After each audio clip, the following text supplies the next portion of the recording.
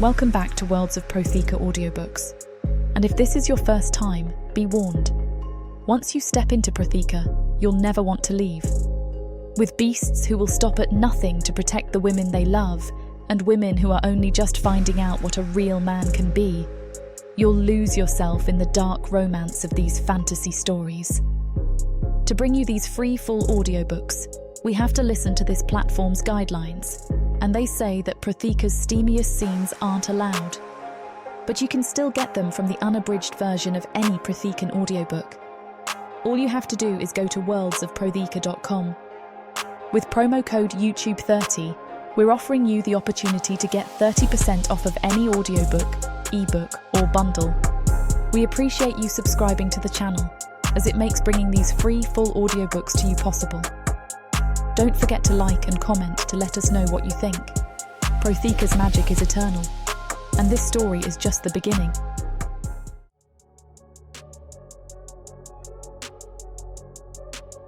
Chapter 1. Bain.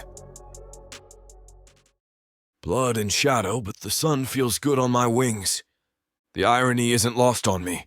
The only Vrakin who can waltz in daylight, leading a raid to gather slaves for the very people who call me abomination behind closed doors, sometimes to my face.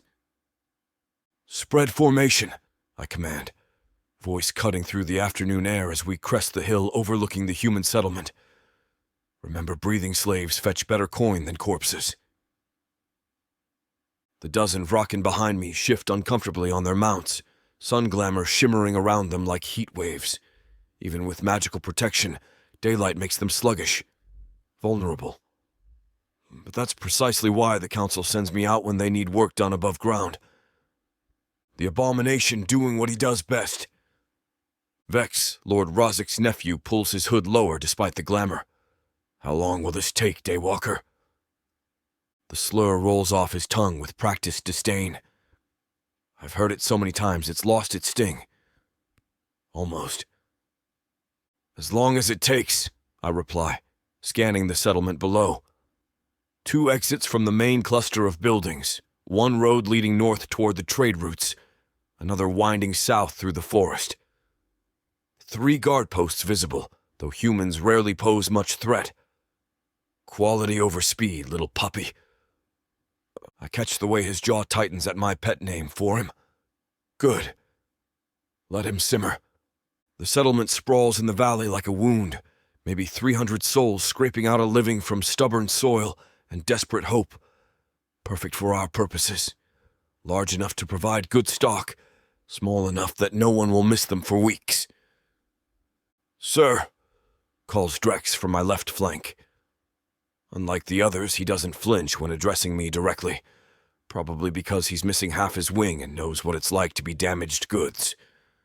Movement patterns suggest they're expecting trade wagons. Guards are positioned for merchant protection, not raid defense. "Excellent!" I gesture toward the western approach. Kale, take your squad through the tree line, drive them toward the center.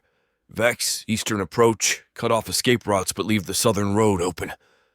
I want them running scared, not making last stands. "What about you?"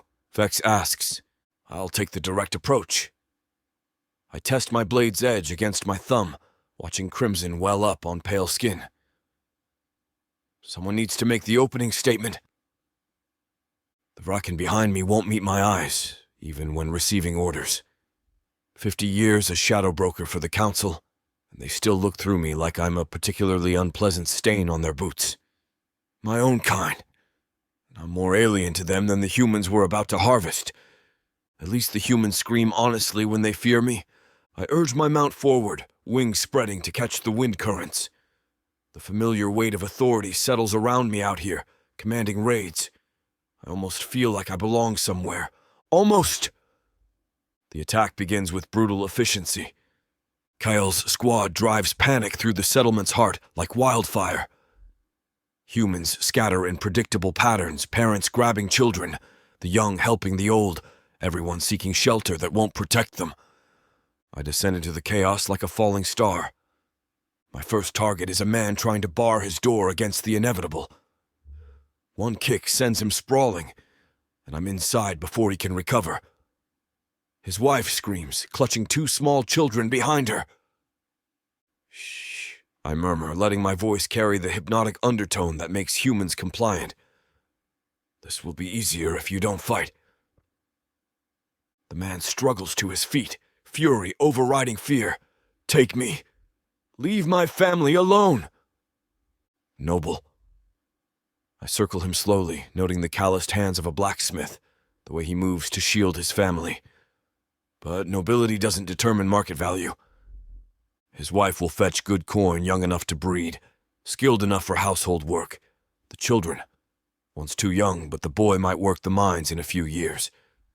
Quick calculations run through my mind as I catalog human flesh like livestock. This is what I am. This is what I do. And I'm exceptionally good at it. Please, the woman whispers. We have coin saved. Take it all. Coin? I laugh, and the sound makes her flinch. You misunderstand. You are the payment. I gesture, and glamour wraps around the family like silk chains. They'll walk to the collection point willingly now, dreaming pleasant dreams while their world ends. Efficient, clean, profitable.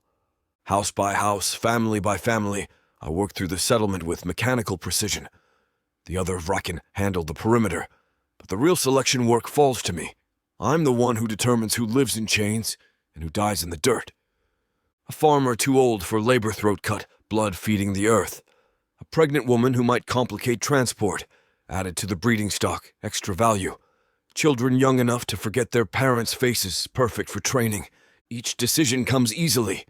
Each life catalogued with cold efficiency. Nothing special about it. Any Vraken sees humans as livestock. What makes me valuable to the Council isn't my perspective on human cattle. It's my ability to conduct these raids while the sun burns overhead. The horn blast cuts through my spiraling thoughts, 3 sharp notes that mean enemy contact. I drop the child I was evaluating and sprint toward the sound, wings carrying me over burning buildings. Dark elves. A full war party, maybe 20 strong, cutting through my squad like they're harvesting wheat. Steel rings against steel in the settlement center, and I can already see 3 of my Vraken down. But dark elves don't raid human settlements. They have their own slave networks, their own hunting grounds. What are they doing here? Form defensive positions, I roar, diving toward the melee. Protect the cargo. My blade takes a dark elf between the shoulder blades before he can finish the wounded Vraken at his feet. Purple blood sprays across the dusty ground as I roll, coming up in a defensive crouch. Well, well, drawls a familiar voice. The famous Daywalker. I turn to face Captain Theron of House Cathara, a sadistic bastard who's made a career of hunting my kind. His pale violet eyes glitter with malicious amusement as he circles me. Theron. I mirror his movement, keeping my blade between us. What brings you so far from your comfortable strongholds? Business. His smile reveals teeth filed to points. Though I wasn't expecting to find Razik's pet monster playing in the sunshine. Disappointed? Delighted. Killing you will make this whole expedition worthwhile. We engage in a flurry of steel and fury. Theron's good. Maybe the best blade I've faced in decades, but he's used to fighting Vraken weakened by sun glamour. I move at full strength, wings giving me aerial advantage even in close quarters. His blade opens a line across my ribs. Mine takes his left ear and a good chunk of scalp. Around us, the battle rages. My Vraken are holding their own now that the initial surprise has passed, but barely. We're outnumbered, and dark elves don't tire like Vraken do in daylight. That's when the scent hits me. Lightning trapped in amber. Storms given form. Something that makes every nerve in my body sing with recognition. I've never smelled anything like it. I've never wanted to smell anything like it. Theron lunges for my throat and I barely deflect the strike. Distracted monster. Curious, I correct, following that impossible scent toward the abandoned buildings on the settlement's edge. My opponent follows, blade work forcing me toward whatever calls to my blood like a siren song. Smart of him. Use my distraction against me. But the closer we get to the source of that scent, the stronger I become. My vision sharpens. My reflexes quicken. Whatever's producing that smell, it's making me more than I was. What the bleeding depths? Theron breathes, noticing the change. I take advantage of his confusion to open his throat. Dark elf blood tastes like ash and old copper, but underneath it I catch traces of that storm scent, as if he's been exposed to the source recently. The building ahead squats like a tumor against the hillside, older than the rest of the settlement, built from fitted stone instead of rough timber. 2 exits visible, front door, and what looks like a cellar entrance around back. Windows boarded up, but I can hear sounds from inside. Wet sounds. Methodical. The clinical precision of torture. I approach the front entrance, every instinct screaming warnings. This feels like a trap, but that scent pulls me forward like a chain around my throat. Through a gap in the boarded windows, I glimpse the scene inside. Extraction equipment, medical grade, designed for prolonged blood drainage. A dark elf in surgeon's robes working over a figure strapped to a metal table. Tubes and needles and collection vials arranged with obsessive care. They're harvesting someone whose blood smells like salvation. The bound figure thrashes against restraints, and I catch sight of olive skin, dark hair matted with sweat and blood. Human, but the scent pouring off her makes my fangs itch with unprecedented hunger. The surgeon adjusts his equipment, and the woman's scream cuts through stone walls like a blade. I should walk away. This isn't my concern. One human more or less means nothing in the greater game. But that scent, and the way she's fighting, even strapped to a torture table, even bleeding and broken, she hasn't given up. Why save another human? I've killed hundreds today without a second thought. That's what makes this one different. Maybe it's the defiance in her struggles. Maybe it's the storm song of her blood calling to something deep in my chest.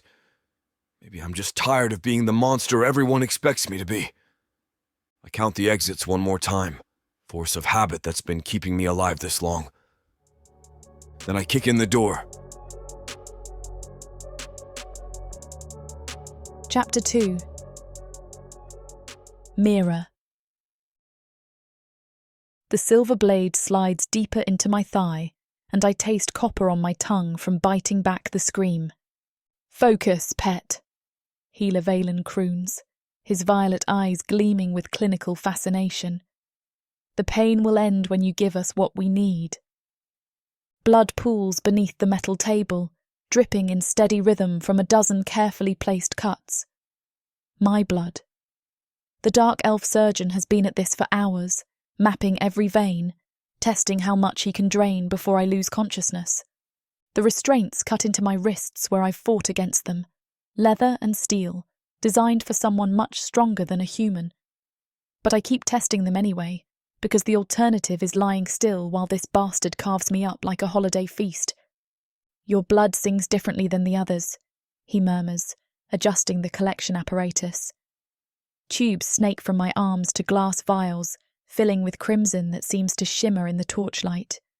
There's power in it, old power. "Yes, master," I rasp, letting sarcasm drip from every syllable. "Please tell me more about how special I am while you slowly kill me." The backhanded slap splits my lip, but I grin through the blood. Small victories. "Such spirit," says the other one, Commander Vextar, his scarred face twisted in cruel amusement. "It will make breaking you so much sweeter." I want to spit in his face, but I need to conserve what moisture I have left. Been here long enough to know the signs of serious blood loss. Dizzy, cold. Vision starting to blur at the edges. But not dead yet, and as long as I'm breathing, I'm dangerous. The door explodes inward with a crash that shakes dust from the rafters. Through the haze of pain and blood loss, I see death walking through the doorway. Tall, pale, with wings that spread like shadows against the afternoon light streaming through broken boards. Black hair falls past broad shoulders, and those eyes, silver. Cold as winter moonlight and twice as merciless. The Daywalker. Every human in the slave quarters knows the stories. The Vraken who can be seen in sunlight, who leads the raids that drag families screaming from their beds. The monster other monsters whisper about when they think no one's listening. And now he's here, scanning the room with predator's eyes that miss nothing.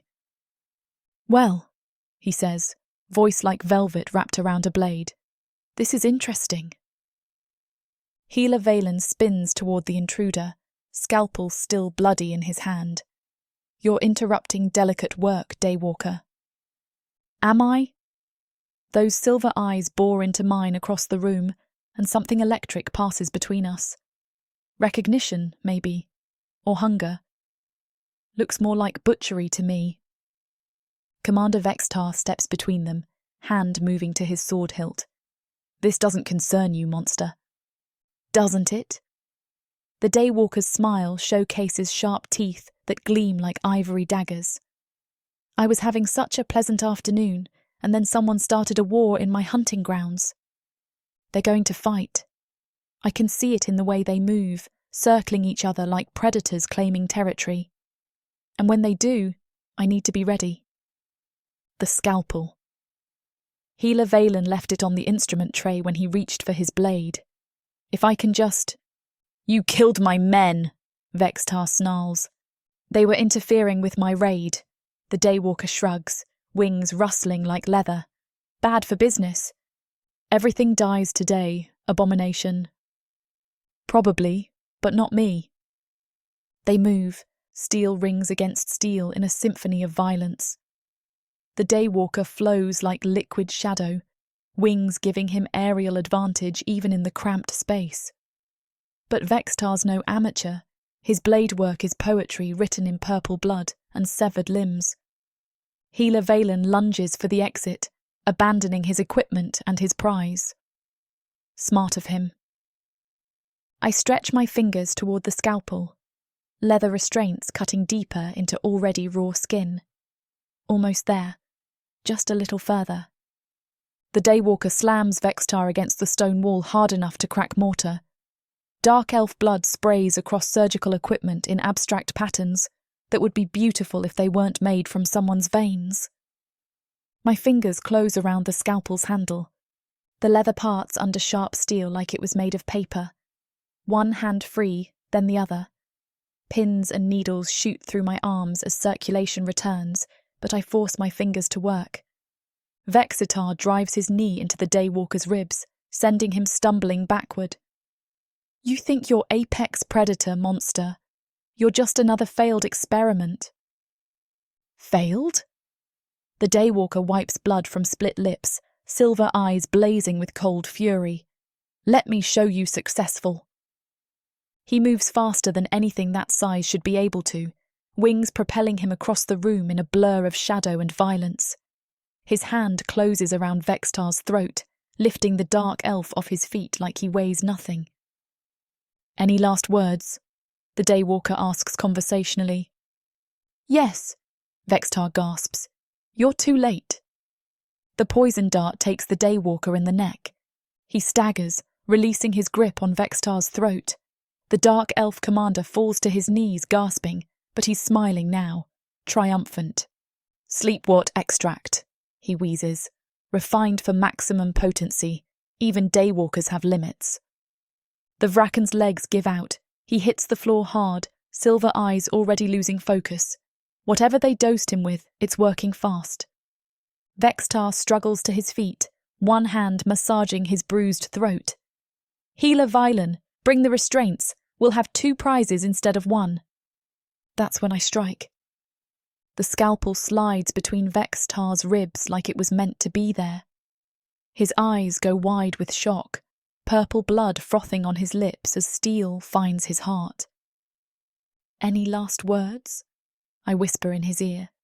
He dies with my blade in his chest and his blood on my hands. I turn toward the Daywalker, still clutching the bloody scalpel. He's conscious, but barely, poison fighting his supernatural constitution in real time. Those silver eyes track my movement with effort. "Smart little mouse," he slurs. Smart enough. I crouch beside him, studying his face. Younger than I expected, though with Vraken that could mean anything. Handsome in the way predators are handsome, all sharp angles and dangerous grace. You came for me. Came for the scent. His words are getting thicker, harder to understand. Your blood calls to things. What kind of things? Instead of answering, he grabs my wrist. His grip is weak from the poison, but I feel it anyway. Electricity shooting up my arm like I've been struck by lightning. Heat pooling in places that really have no business responding to a monster's touch. Need to? He struggles to focus, feed, to fight it off. I stare down at him. The smart thing would be to run. Leave him here for healer Valen to collect, take my chances in the forest. This is the Daywalker, the monster who's enslaved half the continent. But he killed Theron, and something about the way he's looking at me. Do it, I whisper. His fangs sink into my wrist. Fire explodes through my veins. Not pain, something deeper, more primal, like lightning trapped in amber, like storms given form. My back arches involuntarily, a sensation floods every nerve ending. And underneath it all, hunger, his hunger, becoming mine. I bite him back. The taste of his blood hits my tongue like liquid electricity. Power floods my system, strength, speed, senses sharper than they've ever been. I can hear his heartbeat, feel the poison burning out of his system with each swallow. He jerks back, silver eyes wide with shock. What did you just... Returned the favour. I flex my fingers, marvelling at how steady they are. The dizziness from blood loss is gone, replaced by energy that hums through my bones. Feeling better? He sits up slowly, testing his coordination. The poison's effects are fading fast, burned away by whatever passed between us. Much, but that's not possible. Lots of things aren't possible. I stand, offering him my hand. Doesn't stop them from happening. He stares at my outstretched palm for a long moment before accepting it. His skin is cold, but that electricity sparks again at the contact.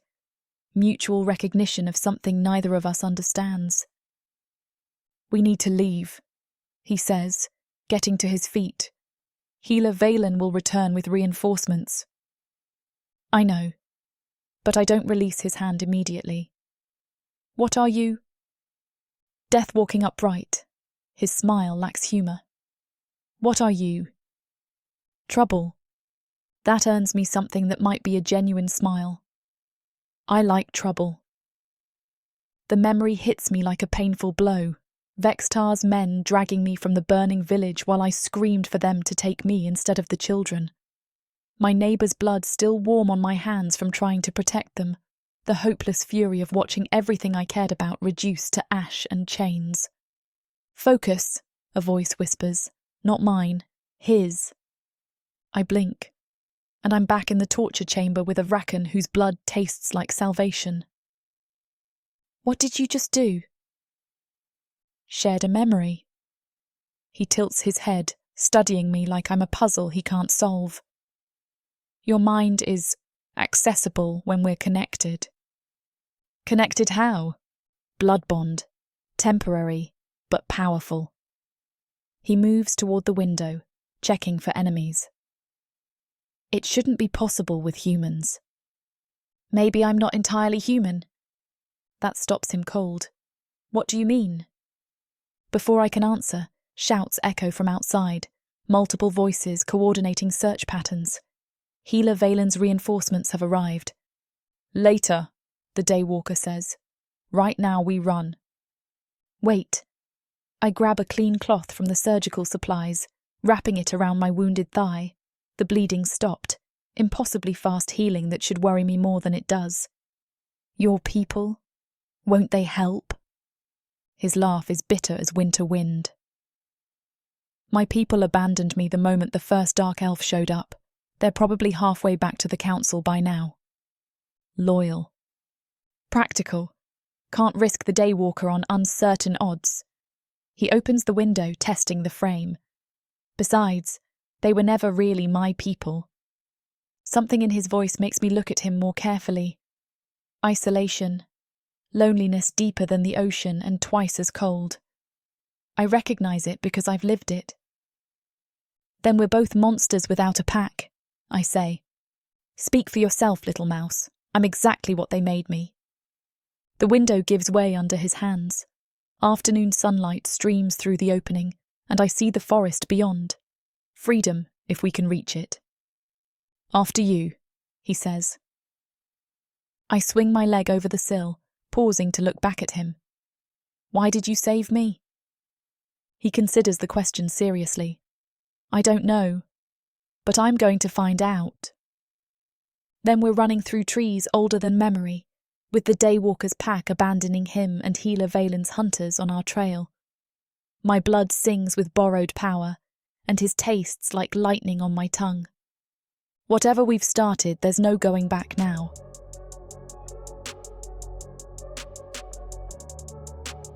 Chapter 3. Thane.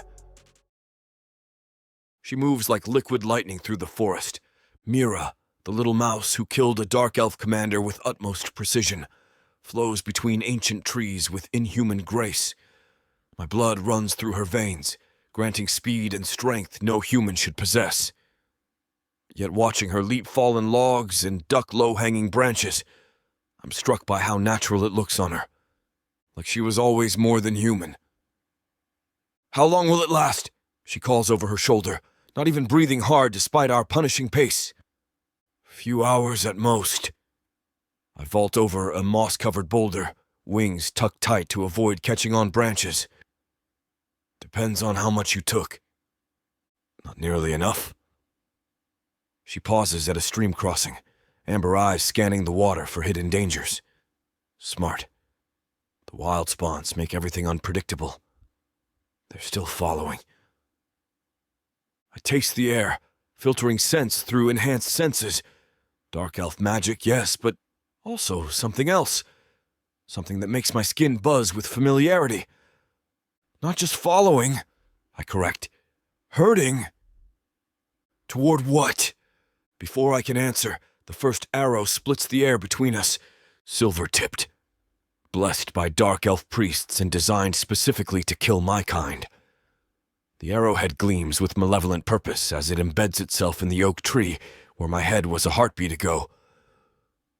Well, spawn! I snap, grabbing her hand. Now. The magical distortions shimmer ahead of us like heat waves, marking the boundary between normal forest and something far more dangerous. Wild spawns are raw magic given form, pockets where reality grows thin and the impossible becomes commonplace. Most creatures avoid them instinctively. We run straight into one. The world lurches sideways, colors become more vivid, sounds sharper, as wild magic saturates the air around us. The trees here grow in impossible spirals, their bark gleaming with veins of silver light. Flowers bloom in midair, their roots drinking starlight instead of soil. And underneath it all, the constant hum of power that makes my fangs hurt with hunger. Blood and shadow, Mira breathes, staring at a butterfly the size of a dinner plate as it drifts past on wings made of crystallized moonbeams. What is this place? Wild spawn, where magic pools like stagnant water. I guide her deeper into the distortion, following paths only I can see. Dark elves won't follow us here. Too unpredictable even for them, but not for you. I've spent 50 years learning to navigate places other Vrakin fear. The admission tastes bitter on my tongue. Comes with being the Daywalker. Another arrow whistles past, closer this time. I catch a glimpse of our pursuers through the twisted trees, a full squad of dark elf rangers, their violet eyes glowing with magical enhancement as they track us through terrain that should confuse their senses. They're more determined than I expected, or more desperate. What makes you so valuable to them? I ask as we dodge between trees that shift position when no one's looking directly at them. Same thing that makes me valuable to you, probably. She doesn't elaborate, and there's no time to press the issue. The third arrow takes me in the shoulder. Silver fire explodes through my wing as blessed metal bites deep. I stumble, catching myself against a tree that feels like warm flesh under my palm. The wildspawn's magic wars with the silver's corruption, creating a cocktail of agony that drives me to my knees. Thane! Mira spins back toward me, amber eyes wide with something that might just be concern. Keep running! I grit out through clenched teeth. Don't! She tackles me sideways just as the fourth arrow splits the air where my head had been. We roll down a steep embankment in a tangle of limbs and curses, coming to rest against a fallen log at the bottom. She lands on top of me, breathing hard, dark hair falling like a curtain around our faces. Humans don't save monsters, I whisper, staring up into eyes that glow gold in the wild spawn's magical light. I told you I'm not entirely human. She presses her palm against the arrow wound in my shoulder, and I hiss at the contact. Besides, you saved me first. That was different. How? I don't have an answer for that. Or rather, I have several answers, none of which I'm willing to voice. Because she smells like salvation. Because her blood calls to something deep in my chest that I thought died with my mother 50 years ago. Because when she looks at me, she doesn't flinch. We need to move, I say instead. They'll find another way around the wild spawn. She helps me to my feet, and I'm struck again by the easy strength in her movements. My blood has changed her in ways that should be impossible. The pale olive of her skin carries an inner luminescence now, and her amber eyes hold flecks of silver that weren't there before. What the bleeding depths is she? We emerged from the wild spawn an hour later, the world snapping back into normal focus with an almost audible pop. The sun hangs lower in the sky, painting the forest in shades of gold and crimson that remind me of her eyes. My shoulder throbs where silver still burns in wounded flesh, but it's manageable. Vrak can heal fast, and the wildspawn's magic helped burn out most of the blessed metal's corruption. Where are we going? She asks, as I lead her up a rocky slope, toward what looks like solid cliff face. Somewhere safe. I press my palm against seemingly bare stone, and concealed runes flare to life under my touch. Welcome to the Twilight Chambers, little mouse. The hidden entrance grinds open, revealing a tunnel carved from living rock. Soft golden light emanates from crystals embedded in the wall's neptherium, the same stones dark elves use to focus their magic, but these burn with warmer fire. You live here? She follows me into the tunnel, head tilted to examine the glowing stones. When I'm not conducting raids for the council, the entrance seals behind us with another grinding of stone on stone. It's practical. What I don't tell her is that it's the only place on Protheka where I've ever felt something approaching peace. The Twilight Chambers exist at the boundary between surface and depth, day and night, belonging fully to neither world. Like me. The tunnel opens into a vast cavern, and I watch her face as she takes in my home. Twilight filters down through natural openings in the rock ceiling, mixing with the gentle glow of neptherium clusters to create an eternal golden hour. Water trickles down carved channels in the walls, feeding pools that reflect the light like scattered mirrors. And everywhere, the careful touches that make this place livable furniture carved from single pieces of stone, tapestries woven from spider silk, books arranged on shelves cut directly into the rock. It's beautiful, she says, and sounds surprised. Did you expect a monster's lair filled with bones and suffering? A little bit, yeah. She moves toward one of the pools, trailing her fingers in water that glows faintly at her touch.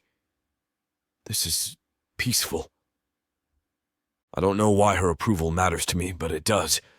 I busy myself lighting oil lamps and checking food stores while she explores. The arrow wound in my shoulder is already closed, though it will ache for days. Silver leaves scars on my kind, permanent reminders of mortality. Like the lightning pattern marks across my left shoulder, mementos of the experiments that made me what I am. I'm arranging bread and dried meat on a stone table when she speaks again. You're touched by experiments, not a question. She's noticed the scars. Observant little mouse. I don't turn around, but my fingers find the familiar ridges of damaged flesh through my shirt. My mother volunteered me for the day-walking trials when I was barely past fledgling age. How old is that for your kind? 15 human years. The memory tastes like ash and old copper. She was a progressive council member who believed Vraken needed to evolve or die. The trials proved her right in a way. But they killed her in the process. I finally turned to face her, letting her see the bitterness I usually keep hidden. Magical backlash from forcing incompatible energies into a child's body. She died screaming my name while I learned to walk in sunlight. Mira moves closer, amber eyes soft with sympathy. I'm sorry. Don't be. It made me useful to the council. I gesture toward the food. Eat. You need to restore what the blood loss took. She settles across from me at the stone table, tearing bread with hands that shake slightly from exhaustion. Is that why you do their bidding? Guilt? I do their bidding because it keeps me alive. I watch her eat, noting how she saves the best pieces for last, another slave habit that speaks to years of careful rationing. The council tolerates monsters, but only useful ones. And raiding human settlements keeps you useful, among other things. I lean back in my chair, studying her face in the Neptherium's glow. Which brings us to our current situation. Our situation? You're covered in dark elf blood, enhanced by Vraken feeding, and clearly valuable enough for multiple factions to risk open warfare. I lean forward, letting shadows fall across my face. You belong to me now. Her spine straightens. I don't belong to anyone. Don't you? I gesture around the chamber. Where else will you go, little mouse? Back to the settlement that's probably ash by now? To another human community that will sell you to the highest bidder the moment they discover what's in your veins? The truth hits her like a physical blow. I can see it in the way her shoulders tense, the slight tremor in her hands as she sets down the bread. You're trapped, I continue, voice soft as velvet, and I'm the only thing standing between you and a laboratory table. So this is a cage. Her amber eyes flash with fury. Just a prettier one. This is survival. I touch the scars on my shoulder, feeling the familiar ache. The council will demand explanations for today's losses. I can't simply hide you here and hope they forget. And your solution is to make me your plaything. The crude word sends heat through my veins that has absolutely nothing to do with anger. My mate, there's a difference. Enlighten me. I stand slowly, letting her see the predator beneath the civilized facade. Mates have value, protection under Vraken law. Playthings are disposable. How generous. It is, actually. I circled the table, watching how her eyes track my movement. Fight or flight instincts warring with intelligence. Do you know what the council typically does with interesting humans? She doesn't answer, but her pulse quickens. They study them, vivisection while conscious, to see how the pieces work, blood drainage to test potency, breeding programs to see if traits carry through offspring. I stop directly behind her chair, close enough that my breath stirs her hair. Is that what you prefer, little mouse? You're trying to scare me. I'm trying to save you. My hands settle on her shoulders, and she goes rigid under my touch. The blood bond we formed makes you mine by right of claiming. It's the only legitimate reason I have to keep you instead of turning you over for experimentation. And what do you get out of it? Her voice stays steady despite the tremor I can feel running through her. Answers. I let my thumbs trace the tendons in her neck, feeling her pulse flutter like a caged bird. Your blood does things to mine that shouldn't be possible. I need to understand why. Need. She turns in her chair to face me, amber eyes blazing. Or want? The question cuts too close to truth I'm not ready to examine. Because it is want, isn't it? Want that burns through my veins like poison. Want to understand what she is, yes, but also want to keep her. To possess her completely. Both, I admit. At least you're honest about being a monster. I've never claimed to be anything else. I crouch beside her chair, bringing us to eye level. But I'm the monster who's offering you a choice. Choice? She laughs, sharp and bitter. Stay here as your pretend mate, or die horribly somewhere else. What a generous selection. The generosity is in the pretending, little mouse. I reach out to cup her face, thumb tracing the sharp line of her cheekbone. I could simply take what I want. She jerks back from my touch. Try it. The challenge sends electricity down my spine. She's magnificent when she's angry, all fire and fury and razor-sharp defiance. It makes me want to push harder to see how far I can drive her before she breaks, or before she tries to kill me again. I could, I say conversationally. You're enhanced by my blood, yes, but temporarily. I'm faster, stronger, and I know every inch of these chambers. You wouldn't make it to the exit. Maybe not, but I'd make you bleed first. Probably. I smile, letting her see my fangs. I'd enjoy that. Something flickers in her eyes. Recognition of the darkness I usually keep leashed. Good. Let her see what she's dealing with. You're insane. I'm practical. I stand, putting space between us before I do something we'd both regret. The Council expects results from today's raid. You can be my greatest success or my most spectacular failure. Choose wisely. She's quiet for a long moment, amber eyes studying my face like she's reading a map of hidden territories. When she speaks, her voice is carefully controlled. And if I agree to this charade, what exactly does being your mate entail? Public appearances, shared quarters, convincing displays of affection when others are watching. I let my gaze travel down her body slowly, appreciatively. Nothing you can't handle, I'm sure. And privately? Privately, you answer my questions about what you are. You let me study the effects of our blood bond. You don't try to escape or betray me. I move closer again, drawn by that impossible scent that makes my mouth water. And you remember that your life belongs to me now. It doesn't it? I reach out to touch her throat, feeling the rapid flutter of her pulse under pale skin. I saved you from that torture chamber. I gave you strength with my blood. I'm offering you the only protection that matters in Vrakan society. My thumb traces the line of her jugular. Face it, little mouse. You're mine now, whether you admit it or not. She slaps my hand away, amber eyes blazing. I'm not your pet. No, I agree. Something dark and possessive coiling in my chest. You're much more valuable than that. She nods slowly, jaw tight, with resignation rather than agreement. And if I refuse? Then I turn you over to the Council in the morning. I let the threat hang in the air, suspended between us. They'll be thorough in their examination of what makes you special. You bastard. Yes. I don't apologize for what I am. A different kind of bastard offering you a chance to live.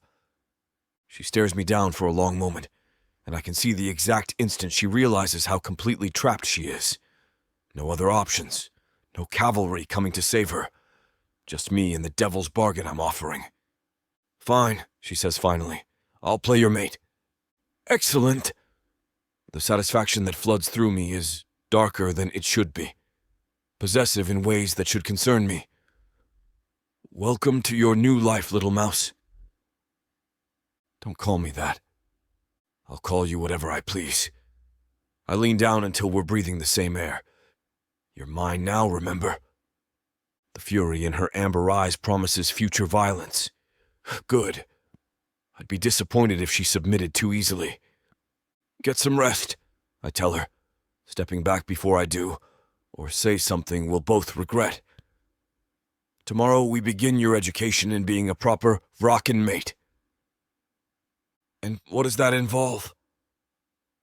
Learning to look at me like you want me instead of like you want to gut me. I move toward the sleeping alcove, then pause.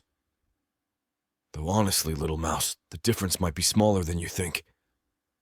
Outside, night falls over Protheka, and somewhere in the darkness, my abandoned squad reports their failure to the council. Soon questions will be asked, explanations demanded. But for now, there's just us in this place between worlds, bound by blood and bargains and the growing assurance that whatever we've started, there's no going back. The little mouse has made her choice. Escape this world and step into one where romance and magic intertwine across realms, with stories that are not just standalone tales, but part of a vast, interconnected universe. Imagine not just one, but 100 stories, where characters, destinies, and legends cross paths in unexpected ways.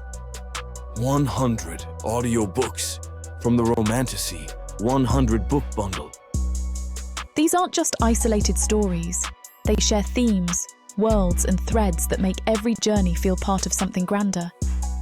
Fated lovers, ancient prophecies, and the delicate balance between power and passion. Get all of these stories today for a mind-blowing 90% off. That's right, 100 audiobooks for the price of 10. 800 hours of audio where these alpha males prove just how puny the human men of Protheka are. 12 complete series where they show their human women what they've been missing and more.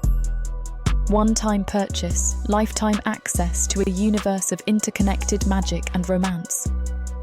Protheka's magic is eternal. With the Romantasy 100 book bundle, your pleasure will be too.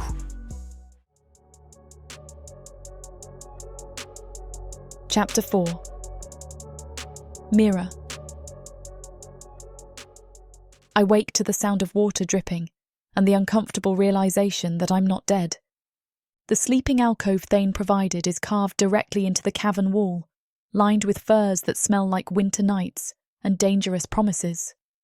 Soft Neptherium light filters through crystal formations, creating patterns on the stone ceiling that shift and dance like living things. Beautiful, luxurious even, still a cage. My body feels different, stronger, more alive than it has any right to after yesterday's blood loss.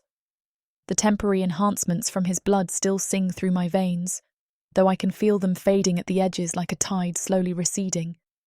I stretch, testing my range of motion, and accidentally put my fist through the stone basin beside the bed. The crash echoes through the cavern like thunder. Water spreads across polished stone as I stare at my knuckles, unmarked despite punching through solid rock. Impressive, comes a dry voice from the main chamber. Most humans take weeks to adjust to enhanced strength. I emerge from the alcove to find Thane seated at his stone table, fully dressed in black leather that fits him like a second skin. He's reading what looks like a report, silver eyes scanning the pages with predatory focus. Most humans? I settle into the chair across from him, noting how he's positioned himself between me and the chamber's main exit. How many have you experimented on? Enough to know you're not normal.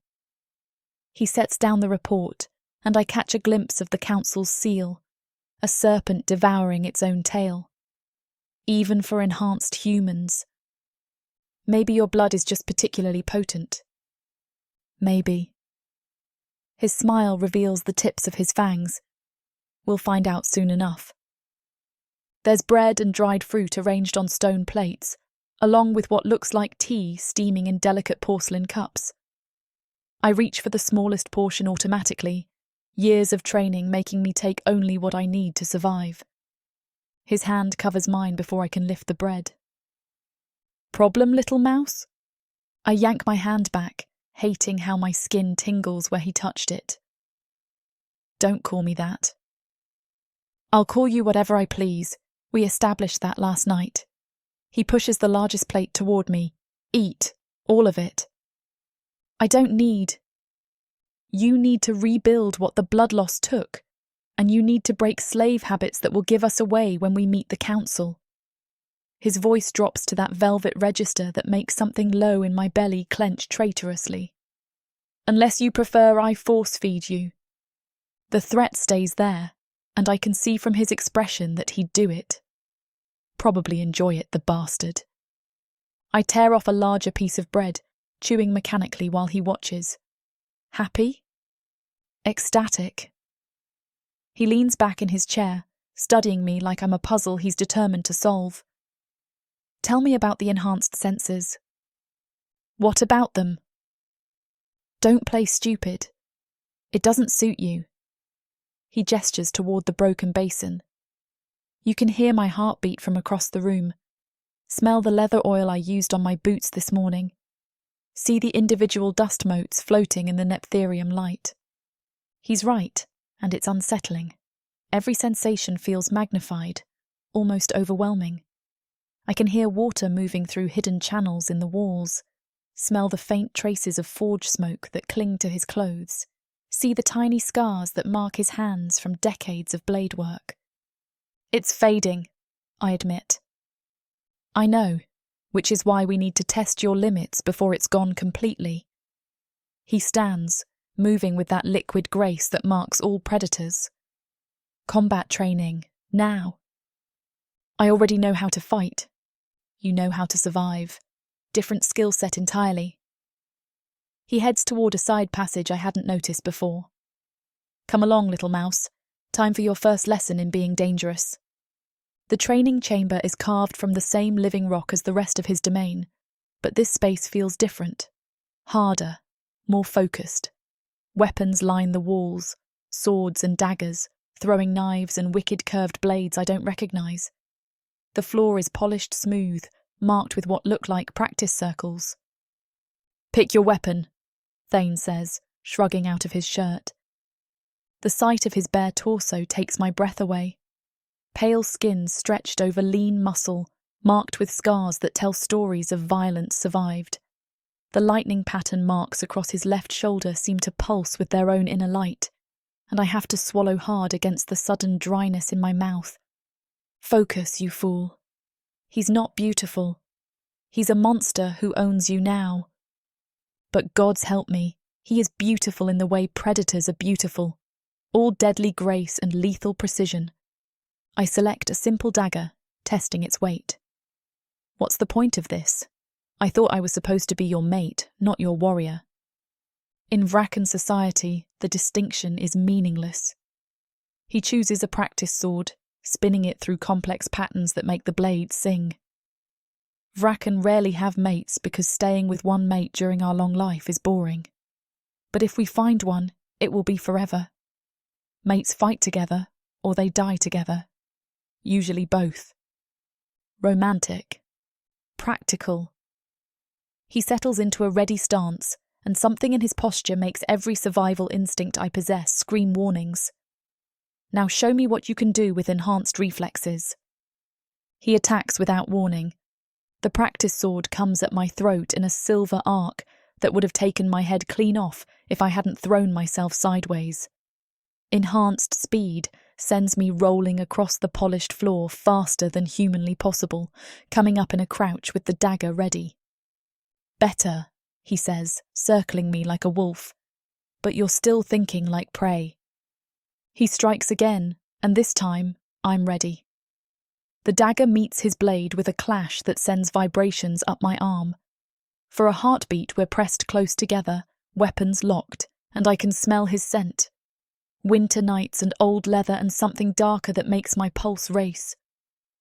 Think like a predator, he murmurs, close enough that his breath warms my ear. Take what you want. I break the lock and spin away, slashing at his ribs. The dagger opens a thin line across perfect pale skin, and dark blood wells up like liquid garnets. Much better. His smile is all predator now, fangs fully extended. Again. We dance around each other in patterns as old as violence itself. He's faster, stronger, with centuries of experience I can't match, but the enhanced reflexes level the playing field just enough to make it interesting. He drives me back toward the wall with a series of rapid strikes that blur together. My old tongue accent slips out as I curse him in the old tongue, words my grandmother taught me when I was small enough to believe in happy endings. The sound stops him cold. "Old tongue," he says, lowering his sword. "Interesting. Most slaves lose their native languages within a generation. Most slaves don't have my incentive to remember." I keep the dagger ready, not trusting his sudden stillness. My grandmother made me promise to keep the old words alive. "And where is your grandmother now?" "Dead, like everyone else I ever cared about." The words taste like dry ash on my tongue. "Your people saw to that." Something flickers across his face, too quick to identify. Not my people. I was conducting different raids that season. "Does it matter?" "You're all monsters." "Yes," he agrees easily, "but I'm the monster who's keeping you alive." Before I can even respond, the sharp sound of approaching footsteps echoes from the main chamber. Multiple sets, moving with the careful precision of people trying not to announce their presence. Thane's expression goes deadly cold. "Stay behind me." Who is it? Either a friend or someone about to become very dead. He moves toward the training chamber entrance, sword still in hand. Hopefully the former. A voice calls out from the main chamber, male, with the crisp accent of Vrakan nobility. "Daywalker!" I come bearing gifts and gossip. "Are you decent?" Thane relaxes slightly. "Famous. Early as always." "Early is profitable, my friend. Tardiness gets you strung up by council decree." The speaker appears in the chamber entrance, a Vrakan with silver-streaked hair and knowing eyes.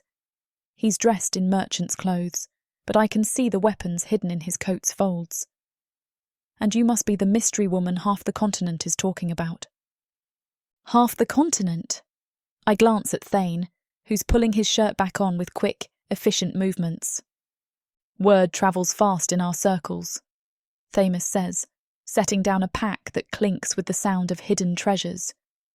"Dark elves don't usually risk daylight raids unless the prize is exceptional." "What kind of word?" Thane's voice carries an edge that makes the air feel colder. "The kind that has traditionalist council members very interested in meeting your new acquisition." Thamus pulls bottles and packages from his pack, arranging them on the stone table. "Lord Razik sent his regards, by the way, along with an invitation to present her formally." How thoughtful of him.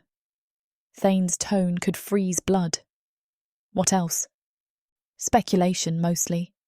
Rumours about enhanced humans and impossible blood bonds, the kind of gossip that gets people disappeared if they talk too loudly." Thamus glances between us, and I see calculation in his pale eyes. "Though I have to say she's prettier than your usual feeds." The casual comment hits me like a slap. Usual feeds. "Careful, Thamus," Thane warns. But the merchant is already opening his mouth again. "Remember that lovely redhead from the Northlands? What was her name? Kira? You kept her for nearly a month before—" Enough. The single word carries enough menace to make Thamus step backward. "Mira is my mate, not my meal. Mind your tongue." Mate. The word should sound fake coming from his lips, part of our agreed-upon charade. Instead, it sends heat pooling in my chest in ways I refuse to examine. But the damage is done. I can't stop thinking about this Kira, this redhead he kept for a month. What happened to her when he got bored? How many others have there been? "Of course," Thamus says quickly. "My apologies. Shall we discuss business?" While they negotiate over prices for whatever black market goods he's brought, I study the merchant more carefully. He moves like a fighter despite his civilian clothes, and there's something in the way he looks at Thane. Not quite subservience, but deep respect mixed with caution. "Blood enhancers," Thane says, examining a small vial filled with crimson liquid. Where did you get these? Better you don't ask, but they're fresh from the source, guaranteed potent. Thymus accepts payment in small gems that catch the neptherium light. Planning something special? Just covering all possibilities. Thane tucks the vial away. What about the other items? Ah, yes, traditional mate presentation attire. Thamus produces an ornate box from his pack. Council-approved designs, properly sized for a human female. My stomach drops. Mate presentation? Did he not explain? Thamus looks between us with obvious confusion. When a Vraken takes a mate, especially one of unusual circumstances, the council requires formal presentation, ancient law. How ancient? I ask, although I'm not even sure I want to know. Old enough that refusing means automatic execution for both parties. Thamus opens the box, revealing fabric that shimmers like liquid shadow. Don't worry, dear. Most humans survive the process. Most? My voice comes out higher than intended. Well, some are deemed unsuitable and disposed of cleanly, but I'm sure you'll be fine. He smiles like he's discussing the weather. You have that special something the council finds intriguing. Lucky me. Thane takes the box, his fingers brushing mine as he does. The contact sends electricity racing through my arm, and I have to fight not to jerk away. When? He asks Thamus. 3 days, sunset ceremony in the Grand Chamber. The merchant finishes packing his remaining wares. I'd suggest preparing her thoroughly. The council doesn't appreciate disappointing presentations. After Thamus leaves, silence stretches between us like a drawn blade. I stare at the ornate box, understanding finally sinking in. You knew, I say, about the presentation, the formal ceremony. Yes. And you didn't think to mention it? Would it have changed your answer? He sets the box on the table, but doesn't open it. You had no choice then. You have no choice now. I could have known what I was agreeing to. You agreed to survive. Everything else is details. He moves closer, and I detect that scent again. Winter and leather and something darker that makes my heart race despite my anger. The ceremony is a formality. Stand where they tell you. Speak when spoken to. Let them see you're properly claimed. Claimed. The word tastes bitter. Like property. Like a mate. His fingers trace the air just above my arm, not quite touching but close enough that I feel the heat of his skin. There's a difference, little mouse. Is there? Or am I just another redhead you'll keep for a month before disposing of me cleanly? The question hangs in the air, and I see something flicker in his silver eyes. Surprise, maybe. Or recognition that I'd caught his slip. Kira was... He pauses, seeming to choose his words carefully. Different circumstances. How different? She was voluntary, you're not. He steps closer, close enough that I have to tilt my head back to meet his eyes. She was temporary. You're... What? What am I, Thane? Necessary. The word comes out rougher than he probably intended. You're necessary in ways I don't fully understand yet. For your experiments. For everything. His hand finally makes contact, fingers tracing the line of my jaw. The blood bond we formed shouldn't exist. Your enhanced abilities should have faded completely by now. Yet here you are, still carrying traces of my power in your veins. I want to pull away from his touch, but my traitorous body leans into it instead. Maybe I'm just stronger than your other victims. Maybe you're not entirely human. The possibility has been lurking in the back of my mind since yesterday, but hearing him voice it makes it real in ways I'm not ready to face. The presentation ceremony will tell us more, he continues. The council has ways of testing bloodlines, of determining genetic heritage. If you're something other than human, then what? Then we find out exactly what you are, and why your blood calls to mine like a song I've been waiting my whole life to hear. The confession slips out like he didn't mean to say it, open and honest in a way that makes my chest tight. For a moment, the predator mask falls away, and I see something else underneath, longing deep as an ocean and twice as dangerous. 3 days, I say, stepping back before I do something that we'll both regret. 3 days, he agrees. I'll teach you everything you need to know to survive the council's scrutiny. And if I don't pass their tests? His smile is all sharp edges and dark promises. Then I'll burn their precious council chamber to ash before I let them touch you. As long as I'm interested in you and you remain a mystery, you're under my protection. The casual violence in his voice should terrify me. Instead, it sends heat rushing through parts of me that have no business responding to threats of murder. What the hell is wrong with me? Get some rest, he says, moving toward the ornate box. Tomorrow we begin your education in being a proper Vraken mate. And what does that involve? He opens the box, revealing fabric that seems to absorb light rather than reflect it. Learning to look at me like you want me instead of like you want to gut me. What if I want both? His laugh is black as winter nights. Then you're learning faster than I expected, little mouse. I retreat to the sleeping alcove with his laughter echoing behind me, my body still humming with unwanted awareness, and my mind spinning with questions I'm afraid to answer.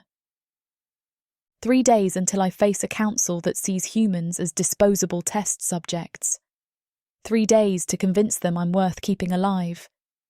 3 days to figure out why the monster's touch feels more like salvation than damnation.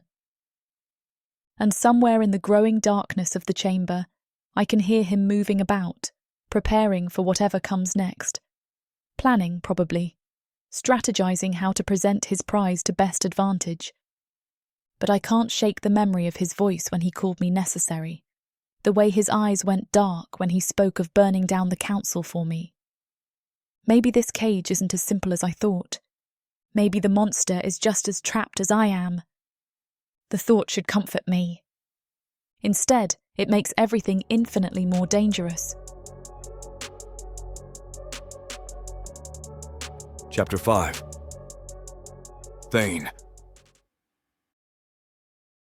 The shadow passages beneath the council stronghold smell like old blood and older secrets. I lead Mira through tunnels carved from living stone, her hand warm in mine as we navigate darkness that would blind any creature without Vraken's sight.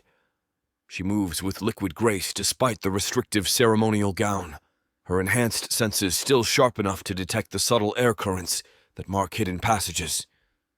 "How many others know about these tunnels?"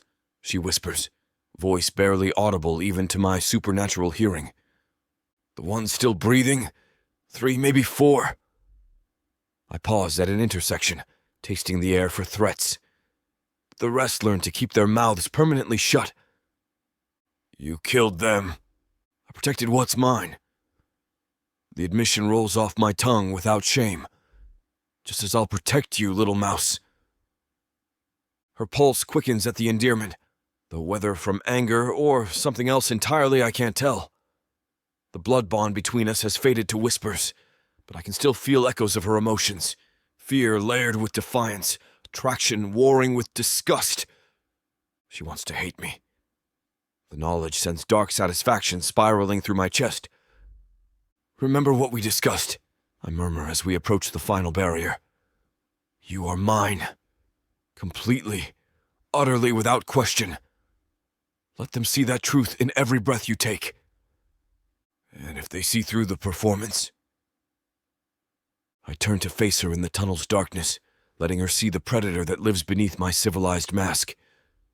Then I paint these walls with their blood, before dragging you back to my chambers.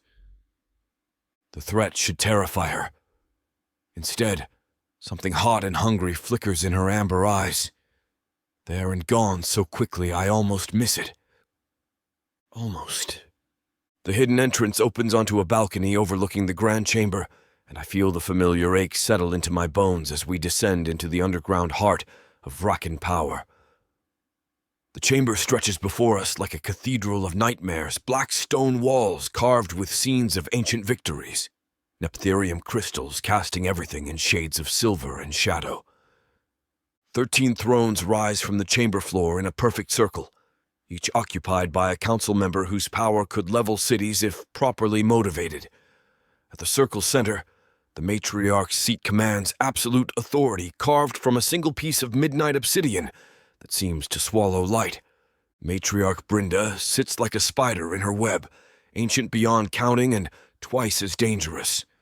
Her hair falls in silver cascades past shoulders that have borne the weight of Vraken civilization for over 1,000 years. When she looks at us, her eyes hold the cold assessment of a creature who has orchestrated the rise and fall of kingdoms. "Daywalker," she says, voice carrying the whisper of winter winds. "You've brought us a gift. I've brought you my mate." I guide Mira down the steps with one hand at the small of her back, feeling how she straightens under the weight of dozens of stairs. Mira of the bloodline untested. Untested! Lord Razik's voice cuts through the chamber like a blade, and I watch his nostrils flare as we draw closer. Curious phrasing for something so aromatic. Every instinct I possess screams warnings as the ancient Vraken rises from his throne. Razik is old-school traditionalist, the kind of council member who remembers when humans were nothing more than cattle. His bronze wings spread slightly, a dominance display that makes my own wings twitch in response. "My lord speaks in riddles," I reply carefully, not quite making it a question. "Do I?" Razik steps down from his throne, moving with the deliberate grace of a predator circling prey. "Because I smell something that shouldn't exist on her skin. Enhancement. Transformation. The lingering traces of experimental procedures. Blood and shadow. How does he know? Enhancement?" I let confusion color my voice even as my free hand drifts toward the blade at my hip. "She's human, my lord. Nothing more. Nothing more." Razik laughs, a sound like breaking glass. "Yet her blood sings with power that makes my fangs ache. Tell me, Daywalker, where exactly did you acquire this particular treasure?" "A settlement raid. Dark elves were attempting extraction when I intervened. The truth, carefully edited. I claimed her by right of blood bond." "Blood bond." Counselor Vex leans forward from her throne, pale eyes glittering with interest. "How fascinating. With a human." "Humans don't form blood bonds," another council member interjects. "It's biologically impossible." "Many things are impossible until they happen." Mira speaks for the first time, voice pitched to carry just the right note of submission mixed with intelligence. "My lord." The honorific drips from her lips like honey laced with poison, and I have to bite back a smile. She's playing the role perfectly respectful but not broken, valuable but not threatening. Razik circles us slowly, and I feel my wings spread instinctively as he draws closer to her. The motion draws sharp looks from several council members who recognize a territorial display when they see one.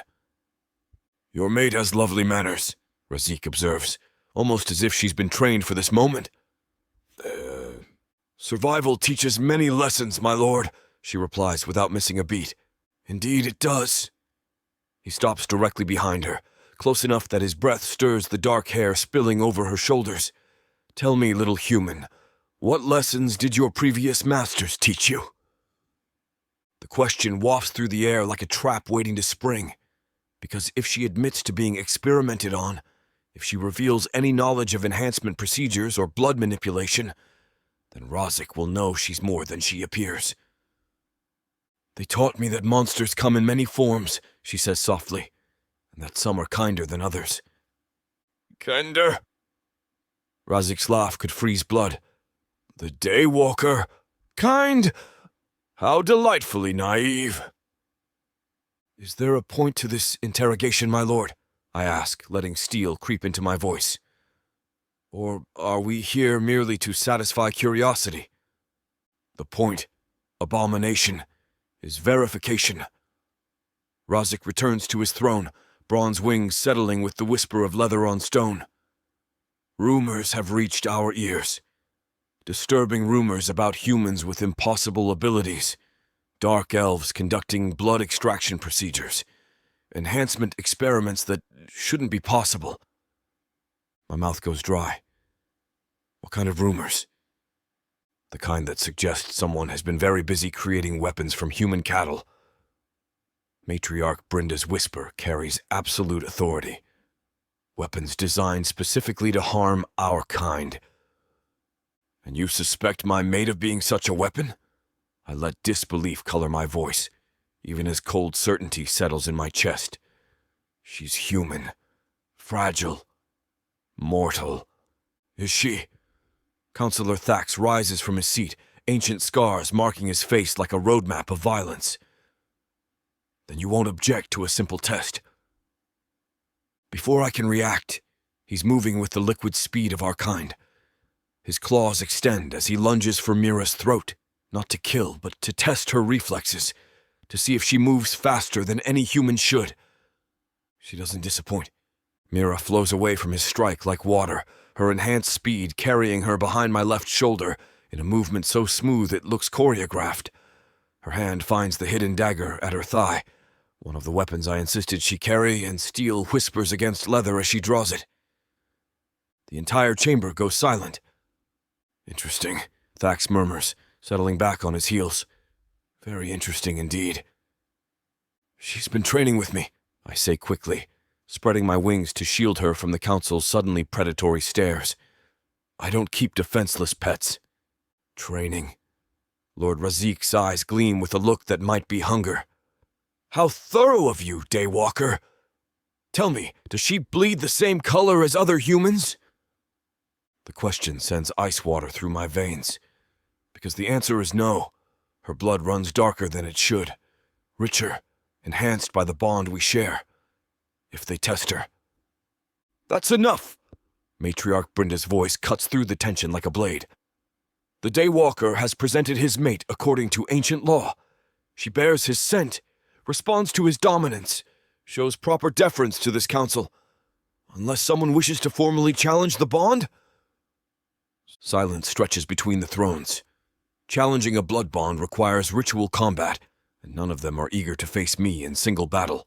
Not when victory would mean claiming responsibility for whatever I've brought into their midst. No challenges, Razik says finally, though I reserve the right to... further observation? As you wish, my lord. I incline my head just enough to show respect without groveling. We live to serve the council's pleasure. Indeed, you do. Brinda rises from her obsidian throne with fluid grace. Daywalker, your mate may withdraw. I would speak with you privately. It's not a request. I watch Mira climb the chamber steps toward the shadows, where she can observe, but not interfere, noting how she moves with newfound confidence. The presentation is over, and she survived it without revealing the full extent of what she's become. But Razik's questions echo in my mind like warning bells. Someone knows more than they're saying about enhancement procedures and human weapons. Someone suspects what she truly is. Walk with me, Brinda murmurs, gliding toward a side chamber carved from the same black stone as her throne. I follow, leaving Mira in the shadows where her enhanced senses can track every word that passes between us. The private chamber is smaller than the grand hall, but no less impressive. Walls lined with artifacts from Vrakan history, air thick with the weight of accumulated power. She's magnificent, Brinda says without preamble. And completely, utterly dangerous. My lord, don't play ignorant, child. It doesn't suit you. She turns to face me, ancient eyes holding depths I can't fathom. I can smell the enhancement in her blood from here. Enhanced speed, enhanced strength, enhanced healing. But more than that, she's been changed on a fundamental level. My heart hammers against my ribs. I don't understand. The blood remembers what the mind forgets, she whispers, reaching up to trace patterns in the air. Her blood remembers things that predate this incarnation. Memories locked in genetic code, waiting for the right catalyst to awaken them. What kind of memories? The kind that explain why dark elves are so desperate to harvest her specifically. Why enhancement procedures work on her when they fail on other humans. Why she can form bonds with our kind that should be biologically impossible. Brenda steps closer, her presence a weight that makes breathing difficult. She's not human, Daywalker. She never was. Then what is she? Something that was lost. Something that shouldn't exist. Her smile holds no warmth. Something that certain factions would kill entire bloodlines to possess. The words bruise me like physical blows. Are you saying the Council? I'm saying you've walked into the center of a war that's been building for centuries. And that magnificent creature you've bonded with is the prize everyone's been seeking. She glides toward the chamber entrance, then pauses. Guard her well, child. There are those who would see her dissected in the name of scientific advancement. And you, matriarch? What would you see done with her? I would see her protected, studied perhaps, but protected. Her ancient eyes find my own across the chamber. Because if the rumors are true, if she truly carries the bloodline we think she does, then she may be the key to our survival as a species. What bloodline? But she's already gliding away, leaving me alone with questions that multiply like shadows.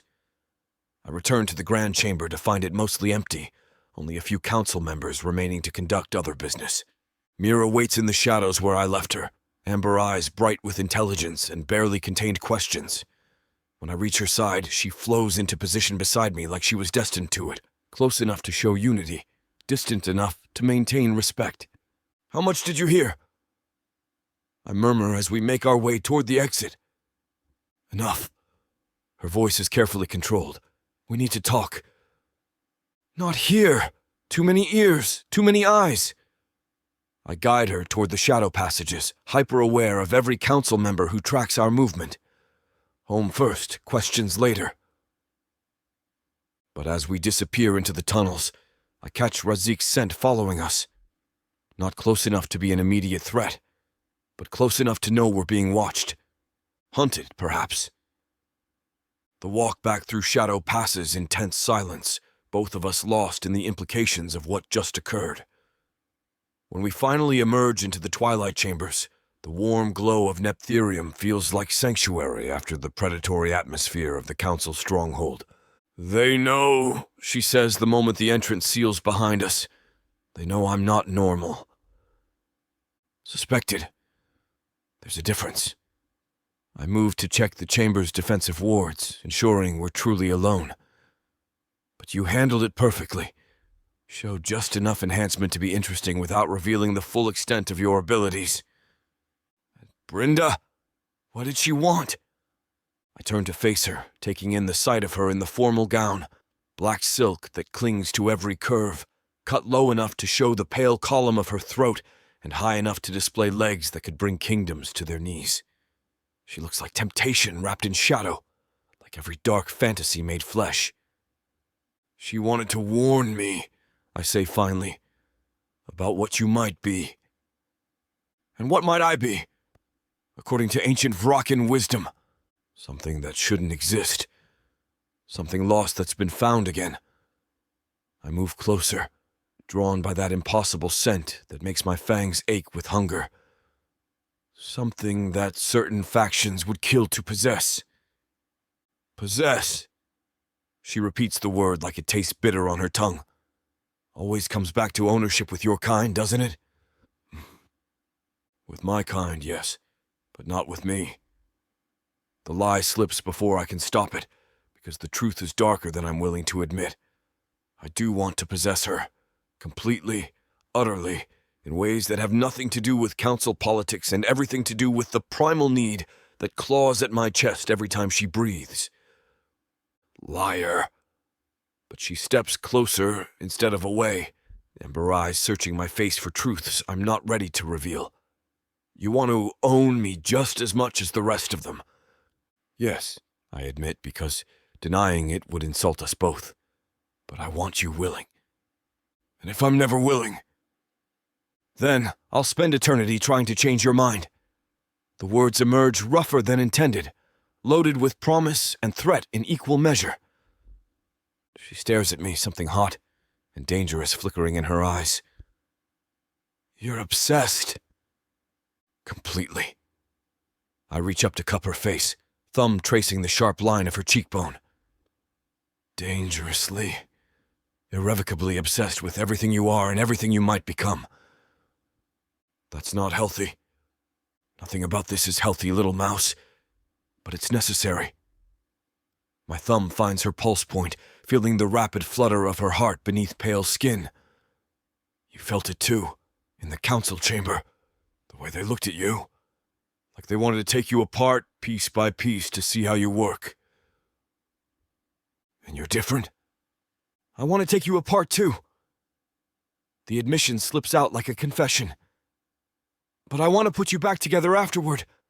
I want to rebuild you stronger, deadlier, more magnificent than before. Into what? Into mine. The possessive word hangs between us like a blade, sharp enough to cut and twice as dangerous. Completely, utterly, without question or reservation. Mine. She should pull away. Should slap me, curse me, remind me that she's not property to be claimed. Instead, she leans into my touch, amber eyes darkening with something that might be hunger. Show me, she whispers. Show you what? Show me what being yours means. What you want to do to me. What you want to make me become. Her voice drops to barely audible, but every word hits me like lightning. Show me why I should choose the monster. The request sends liquid fire racing through my veins, primal and possessive and completely intoxicating. She's offering herself, not surrendering, but challenging me to prove my worth as a captor, as a mate, as a monster worthy of her submission. Careful what you ask for, little mouse, I murmur, letting my voice drop to the register that makes humans compliant. You might not like what you discover. Try me. The challenge ignites something dark and hungry in my chest. Something that's been growing since the moment I first tasted her blood, fed on her defiance, felt her fight back with equal hunger. Soon, I promise, thumb tracing her lower lip. Soon I'll show you exactly what being mine entails. Why not now? Because once I start, I won't be able to stop. And you're not ready for that level of possession yet. I step back, noting how her pupils dilate at the loss of contact. But you will be, little mouse. Soon. She stares at me for a long moment, something like anticipation flickering in her amber eyes. I hate that you make me want this. Good, I reply, letting my smile reveal the tips of my fangs. Hate makes it so much sweeter when you finally break. The promise hangs between us like spilled blood, dark and tempting and completely inevitable. One day I'll show her what it means to belong to a monster. Tonight I'll let her dream about it. Chapter 6. Mirror. I wake screaming.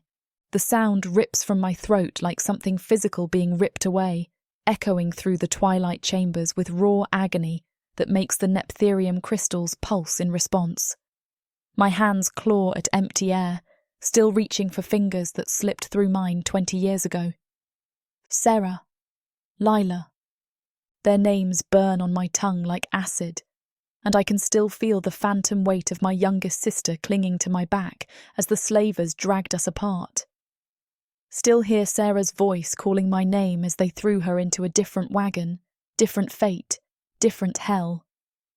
The humming starts without conscious thought, one of the old funeral songs grandmother taught me when I was small enough to believe the dead found peace.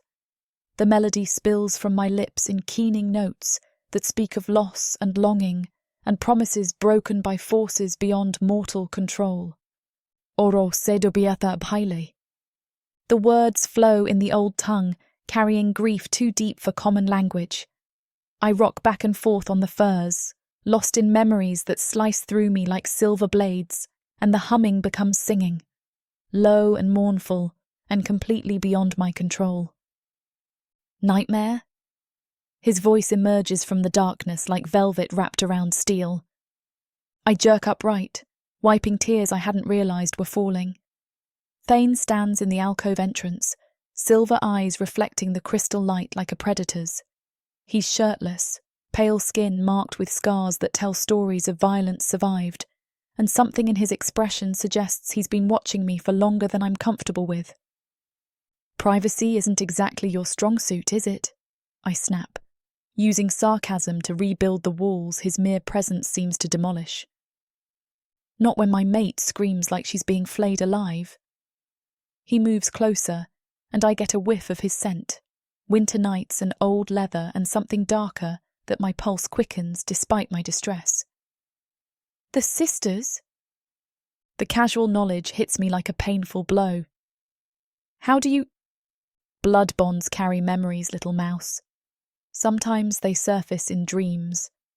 He settles on the edge of the sleeping firs, close enough to touch but not quite making contact. Tell me about them. There's nothing to tell. But even as I say it, another wave of grief threatens to drag me under. They're dead, like everyone else I ever cared about. Are they? The question hangs suspended between us, loaded with implications I really don't want to examine. Because the truth is, I don't know. I've spent 20 years assuming the worst, building walls around the hope that maybe, somehow, they survived whatever hell they were sold into. You want to find out, he observes, studying my face with predatory intensity. You want to know if they're still breathing. Want is a luxury I can't afford. But knowledge isn't. He reaches toward me slowly, giving me time to pull away. When I don't, his fingers trace the tear tracks on my cheeks, with surprising gentleness. Blood bonds work both ways, Mira. If you share your memories with me, I can share mine with you. Why would I want your memories? Because they might help you understand what's happening to you, what you're becoming. His thumb finds my pulse point, and electricity sparks at the contact. The council suspects you're not entirely human. The blood bond we formed shouldn't be possible otherwise. And your memories will explain that? My memories will show you what happens when someone is changed by Vraken experimentation, how enhancement procedures work, what they're designed to accomplish. His silver eyes hold depths I can't fathom. And maybe why your blood calls to mine like a song I've been waiting my whole life to hear. The confession slips out like he didn't mean to say it, raw and real in a way that makes my chest tight. For a moment, the predator mask falls away, and I see something else underneath, longing deep as an ocean and twice as dangerous. How does it work? I ask, hating how my voice comes out breathless. Blood sharing. Deliberate this time instead of desperate. His hand moves to cut my face, thumb tracing my lower lip. But once we start, there's no going back. You'll see everything, every dark corner of my existence, every sin I've committed in the name of survival. And you'll see mine. Yes. The word carries weight beyond its simple syllables. Every scar, every pain, every moment that shaped you into what you are now. The offer hangs between us like spilled blood, dark and tempting and completely irreversible. Part of me knows this is dangerous, that sharing memories with a monster is the kind of mistake that gets people disappeared in council chambers. But another part, the part that's been growing stronger since our first blood exchange, whispers that maybe understanding him is the key to understanding myself. Do it, I whisper. His eyes flare silver in the crystal light. Are you certain? Once I taste your memories, once you taste mine, the bond between us becomes something deeper, stronger, more. Possessive? Word slips out like a challenge. Irrevocable. He leans closer, close enough that his breath warms my lips. You'll belong to me in ways that go far beyond physical ownership. Heart, mind, soul, Everything you are will be mine to know, mine to touch, mine to claim. The promise should terrify me. Instead, it sends heat shooting through places that have no business responding to threats of total possession. Show me, I breathe. He moves with liquid grace, settling behind me on the furs so that my back rests against his chest. His arms come around me like chains made of flesh and bone, holding me secure while his lips find the pulse point at the base of my throat. Think of your sisters, he murmurs against my skin. Hold their memory clear in your mind. His fangs pierce my throat with surgical precision, and pleasure explodes through my nervous system like lightning made flesh. But this time it's different, deeper, more intense, as if he's drinking not just my blood but my very essence. The vision comes like a tsunami of memory and emotion. I'm 7 years old again, sitting in the ruins of our burned village while Sarah and Lila cling to my sides like frightened birds. The slavers are dividing us into groups, some for the mines, some for household service, some for purposes too dark to name. Stay together, I whisper to my sisters as rough hands drag us towards separate wagons. Find each other. Survive. Lila's screams as they tear her from my arms. Sarah's desperate reaching as the distance between us grows, the last sight of their faces disappearing into darkness, while I fight against chains that cut deep enough to scar. 20 years of not knowing, 20 years of guilt that tastes like ash and regret. The memory flows from me into him, and I feel his reaction like an echo. Surprise at the depth of my love for them, recognition of the guilt that shaped every decision since, something that seems like sympathy if monsters were capable of such emotions. Then he bites his own tongue and presses his mouth to mine. The kiss is possession made flesh, dark and hungry and completely overwhelming. His blood floods my system like liquid fire, carrying visions that make my previous glimpses of his past seem like children's bedtime stories. A 15-year-old boy strapped to a metal table while his mother watches from behind protective glass. Lightning crackling through his nervous system as experimental magic rewrites his genetic code. Screaming until his throat bleeds while power that shouldn't exist burns through veins too young to contain it. His mother's face when the backlash hits, horror and regret and love twisted into something unrecognizable. Her body convulsing as the magical feedback tears her apart from the inside out. "I'm sorry," she gasps with her dying breath. I thought it would make you stronger." 50 years of being the failed experiment that succeeded. 50 years of being useful enough to keep alive but different enough to despise. The memories crash over me like waves, each one more brutal than the last. But underneath the pain and isolation, I taste something else. A desperate hunger for connection, for someone who might see past the monster to whatever humanity might still exist beneath. The kiss deepens, becomes something primal and possessive, with a driving need clawing at both our chests. His hands tangle in my hair, holding me still while he takes my mouth like he's trying to devour my very soul. I kiss him back with equal hunger, letting him taste the steel in my spine and the heat in my blood. His groan vibrates against my lips, and I feel his control fraying at the edges like fabric under too much strain. "Mira," he breathes against my mouth, and my name sounds like a prayer from his lips. "Gods, what you do to me." "Show me," I whisper, and the words come out like a challenge. "Show me what I do to you." His response is immediate and overwhelming. He spins me around so that I'm straddling his lap, his hands gripping my hips hard enough to bruise, while he claims my mouth again with devastating thoroughness. I can feel his arousal pressing against me, can taste his hunger in every sweep of his tongue, can see in his silver eyes the barely leashed need to take everything I might be willing to give. And God's help me, I want to give it to him. The realization hits like a physical blow. Despite everything, the coercion, the threats, the casual violence that surrounds him like cologne. I want this predator with an intensity that should shame me.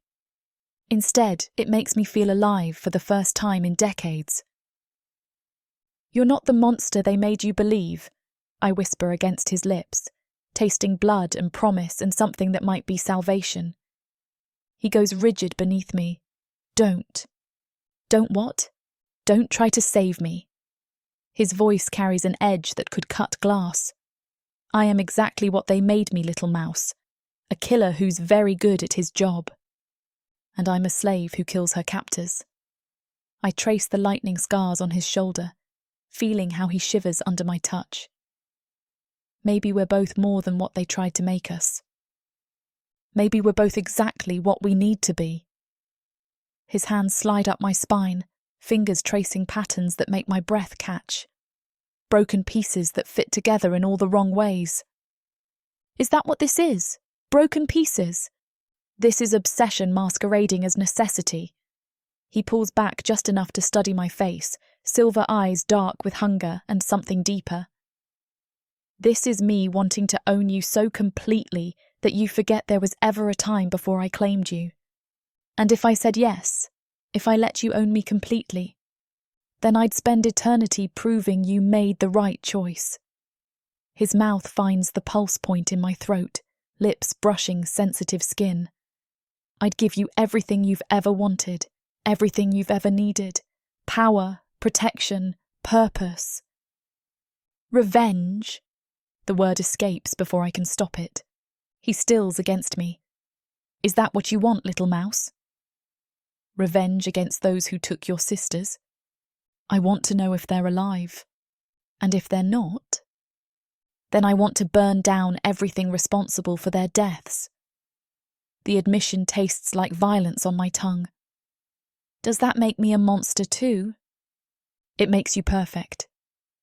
His smile reveals the tips of his fangs, and something dark and satisfied flickers in his eyes.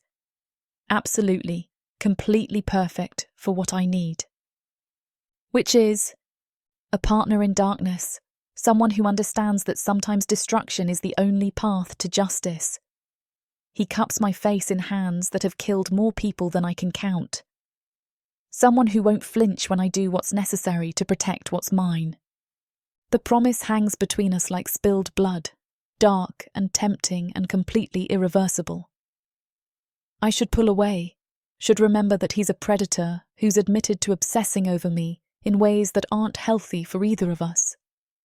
Instead, I lean into his touch, letting him see my rigid spine and feel the fire in my blood. Teach me, I whisper. Teach you what? Everything. Strategy, politics, how to navigate council intrigue without getting us both killed. I trace the scars on his chest, feeling how his breathing changes under my touch. How to be the kind of weapon they'll never see coming. Dangerous words, little mouse. I'm a dangerous woman. I thought you'd figured that out by now. His laugh is dark like winter nights. I figured that out the moment you killed Vextar with surgical precision. He captures my hand, bringing it to his lips to press kisses against my knuckles. Very well. I'll teach you everything you need to know to survive in my world. And in exchange? In exchange, you let me mould you into something magnificent. Something that will make the council rue the day they underestimated what we could become together. His silver eyes hold promises of violence and possession in equal measure. Something that belongs to me completely. Deal.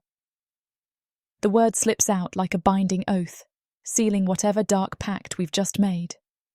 But before he can respond, before this moment can spiral into something we won't be able to take back, my defensive instincts kick in.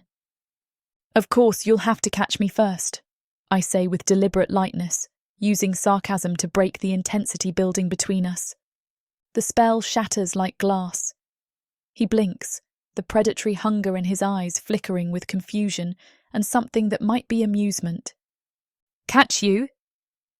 I slip off his lap with fluid grace, enhanced speed carrying me toward the main chamber before he can react. I mean, if you're going to teach me strategy in combat, shouldn't you first prove you can keep up with a properly motivated student?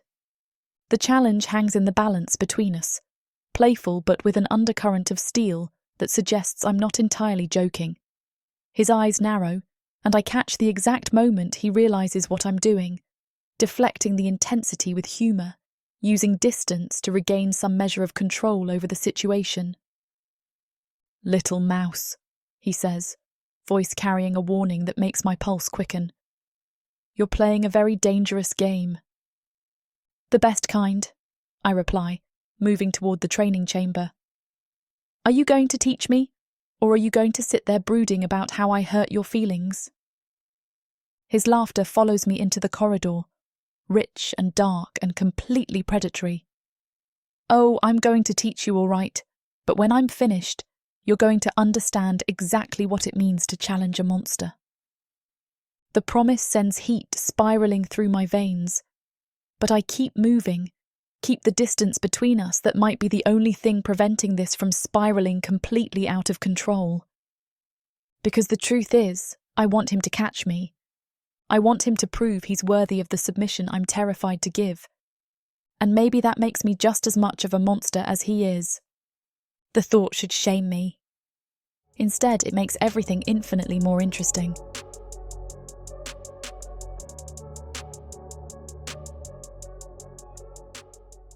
From the depths of the darkness of Protheka, Or clawing up from the realms of fantasy. come the most fearsome beasts you have ever seen. These monsters are done watching from the shadows. Now, as they step into the light, something unexpected grips them. Something even they can't fight off. Love, Vampires. demons, Dark elves. gods. Minotaurs. Creatures of light and dark. They will protect their mates. Do whatever needs to be done.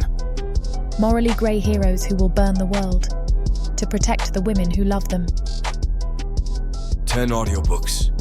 Fall into over 60 hours of fantasy romance. 20 ebooks. Over 1 million words of these brutes who will protect their women. Even if they might destroy themselves in the process. Get the immersive Protheka fantasy romance bundle. For 80% off, right now, dive into Protheka at a once-in-a-lifetime discount. The first bundle to offer both ebooks and audiobooks on worldsofprotheka.com. Protheka's magic is eternal, and this Romantasy bundle will make it endless. Chapter 7. Thane. Almost 2 weeks after the council presentation, with Mira and I establishing a routine, Calyx arrives bleeding all over my threshold. "Well," he gasps, stumbling into the twilight chambers with one hand pressed against a gaping wound in his side. "This is inconvenient." I catch him before he can collapse face first onto the stone floor, and the scent of his blood sends my fangs extending involuntarily. But underneath the copper tang of Vraken Vitae, I smell something else, silver. Lots of it. "What happened?"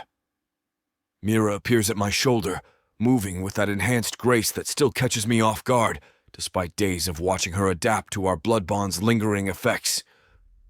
"Dark elf hunting party," Calyx wheezes, violet blood frothing on his lips. "Been tracking me for 2 days through the wild spots. Finally cornered me at the old shrine near Blackwater Falls." I ease him onto the stone table, noting how his wingless shoulders shake with each labored breath. Silver poisoning works fast on our kind, especially those without the enhanced constitution that comes with flight-capable genetics. "How many?"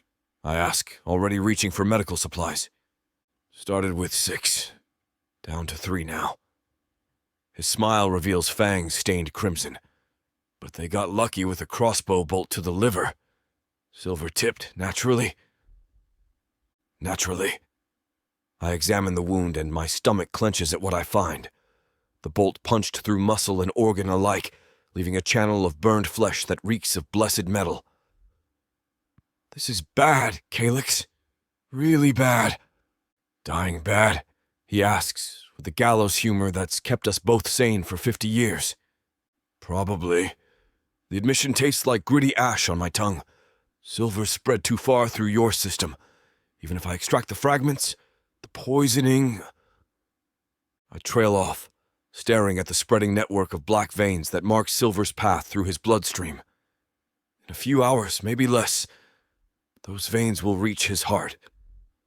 And when they do, my oldest friend will die screaming while his body burns itself from the inside out. Unless...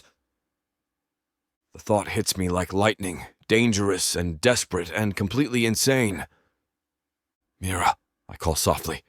She moves to my side, amber eyes taking in Calix's condition with clinical assessment. "How long does he have?" "Not long." I meet her gaze, letting her see the desperation I usually keep hidden. "But there might be a way." "Tell me." "My blood. Enhanced by our bond, it might be strong enough to burn out the silver contamination." I touch the scars on my shoulder, feeling the familiar ache of old experiments. It's never been tried before, but he's dying anyway, she finishes. "What do you need me to do?" The question hits me harder than it should. No hesitation, no demand for explanations or guarantees. Just immediate willingness to help save someone who matters to me. When did I start mattering to her? "Hold him steady," I say, pushing the thought aside. "This is going to hurt." I slice open my wrist with surgical precision, letting enhanced blood well up in dark streams. The scent fills the chamber power and possession, and something that makes Mira's pupils dilate with hunger. "Drink," I command, pressing my wrist to Calix's lips. He latches on with desperate strength, fangs piercing skin already opened by my blade. I feel the pull immediately, not just blood leaving my body, but something deeper. Energy. Life force. The strange alchemy that our bond has created flowing from me into him like liquid fire.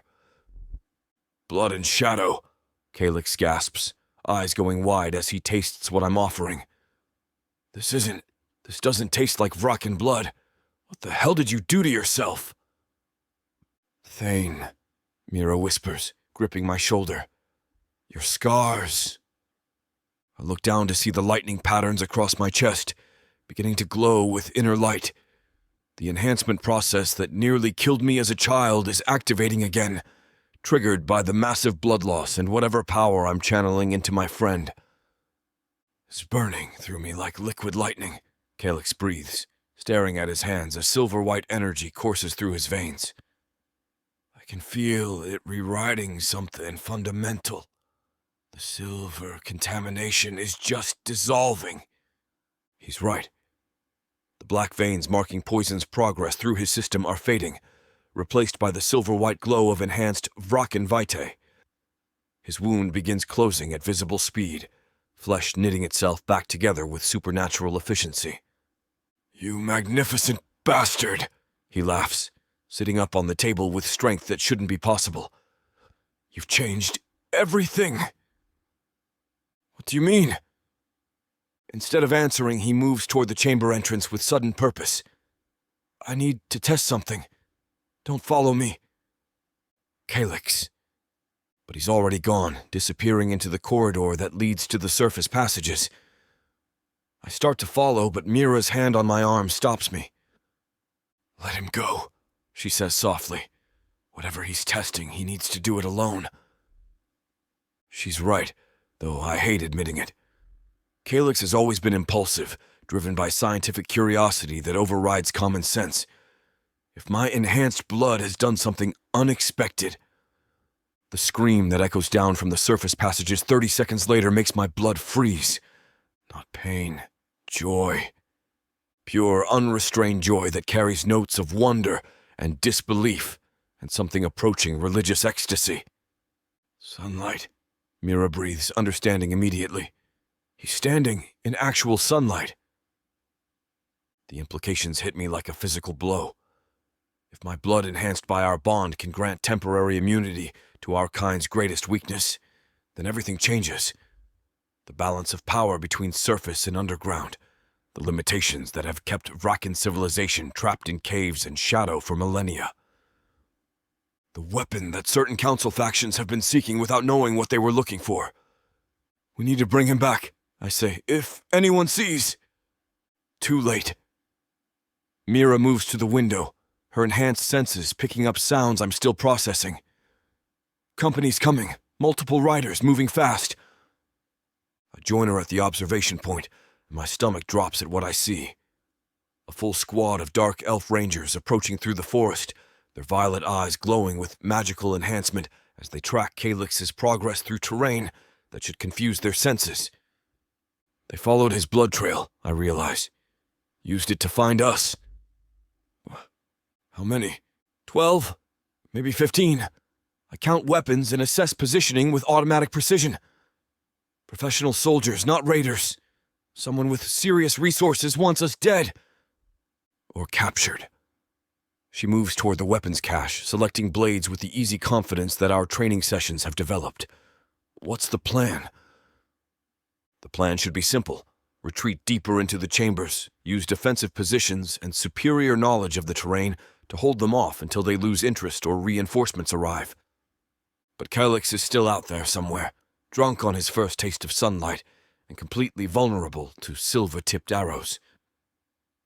We fight, I decide. Hard, fast, and without mercy. Good. Her smile reveals teeth that look sharper than they did a week ago. I was hoping you'd say that. The transformation is subtle but unmistakable. Something in her posture changes, becomes more predatory, more dangerous. The submissive slave persona she wore so perfectly during the council presentation falls away like a discarded mask, revealing the killer beneath. My killer, shaped by my training, enhanced by my blood, molded into something magnificent and terrible. Stay close, I murmur, wings spreading to their full span. We move as one unit. No heroics. No unnecessary risks. Understood. She tests the weight of her chosen blades, and something in the motion makes my mouth go dry. What about Calix? He'll have to take care of himself. Right now, you're my priority. The admission is there, raw and vulnerable in a way that makes her amber eyes widen. Because it's true, somewhere between her first night in these chambers and this moment, she's become more important to me than strategic advantage or political necessity. More important than my oldest friend's life. The realization should terrify me. Instead, it feels like accepting a truth I've been fighting since the moment I first tasted her blood. Move, I command, and we flow toward the entrance like synchronized predators. The first dark elf dies before he realizes we're there. My blade takes him across the throat in a spray of violet gore that paints the corridor walls in abstract patterns. Mira moves like liquid shadow beside me, her daggers finding gaps in armor with surgical precision that speaks to training no human slave should possess. 2 down, she breathes, wiping blood from her blade. 13 to go. I taste the air, filtering scents for tactical information. They're splitting up, trying to surround the chamber complex. Let them. Her smile holds edges that could cut glass. Splitting up just makes them easier to kill individually. We hunt them through passages carved from living stone, using terrain knowledge and superior senses to turn predators into prey. The Dark Elves fight with professional competence, but they're operating in unfamiliar territory against enemies who know every shadow and hidden passage. Still, they're good, very good. The commander, a scarred veteran with enhancement tattoos covering half his face, almost takes my head off with a silver-edged blade that screams through the air like a banshee. I dodge by inches, feeling blessed metal part the air where my neck was a heartbeat ago. Daywalker, he snarls, violet eyes blazing with magical enhancement. Lord Vorthok sends his regards.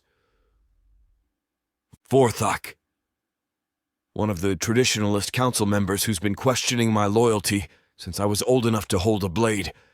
The bastard who's always suspected I was more valuable dead than alive. I should have expected this. They would betray their own kind to their arch-enemies just so they won't encroach in their own interests. How thoughtful, I reply, wings spreading to give me aerial advantage in the cramped corridor. I'll be sure to return the sentiment when I deliver your head to his doorstep.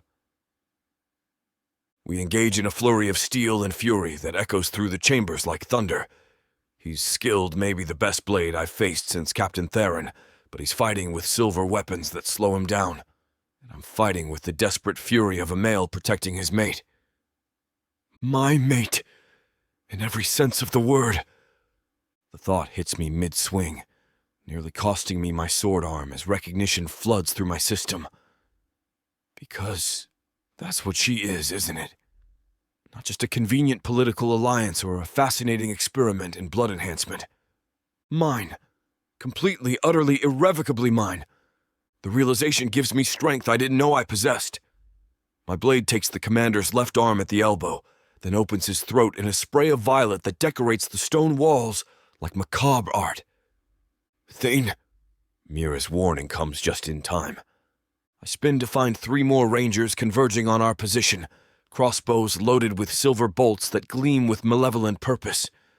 Too many angles to dodge, too little space to maneuver. She saves me. Mira flows between us like water made deadly, her enhanced speed carrying her into the kill zone faster than their enhanced reflexes can track. Steel flashes in Neptherium light as her daggers find throats and hearts with mechanical precision. 3 enemies, 3 deaths, 3 seconds of violence that leaves her standing in a pool of violet gore with eyes that burn like amber flames.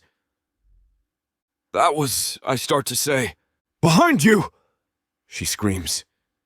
I turn to find the last ranger young, desperate, probably on his first real mission, lunging for my back with a silver-tipped spear. Enhanced reflexes carry me sideways, but not quite fast enough. The spear punches through my wing. Silver fire explodes through my nervous system as blessed metal tears through membrane and bone. I hit the floor hard, wing useless and burning like acid in my veins. The ranger raises his spear for a killing blow. Mira's thrown dagger takes him through the eye. He topples backward, dead before he hits the ground. And suddenly the chamber is quiet except for the sound of our labored breathing and the drip of cooling blood. Are you hurt? I gasp, struggling to sit up despite the silver burning through my wing. Minor cut. Nothing serious. She moves to my side, amber eyes bright with adrenaline and something deeper. You... Silver poisoning. I'll live, but it's going to hurt for a while. I try to stand and nearly fall over. We need to find Calyx, make sure he's... I'm fine, comes a voice from the corridor entrance. Calyx appears in the doorway, grinning like a madman despite the violet blood staining his clothes. But there's something different about him. His skin has a faint luminescence that wasn't there before, and his eyes hold flecks of silver that mirror my own. How long? I ask. I don't know, no pain, no burning, no weakness.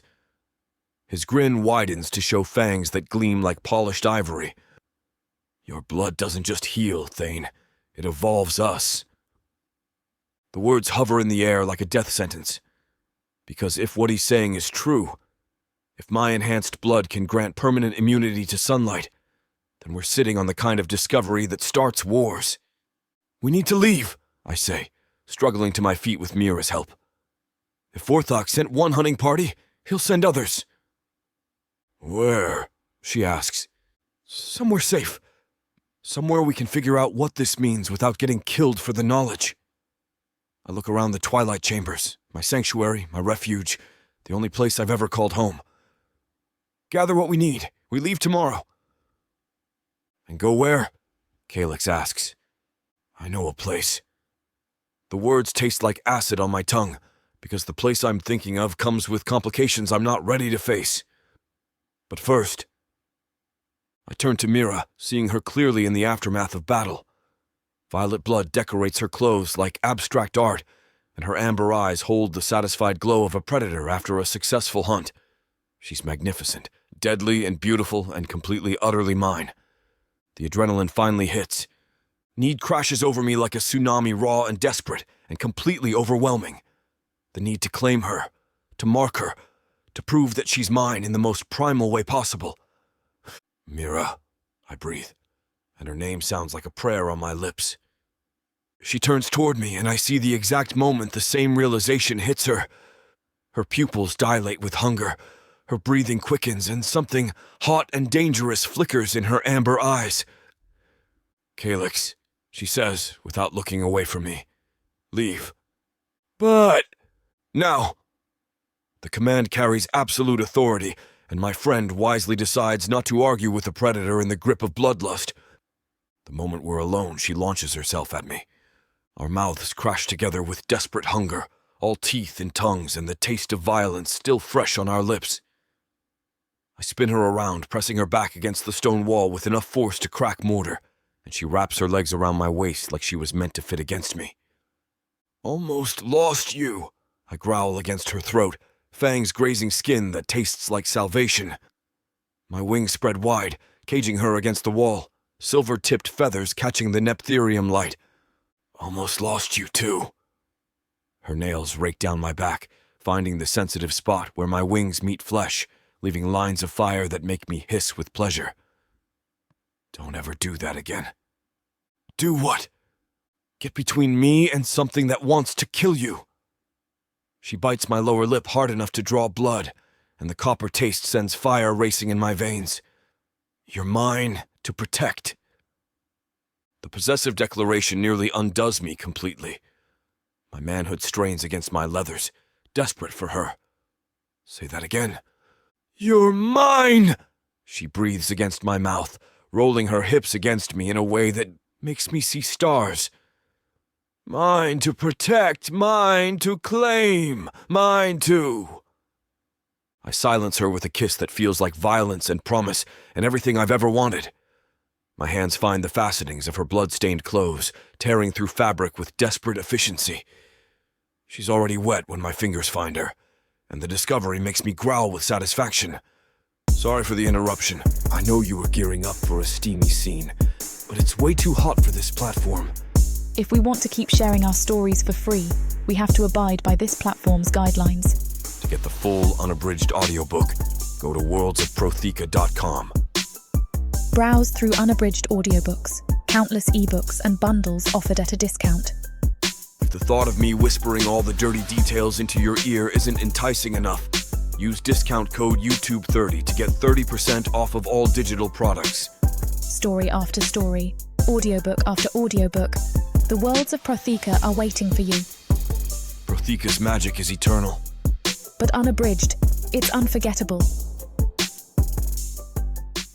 Well, she says after a long moment, that was inevitable, I finish, pressing a kiss to her forehead. Completely, utterly inevitable. Is that what we're calling it? That's what I'm calling finally claiming what's mine.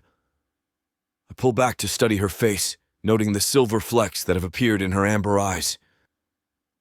How do you feel? Different. Stronger. She flexes her fingers, and I catch the faint luminescence that now marks her skin. Changed. The bond is permanent now, I tell her. What I am, you become. What you are, I become. And what are we? I consider the question seriously, thinking about the events of the last few hours. The secret that Calyx discovered. The hunting party sent by traditionalist council members. The way she moved during battle, like she was born to violence. Dangerous, I say finally. We're dangerous in ways that are going to change everything. Her smile reveals teeth that look sharper than they did an hour ago. Good. I like dangerous. Even if it means we can never go back to the way things were? Especially then. She curls against my chest and I catch her scent cold winter nights and old leather and something that's purely, uniquely hers. The way things were sucked. Outside, night settles over Protheka like a funeral shroud. Somewhere in the darkness, forces are already mobilizing against us. Council factions who would see us dissected for the secrets in our blood. Dark elf houses who want to weaponize what we've become. Progressive allies who might protect us or might decide we're too dangerous to live. But for now, we're in the aftermath of claiming, bound by blood and choice and the absolute certainty that whatever may come next, we'll face it together. Where are we going? She asks. Somewhere we can figure out what we've become, what it means, how to survive what's coming. I stroke her hair, marveling at how right this feels. Do you trust me? With my life? Good. I press another kiss to her forehead, breathing in the scent of my mate, my partner, my equal in darkness. Because where we're going, that trust might be the only thing that keeps us alive. The future looms large for us like an uncharted map, full of dangers and possibilities in equal measure. But whatever waits in that darkness, we'll meet it as we are now bonded, changed, and completely, utterly united. Let the council come. Let the dark elves plot their schemes. Let the world itself rise against us. They'll find us ready. Chapter 8. Mirror. I wake wrapped in Thane's arms, his pale skin warm against mine despite the underground chill. The bond pulses between us like a second heartbeat, deeper now, permanent in ways that should terrify me, but instead feel like coming home. I can sense his emotions as clearly as my own.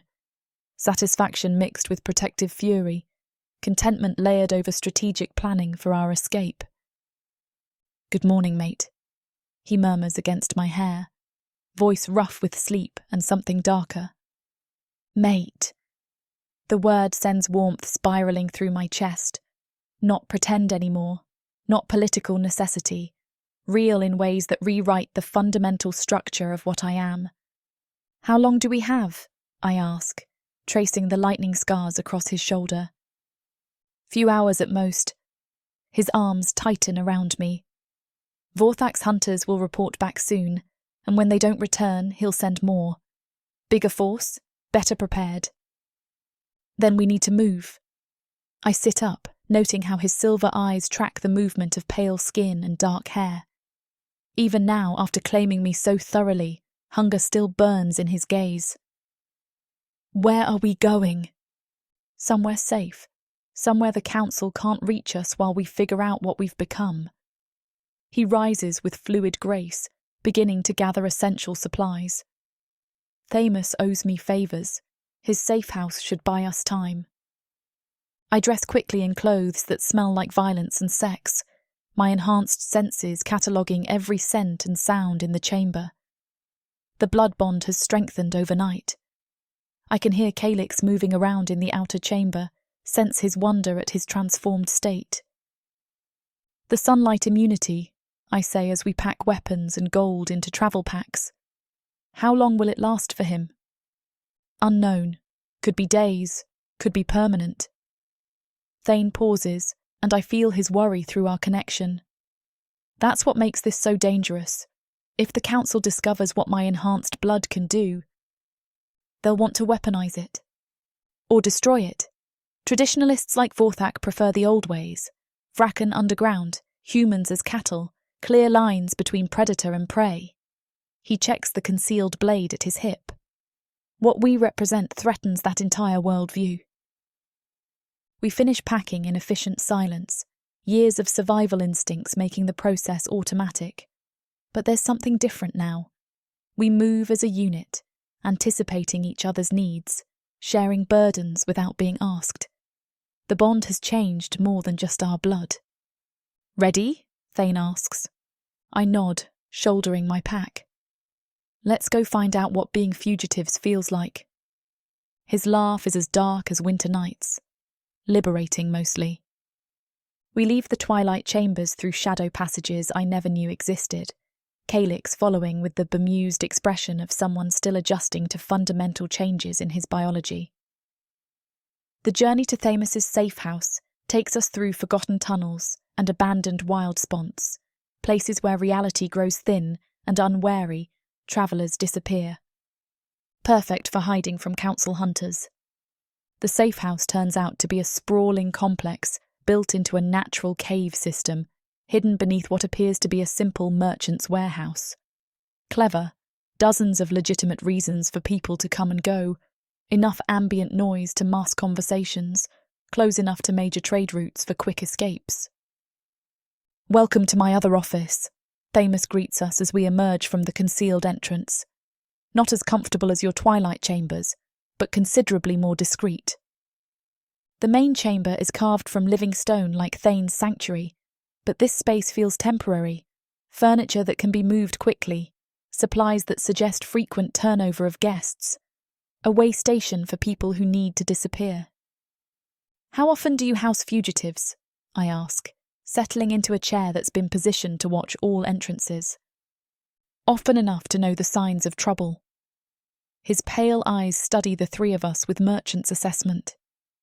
And you three are radiating trouble like searing heat from a forge. What kind of trouble? Thane asks. The kind that has traditionalist council members hiring dark elf assassination squads. Thamus pours wine from an expensive bottle, but his movements are tense. Word travels fast in certain circles. Vorthax put a bounty on your heads, substantial enough to interest professional killers. How substantial? Calyx asks. The kind of coin that buys small kingdoms. Thamus meets each of our gazes in turn. Whatever you've stumbled onto, it's valuable enough to start wars over.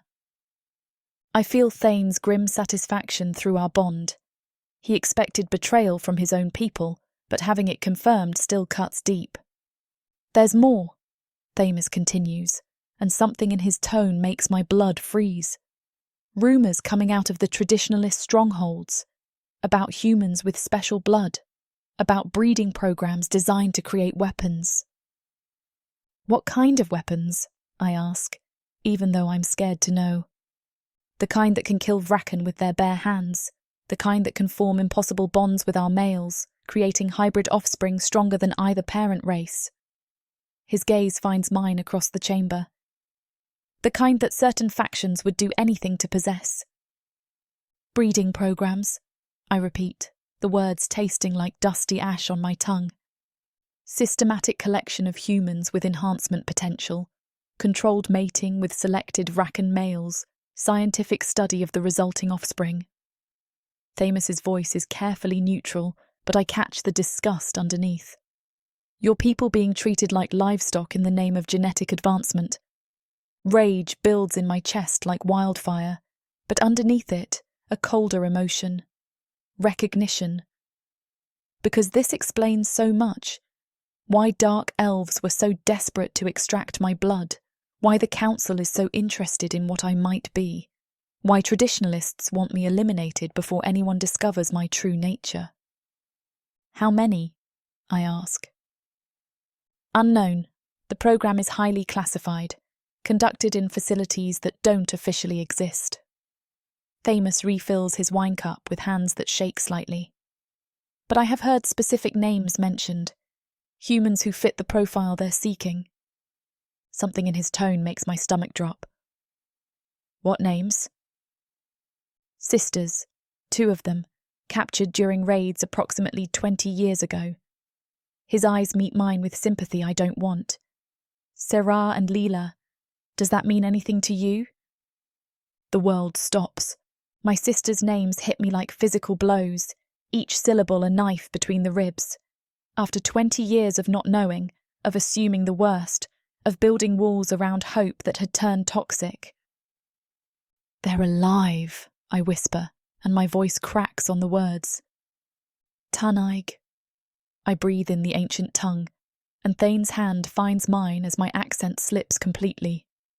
Mo der furacha, tasiad beo. Language, little mouse, he murmurs, but there's gentleness in the command. My sisters, I manage in common tongue. They're alive. Serah is, Thamus corrects carefully. She's being held in Lord Razik's private compound, part of his collection, enhanced human females for breeding experiments. And Lila? There was a fire at one of the research facilities about 10 years ago. Several subjects escaped during the chaos, including a young woman matching Lila's description. His expression grows sombre. No confirmed sightings since then. She could be dead, could be hiding, could be anywhere on the continent.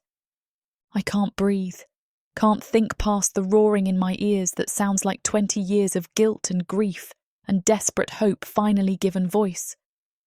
Serah is alive, maybe Lila too. My baby sisters, who I failed to protect, who I've mourned every day.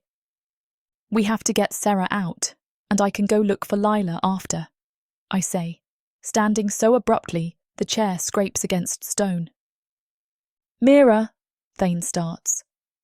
No, I whirl to face him, and I can see my own reflection in his silver eyes, wild with desperate hope and barely contained fury. 20 years I've carried the guilt of failing them. If she's alive, if she's being used as breeding stock for these monsters. You'll get yourself killed, he says bluntly. Razik's compound is a fortress. Private army, magical defences, security designed specifically to keep enhanced humans from escaping. Then we plan better. We find weaknesses. We get you captured or dead, and Sarah loses the only person who might actually be able to free her. His hands settle on my shoulders, grounding me when I want to fly apart. Think strategically, not emotionally.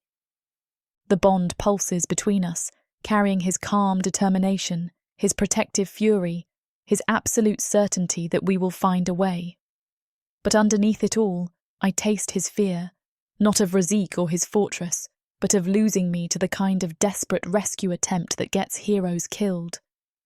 I won't abandon her again, I whisper. You won't have to.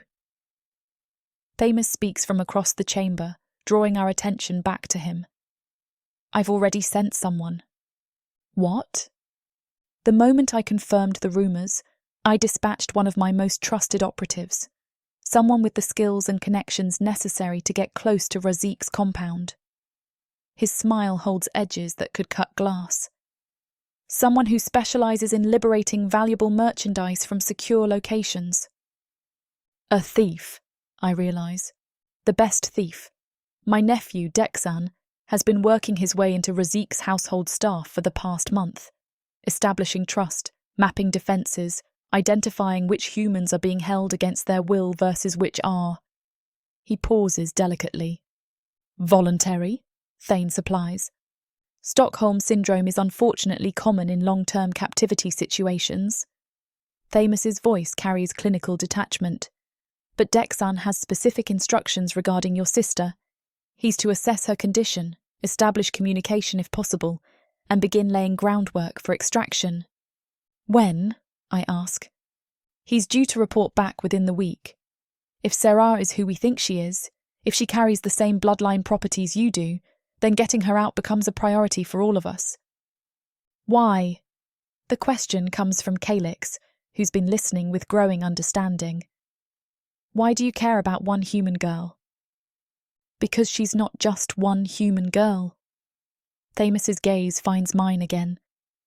If the theories about enhancement are correct, if your bloodline truly carries the genetic markers they're seeking, then Sarah isn't just breeding stock. She's a weapon they're trying to create. And weapons like that. He pauses, considering his words. Weapons like that can change the balance of power in this war. What war? I ask. The one that's been building for centuries between those who want to evolve and those who want to maintain the status quo. Thamus moves to a wall map, pointing to locations marked with different coloured pins. Progressive factions who believe Rakan society must adapt or die. Traditionalists who think any change threatens our fundamental nature. And where do we fit into this war?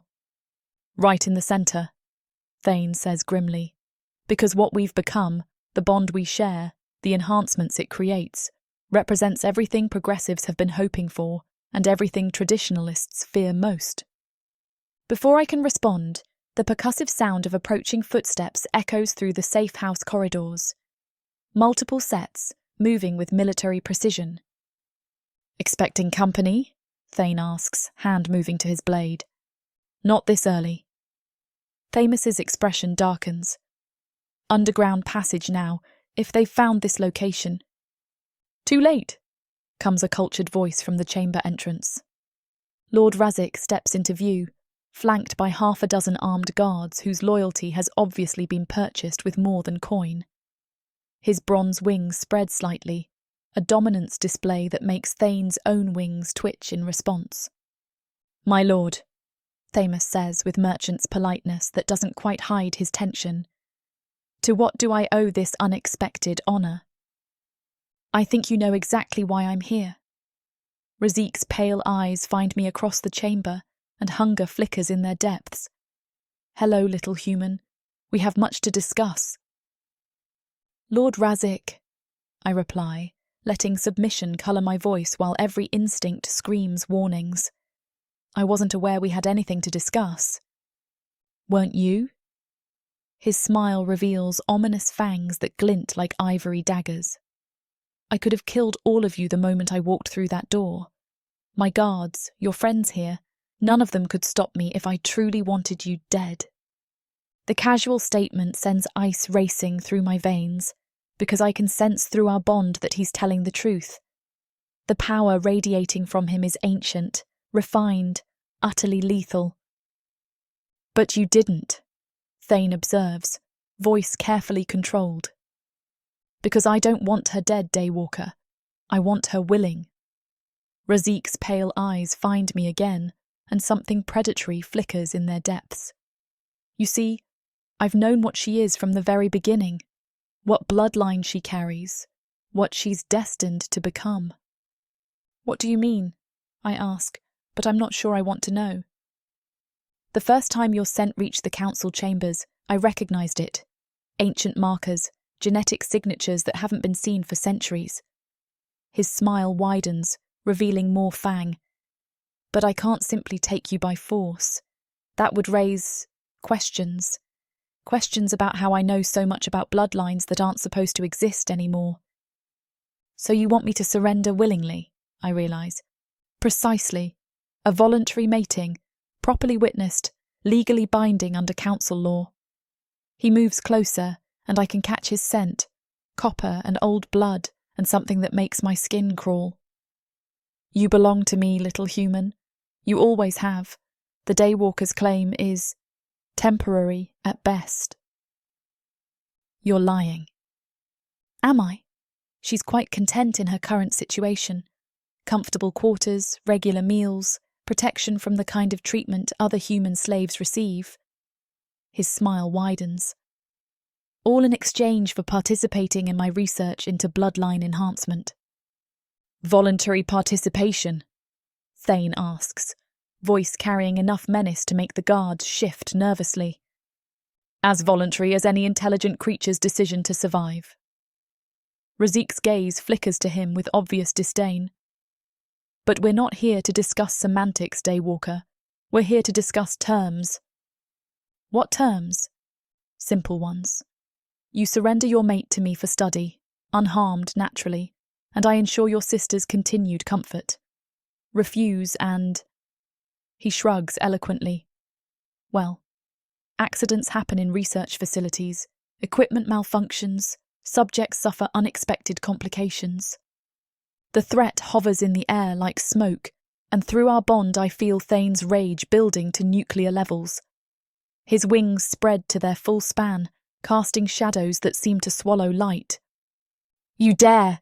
He starts. I dare because I have something you want more than your pathetic pride. Razik's attention returns to me. Don't I, little human? Your sister's life in exchange for your cooperation. Quite a bargain, all things considered.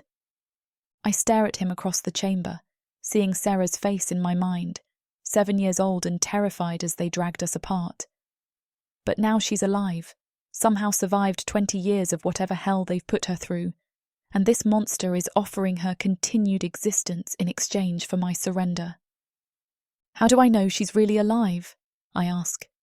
Because I brought proof. He nods to one of his guards, who produces a small object from his pack. Something I thought you might recognise.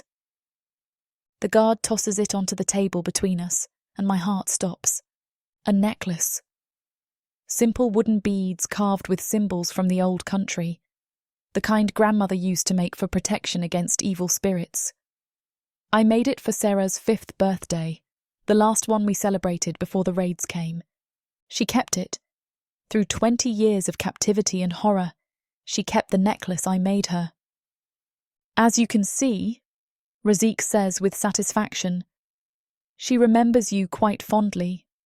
The question is, How fondly do you remember her? I pick up the necklace with hands that shake, feeling the familiar weight of carved wood and desperate hope. Through our bond, I sense Thane's anguish, his understanding that this isn't a choice at all, that I'll sacrifice myself for family the same way he would sacrifice himself for me. She's my sister, I say simply. Then you understand the position you're in. Razik moves toward the exit, guards falling into formation around him. You have until 4 days to decide. The Crimson Moon Festival, very traditional, very public, perfect setting for you to make your choice known. And if I refuse, then Sarah dies, slowly, while I describe every detail to you through our future bond. His smile is all predator now. You see, little human, I know exactly what you are, what bloodline you carry, what you're capable of becoming. And I know that power comes with prices most people aren't willing to pay. What price? The price of caring about others more than yourself. The price of being willing to sacrifice everything for family. He pauses at the chamber entrance. It's what makes your kind so beautifully predictable. Then he's gone, leaving us alone with silence and the growing understanding that everything has just changed. Mira, Thane says softly. I close my fingers around Sarah's necklace, feeling wood worn smooth by 20 years of desperate hope. Through our bond, I can sense his emotions, fury and fear, and the certainty that he'll follow me into whatever hell I choose. We're going to get her out, I say. Even if it means walking into an obvious trap. Especially then. I meet his silver gaze across the chamber, letting him see the steel in my spine and the fire in my blood. Because she's my sister, and because some traps are worth walking into if they lead where you need to go. His smile is dark, like winter nights. In that case, we'd better start planning. Outside, night settles over our hiding place like a funeral shroud. In 4 days, it will be the Crimson Moon Festival and whatever trap Razik has prepared. But tonight, we plan. Tonight, we prepare for war.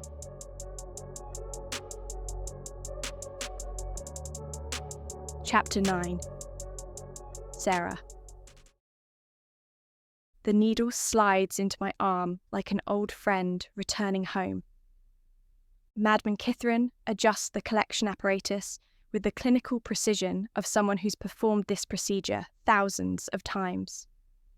Glass vials arranged in careful rows, each one labelled with dates and potency measurements that chart 20 years of systematic harvesting. Excellent quality today, he murmurs, watching crimson flow through transparent tubing. Your blood maintains its enhancement properties remarkably well, Subject 7. I don't respond. Haven't spoken a word in 15 years, not since the day they broke my voice along with everything else that made me human. But my silence doesn't mean I'm not listening, learning, planning. The blood in those vials isn't as potent as he thinks it is. I've spent 2 decades perfecting the art of controlled dilution, flooding my system with water before extractions, taking supplements that alter blood chemistry, just enough to reduce enhancement without triggering suspicion. It's a delicate balance between maintaining value and denying them the weapon they're trying to create. Small rebellions, tiny victories, the only power I have left. That should be sufficient for today's batch, Madman Kithrin says, removing the needle with practiced efficiency. Guard, escort, Subject 7 back to her quarters. The new guard steps forward, and I study him through lowered lashes. Dexon, he introduced himself as yesterday, when he replaced the previous brute who'd been skimming enhancement serums for personal use. Tall for a Vraken, but not broad, with the lean build of someone who relies on speed rather than strength. Most telling of all, no wings. Wingless Vraken are rarities in traditionalist strongholds. They're considered defective, relegated to menial positions, despite often possessing superior ground-based combat skills. The fact that Lord Razik assigned one as my personal guard suggests either desperation for trustworthy staff or calculated cruelty. Probably both. "Come along," Dexon says, voice carefully neutral as he gestures toward the exit. I rise from the extraction chair with deliberate fragility, letting my legs shake just enough to sell the illusion of weakness. 20 years of captivity have taught me to read people quickly. Guards who enjoy causing pain, doctors who see me as fascinating livestock, council members who view my body as a resource to be exploited. But this one is different. There's discomfort in the way he avoids looking directly at the extraction equipment, tension in his shoulders that speaks to moral conflict rather than professional boredom. Interesting. The walk back to my quarters takes us through corridors lined with portraits of ancient Vrakan nobility, their pale eyes following our progress with painted judgment. I've memorized every face, every route, every guard rotation in this maze of stone and shadow. Knowledge is the only weapon they can't take from me. "Stop," Dexon says quietly as we reach a particular painting. Lord Vorthak the Conqueror, first of his bloodline to claim territory through systematic genocide. I halt obediently, but something in his tone makes me look at him more carefully.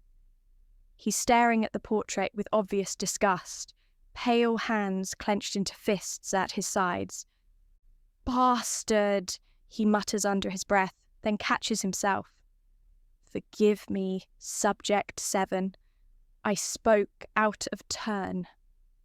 Subject 7. The name they gave me when they decided I was too broken to remember my real one. But this guard, Dexan, says it like the words taste bitter on his tongue. When we reach my quarters, he follows protocol by checking the small chamber for potential weapons or escape routes. Standard procedure, but he's more thorough than most, running his hands along window frames and testing the strength of furniture joints. "Secure," he announces, then pauses at the door. Is there anything you need?" The question catches me off guard. Guards don't ask if I need things. They deliver meals, escort me to medical procedures, and otherwise treat me like valuable livestock that requires minimal maintenance. I shake my head, maintaining the facade of broken compliance that's allowed me to live this long. "Right, well." He shifts awkwardly, clearly unused to interacting with human captives. "I'll be outside if anything happens."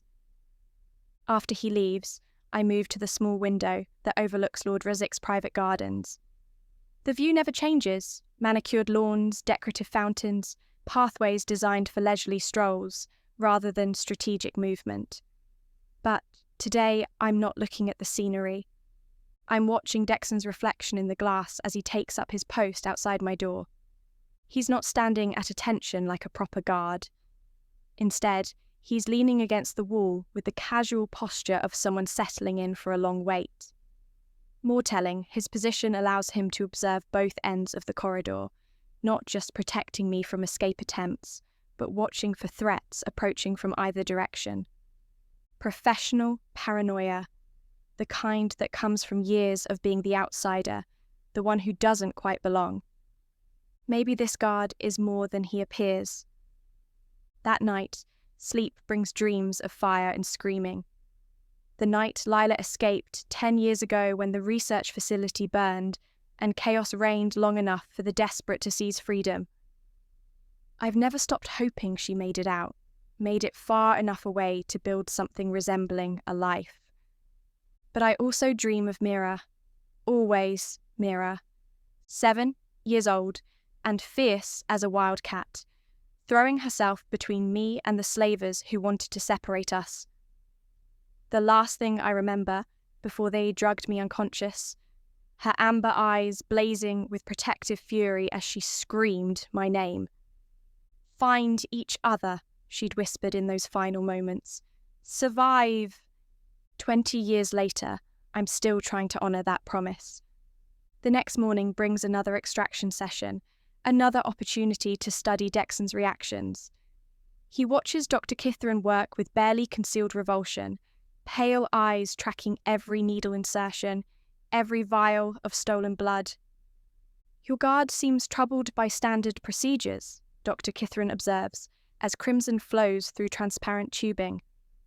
Perhaps he requires adjustment to his duties. He's new, comes Lord Razik's voice from the chamber entrance, still learning the value of scientific advancement over squeamish sentiment. Both Dexon and I go rigid at the ancient Vracken's presence. Lord Razik radiates power like blistering heat from a forge, and his pale eyes hold the cold assessment of a predator evaluating prey. "My lord," Dexon says, inclining his head respectfully.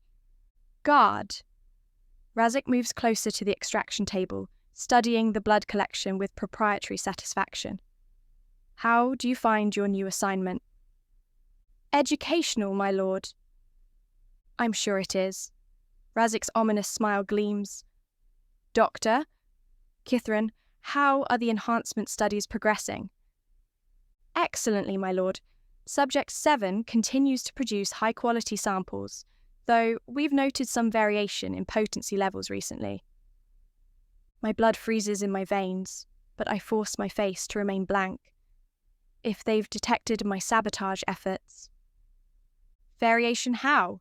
Razik asks. "Minor fluctuations, nothing that compromises the research, likely related to stress hormones or dietary changes." Dr. Kithrin adjusts his equipment with clinical detachment. "We're monitoring the situation." "See that you do. Subject 7 represents a significant investment in time and resources. I'd hate for her value to diminish due to oversight." The threat lingers in the air ominously, and I feel Dexon's tension increase beside me. Whatever moral conflict he's experiencing, it's getting stronger rather than weaker. "Of course, my lord," Dr. Kithrin replies. "The enhancement program depends on maintaining optimal extraction conditions." "Indeed, it does. And speaking of the enhancement program..." Razik moves to stand beside my chair, close enough that I can smell copper and old blood on his clothes. "We'll be expanding operations soon.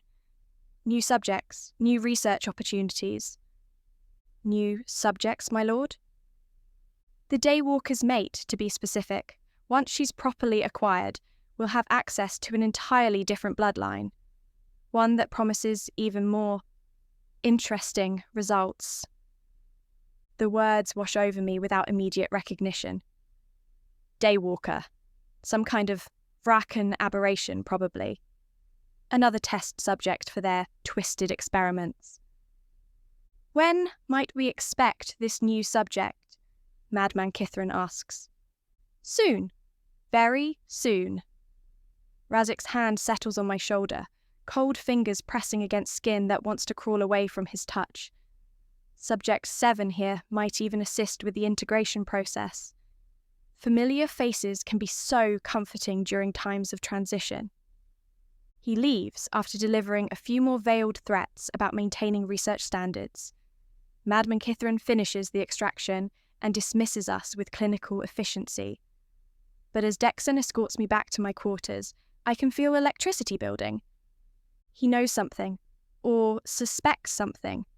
The tension in his shoulders, the careful way he's avoiding eye contact, all signs of someone fighting internal battles. When we reach my door, he pauses again. "Subject 7? I look at him questioningly. If you needed to communicate something important, hypothetically," he glances around to ensure we're alone, "how would you do it?" "Without speaking, I mean..."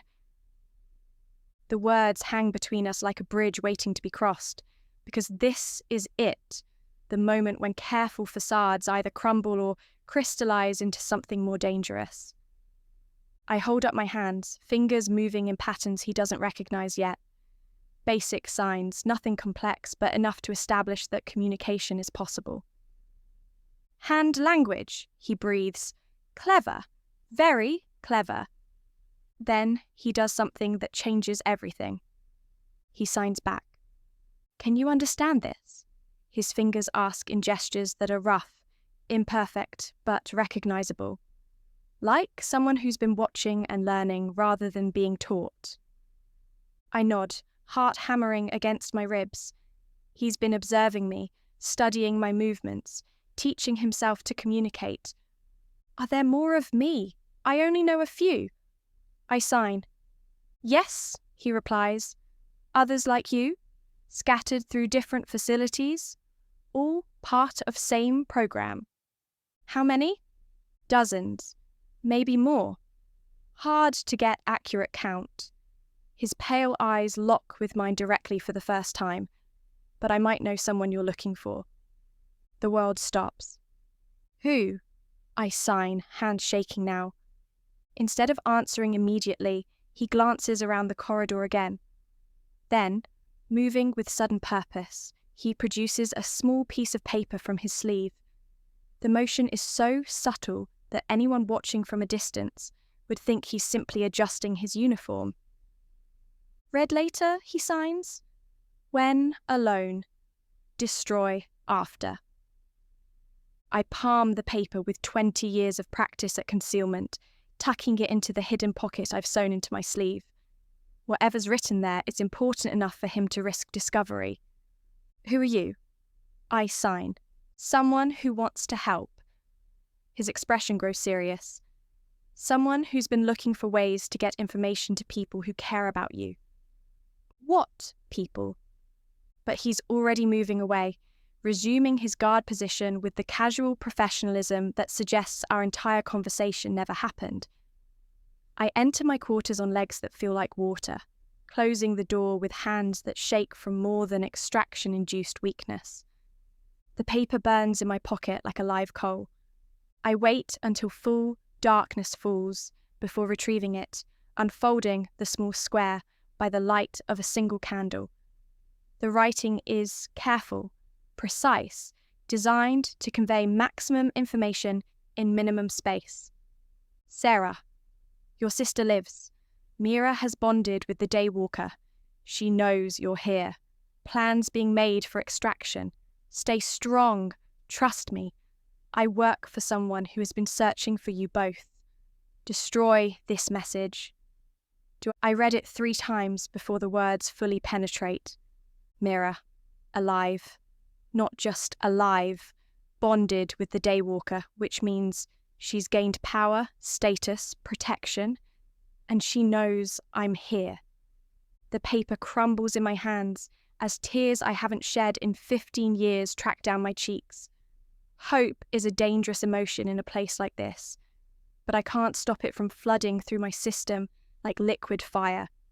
My sister remembers me. My sister is coming. Find each other, survive. 20 years later, maybe we finally can.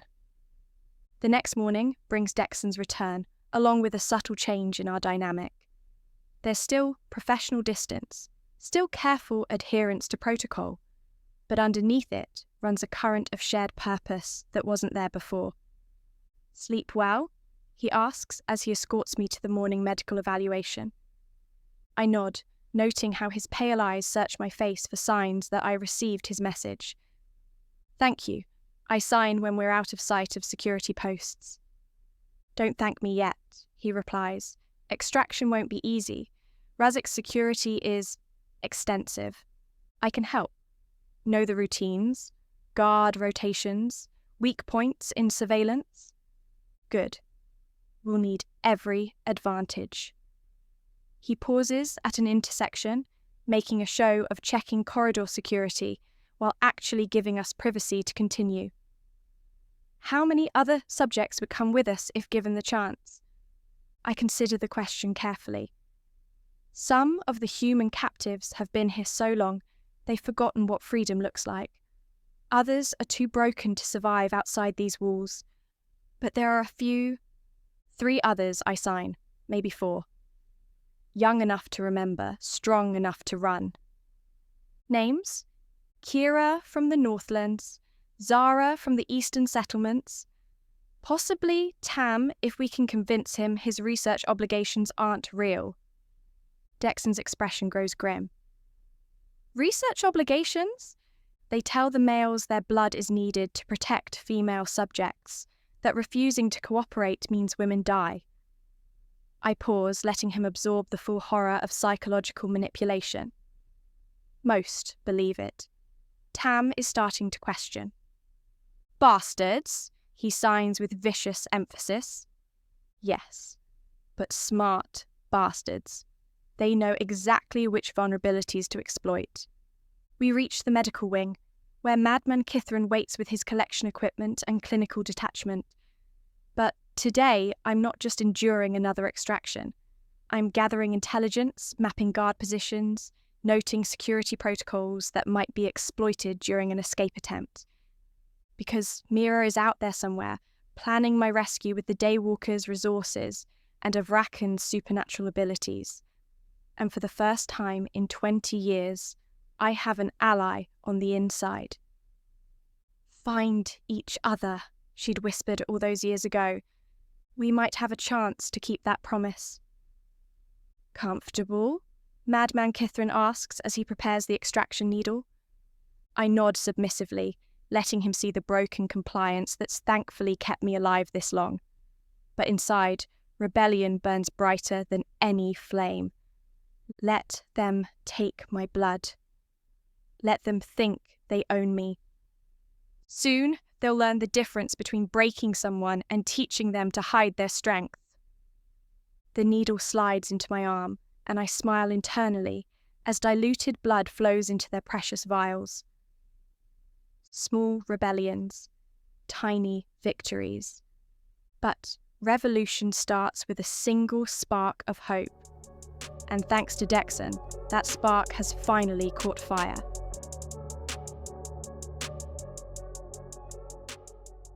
This huge orc brings out the animal in me.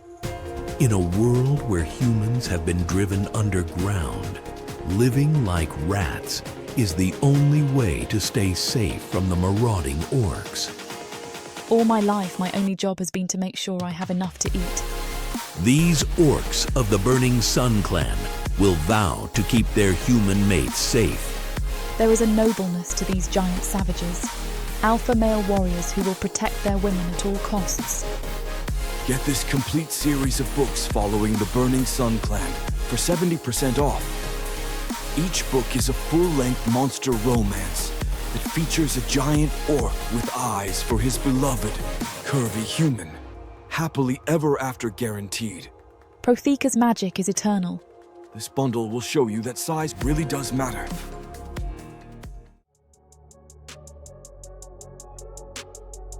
Chapter 10. Thane. 2 days after Razik's ultimatum, I wake to the sound of Kellic screaming, not pain. Hunger!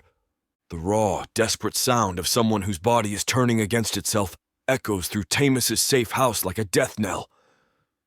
I'm moving before conscious thought kicks in, Mira flowing beside me with that liquid grace our bond has enhanced. We find him in the corridor outside his quarters, claws extended and gouging deep furrows in the stone walls. His pale skin has taken on a grayish pallor, and the silver luminescence that marked his transformation is flickering like a dying flame. Calyx! I call softly, not wanting to startle him into violence. He spins toward my voice, and I see madness burning in eyes that should be violet but now hold flecks of desperate silver. Thane, thank the gods. His voice cracks on the words. I need what you gave me before. The immunity is wearing off, Mira observes, keeping careful distance. It's more than that. Calyx staggers against the wall, leaving bloody handprints on ancient stone. The withdrawal.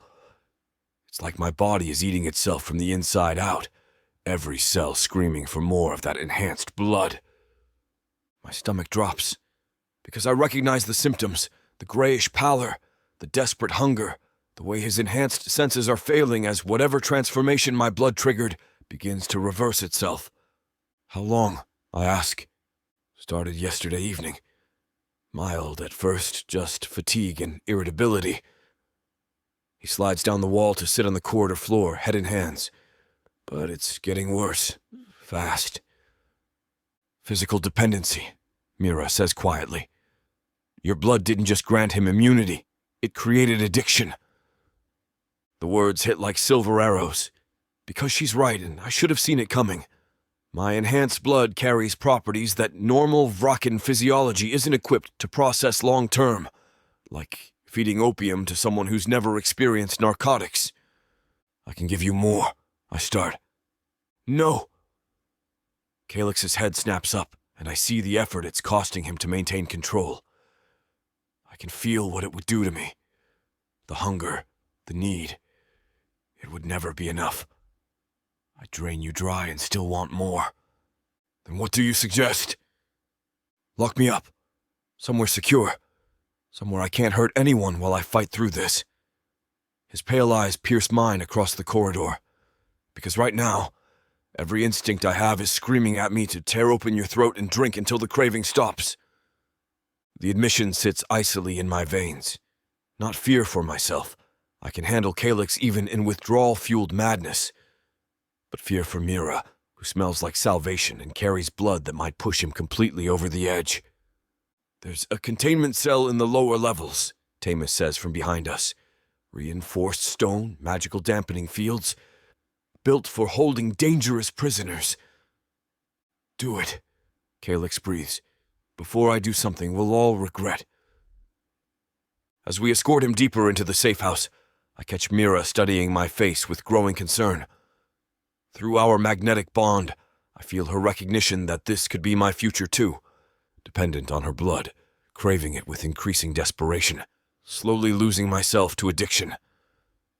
It's different with us, I murmur, as we descend stone steps carved centuries ago. Is it? The question lingers between us like a blade. Because the truth is, I don't know. My need for her blood has been growing stronger, not weaker. Other sources taste like ash now, flat, lifeless, completely unsatisfying compared to the lightning storm flavor of her veins. Thane, she says softly, when did you last feed from another Vrakan? The question stops me cold, because I can't remember. Since our first blood exchange, since the bond formed between us, I haven't even tried to feed from another source. That's what I thought, she says, reading the answer in my silence. We reach the containment level as Calix doubles over with another wave of withdrawal. The cells here are ancient, carved from bedrock and warded with symbols that predate modern Vrakan civilization. Perfect for holding someone whose enhanced strength might otherwise let them tear through normal stone. How long will it take? I ask as we secure him behind reinforced barriers. Unknown. Could be days, could be weeks. Tamus checks the magical dampening fields, ensuring they're functioning properly. Assuming he survives the process at all. The casual mention of death sends fury shooting through my system. Because this is my fault. My enhanced blood that created this addiction. My ignorance that failed to anticipate the consequences. Kithranes velmoreth talum nex, I mutter, counting in the old tongue as stress builds to crushing levels. Talum nex veris Kithranes mor. Thane. Mira's hand finds my arm, grounding me before the counting can spiral into triple digits. It's not your fault. Isn't it? I gave him blood without understanding what it would do. Created an addiction that might kill him. I stare through the containment barrier at my oldest friend, watching him fight battles I can't help him win. What kind of monster does that make me? The kind who was trying to save a life.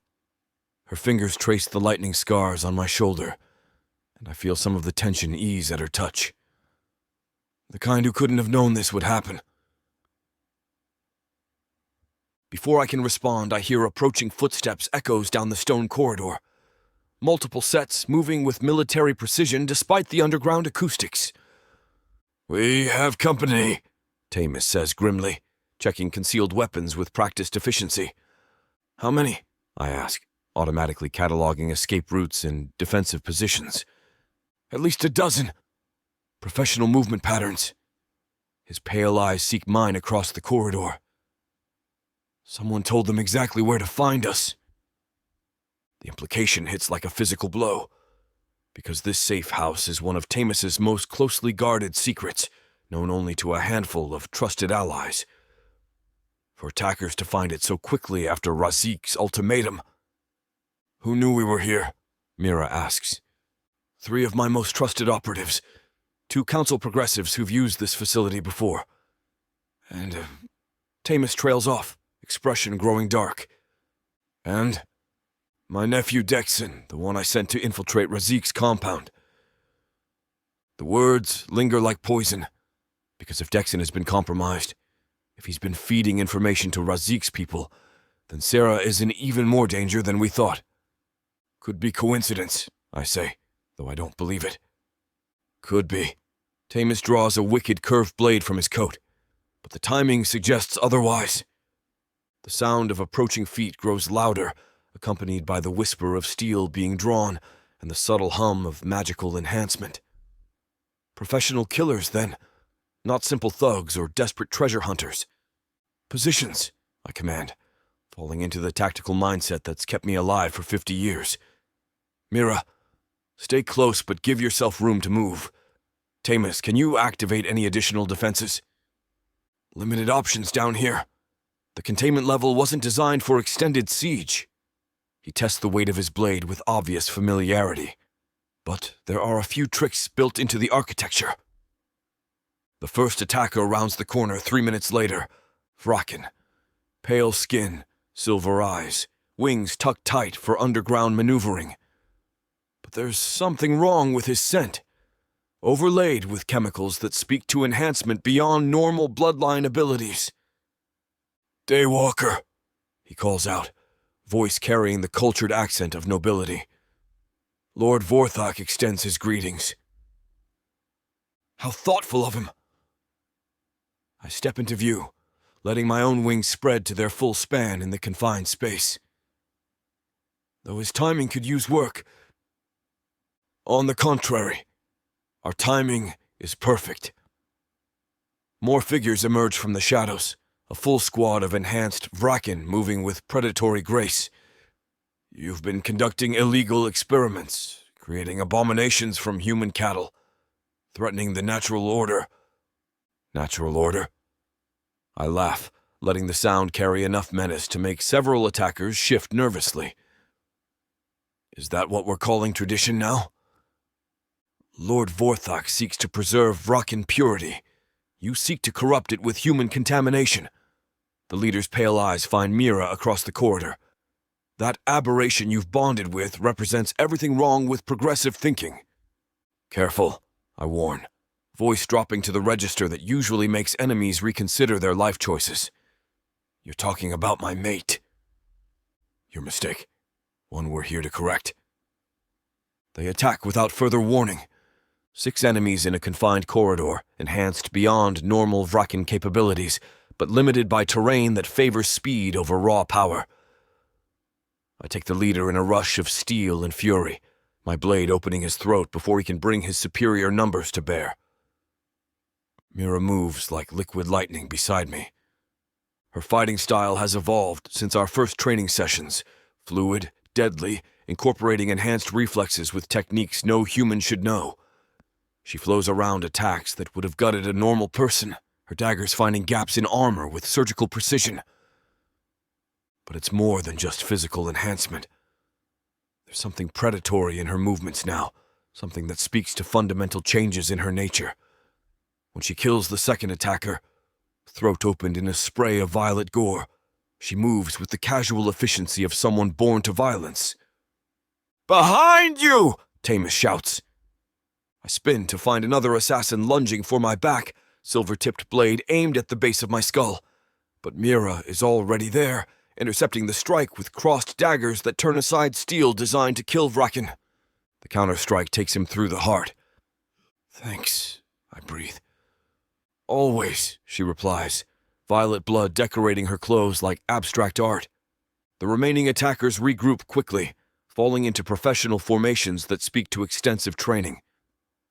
But they're fighting in confined space against enemies who know the terrain, and their enhanced abilities work against them as much as for them. "Withdrawal!" One of them shouts. "Regroup in the main corridor." "Let them go," Tamus asks.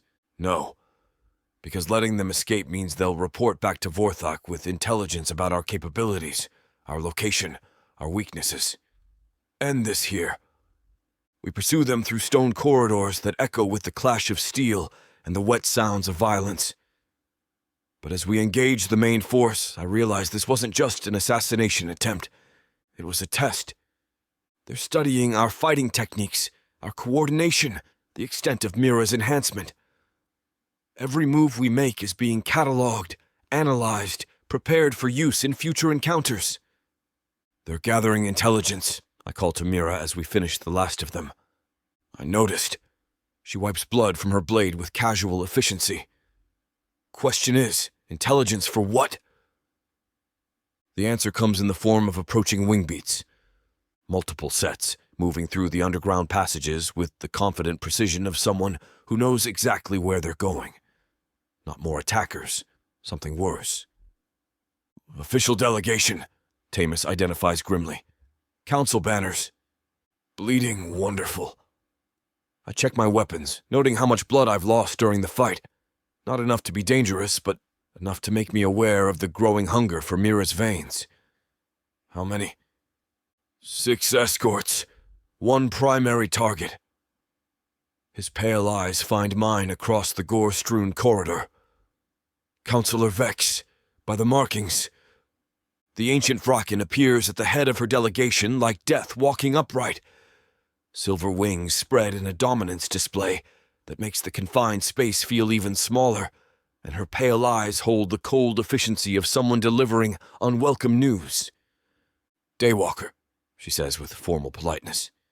"The council requires your immediate presence." "Councillor Vex."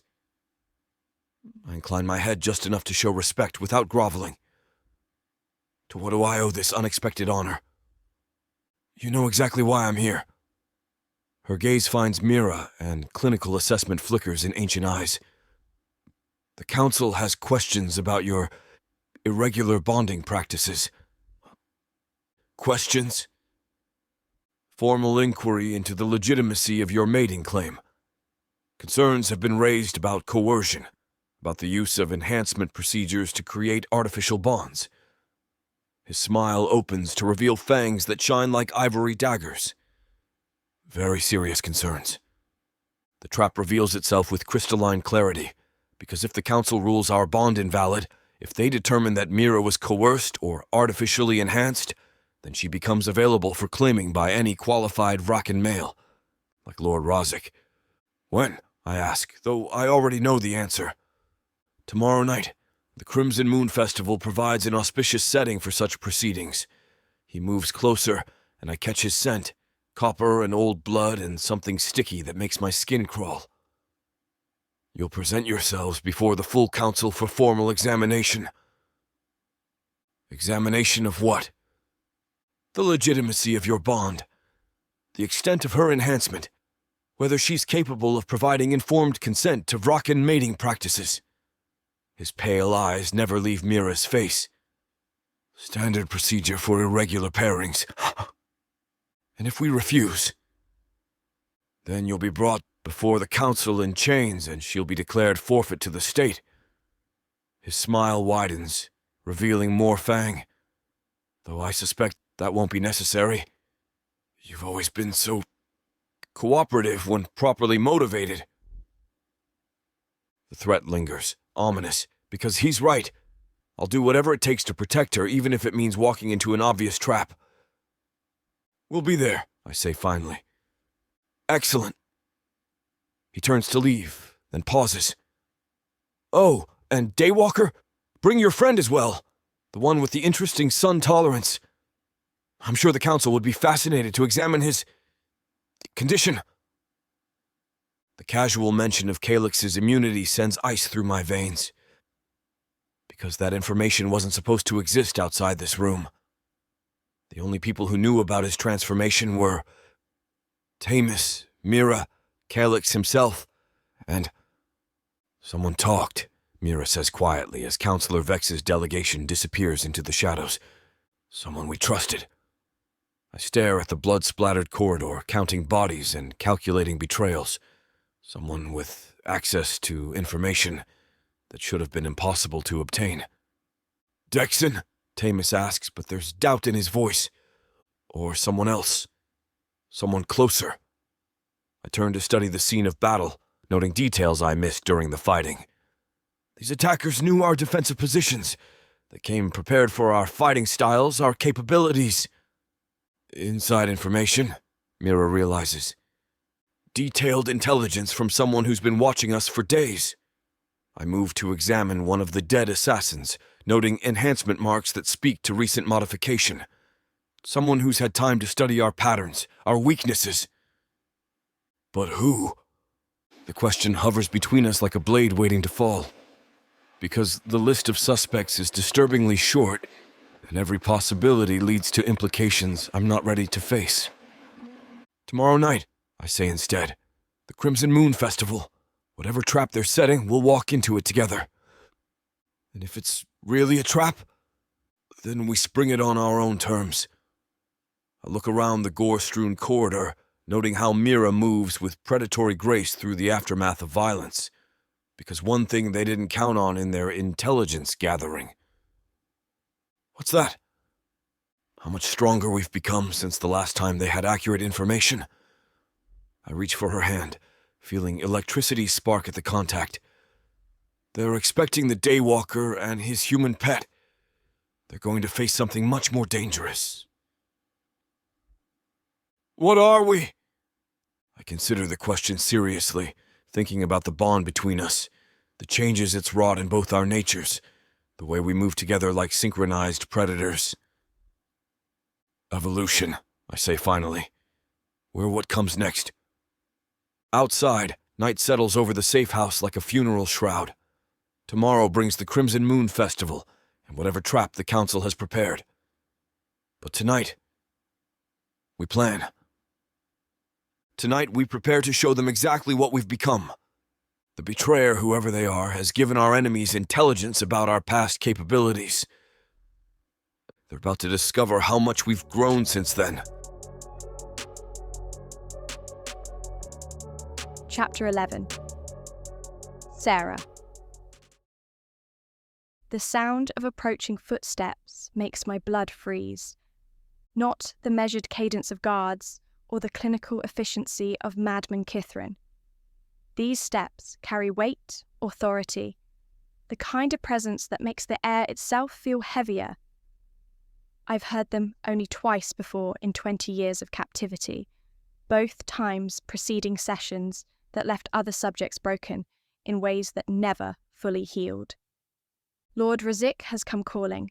I force my breathing to remain steady as his entourage fills the corridor outside my quarters.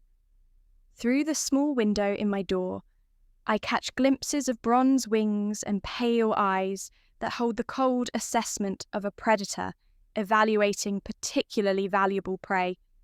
"Open it," he commands. The door swings wide and he steps into my small chamber, like darkness given form. Up close, his presence is even more overwhelming, ancient power that makes my enhanced senses scream warnings while my body remains perfectly still. "Subject 7, he says, voice carrying the cultured tones of nobility mixed with something hungrier. "How lovely you look today."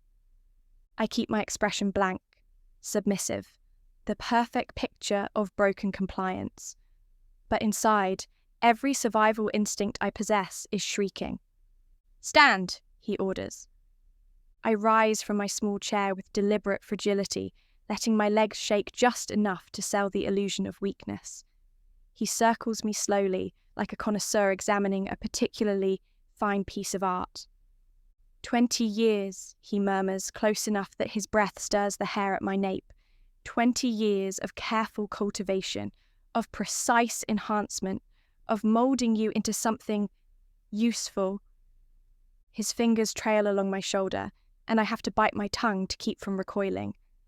The touch is possessive, proprietary, like someone examining livestock they own completely. "Do you know why you're so valuable, my dear?" he asks conversationally.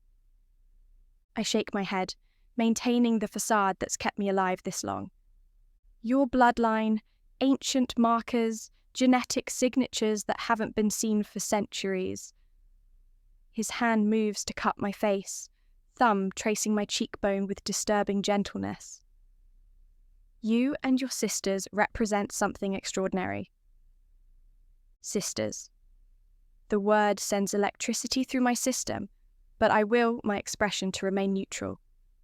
Oh yes, I know about them. Sweet little Lila, who escaped during that unfortunate fire 10 years ago. Such a pity, her blood was even more potent than yours. His smile shows fangs, hideously sharp. And then there's Mira.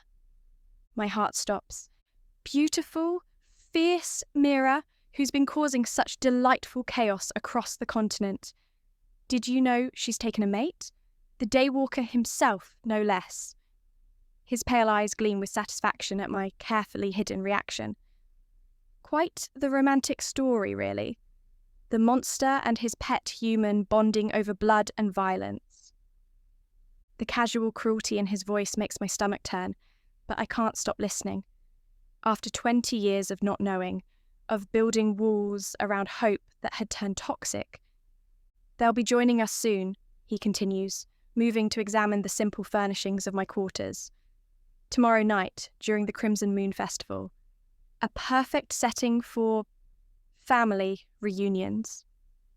She's walking into a trap, I realise, and the words slip out before I can stop them. His laugh is like breaking glass.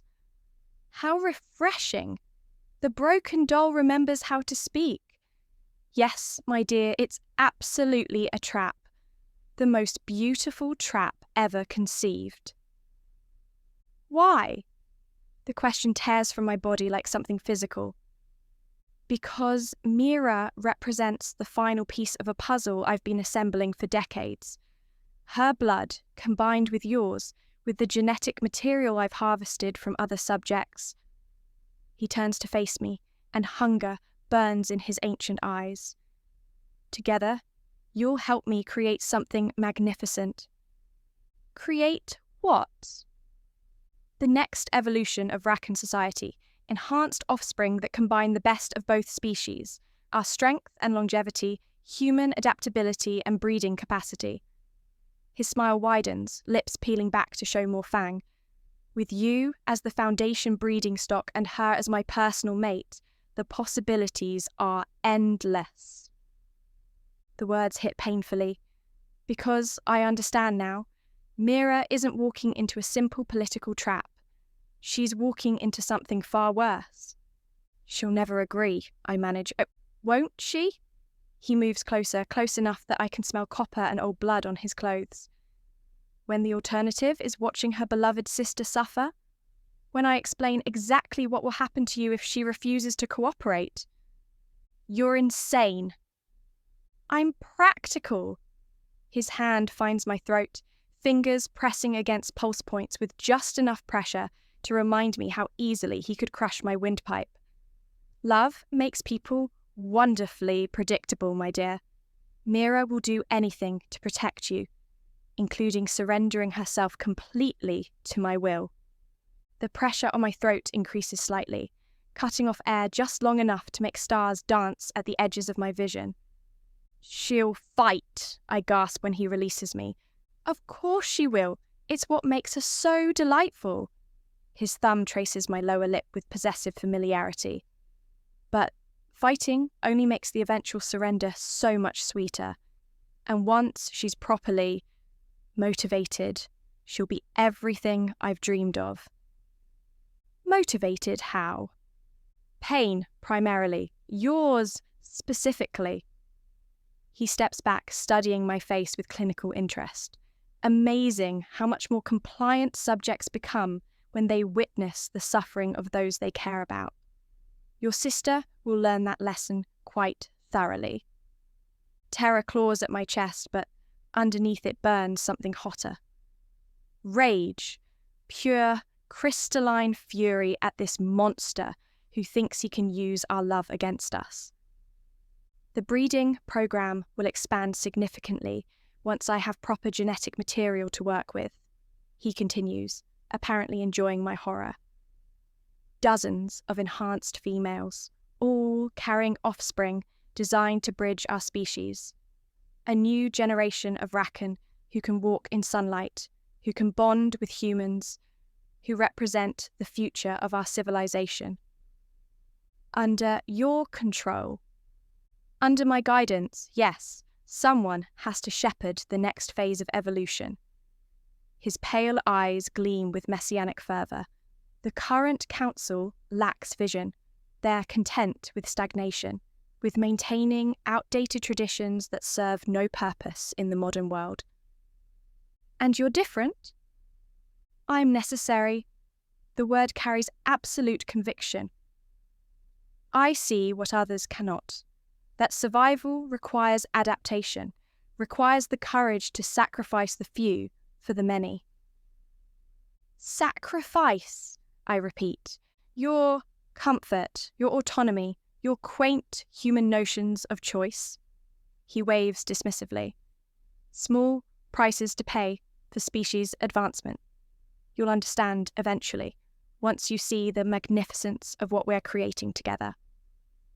The casual dismissal of my humanity, my agency, my right to exist as anything other than breeding stock sends hot fury racing through my veins like liquid fire. Mira will kill you, I whisper. Mira will submit to me. Completely, utterly, in a way that matters. His smile holds dark promise. And you'll help convince her that resistance is futile. Never. Oh, but you will. He moves toward the door, then pauses. Because tomorrow night, when she's brought before the council, you'll be there. Collared, leashed, bearing the marks of what happens to those who displease me. She'll see exactly what her continued defiance will cost.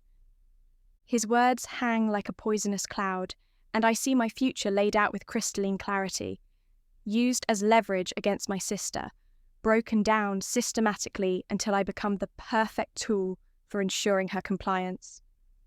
Guard, he calls. Dexon appears in the doorway, and I catch the flash of fury in his pale eyes before he schools his expression to professional neutrality. My lord?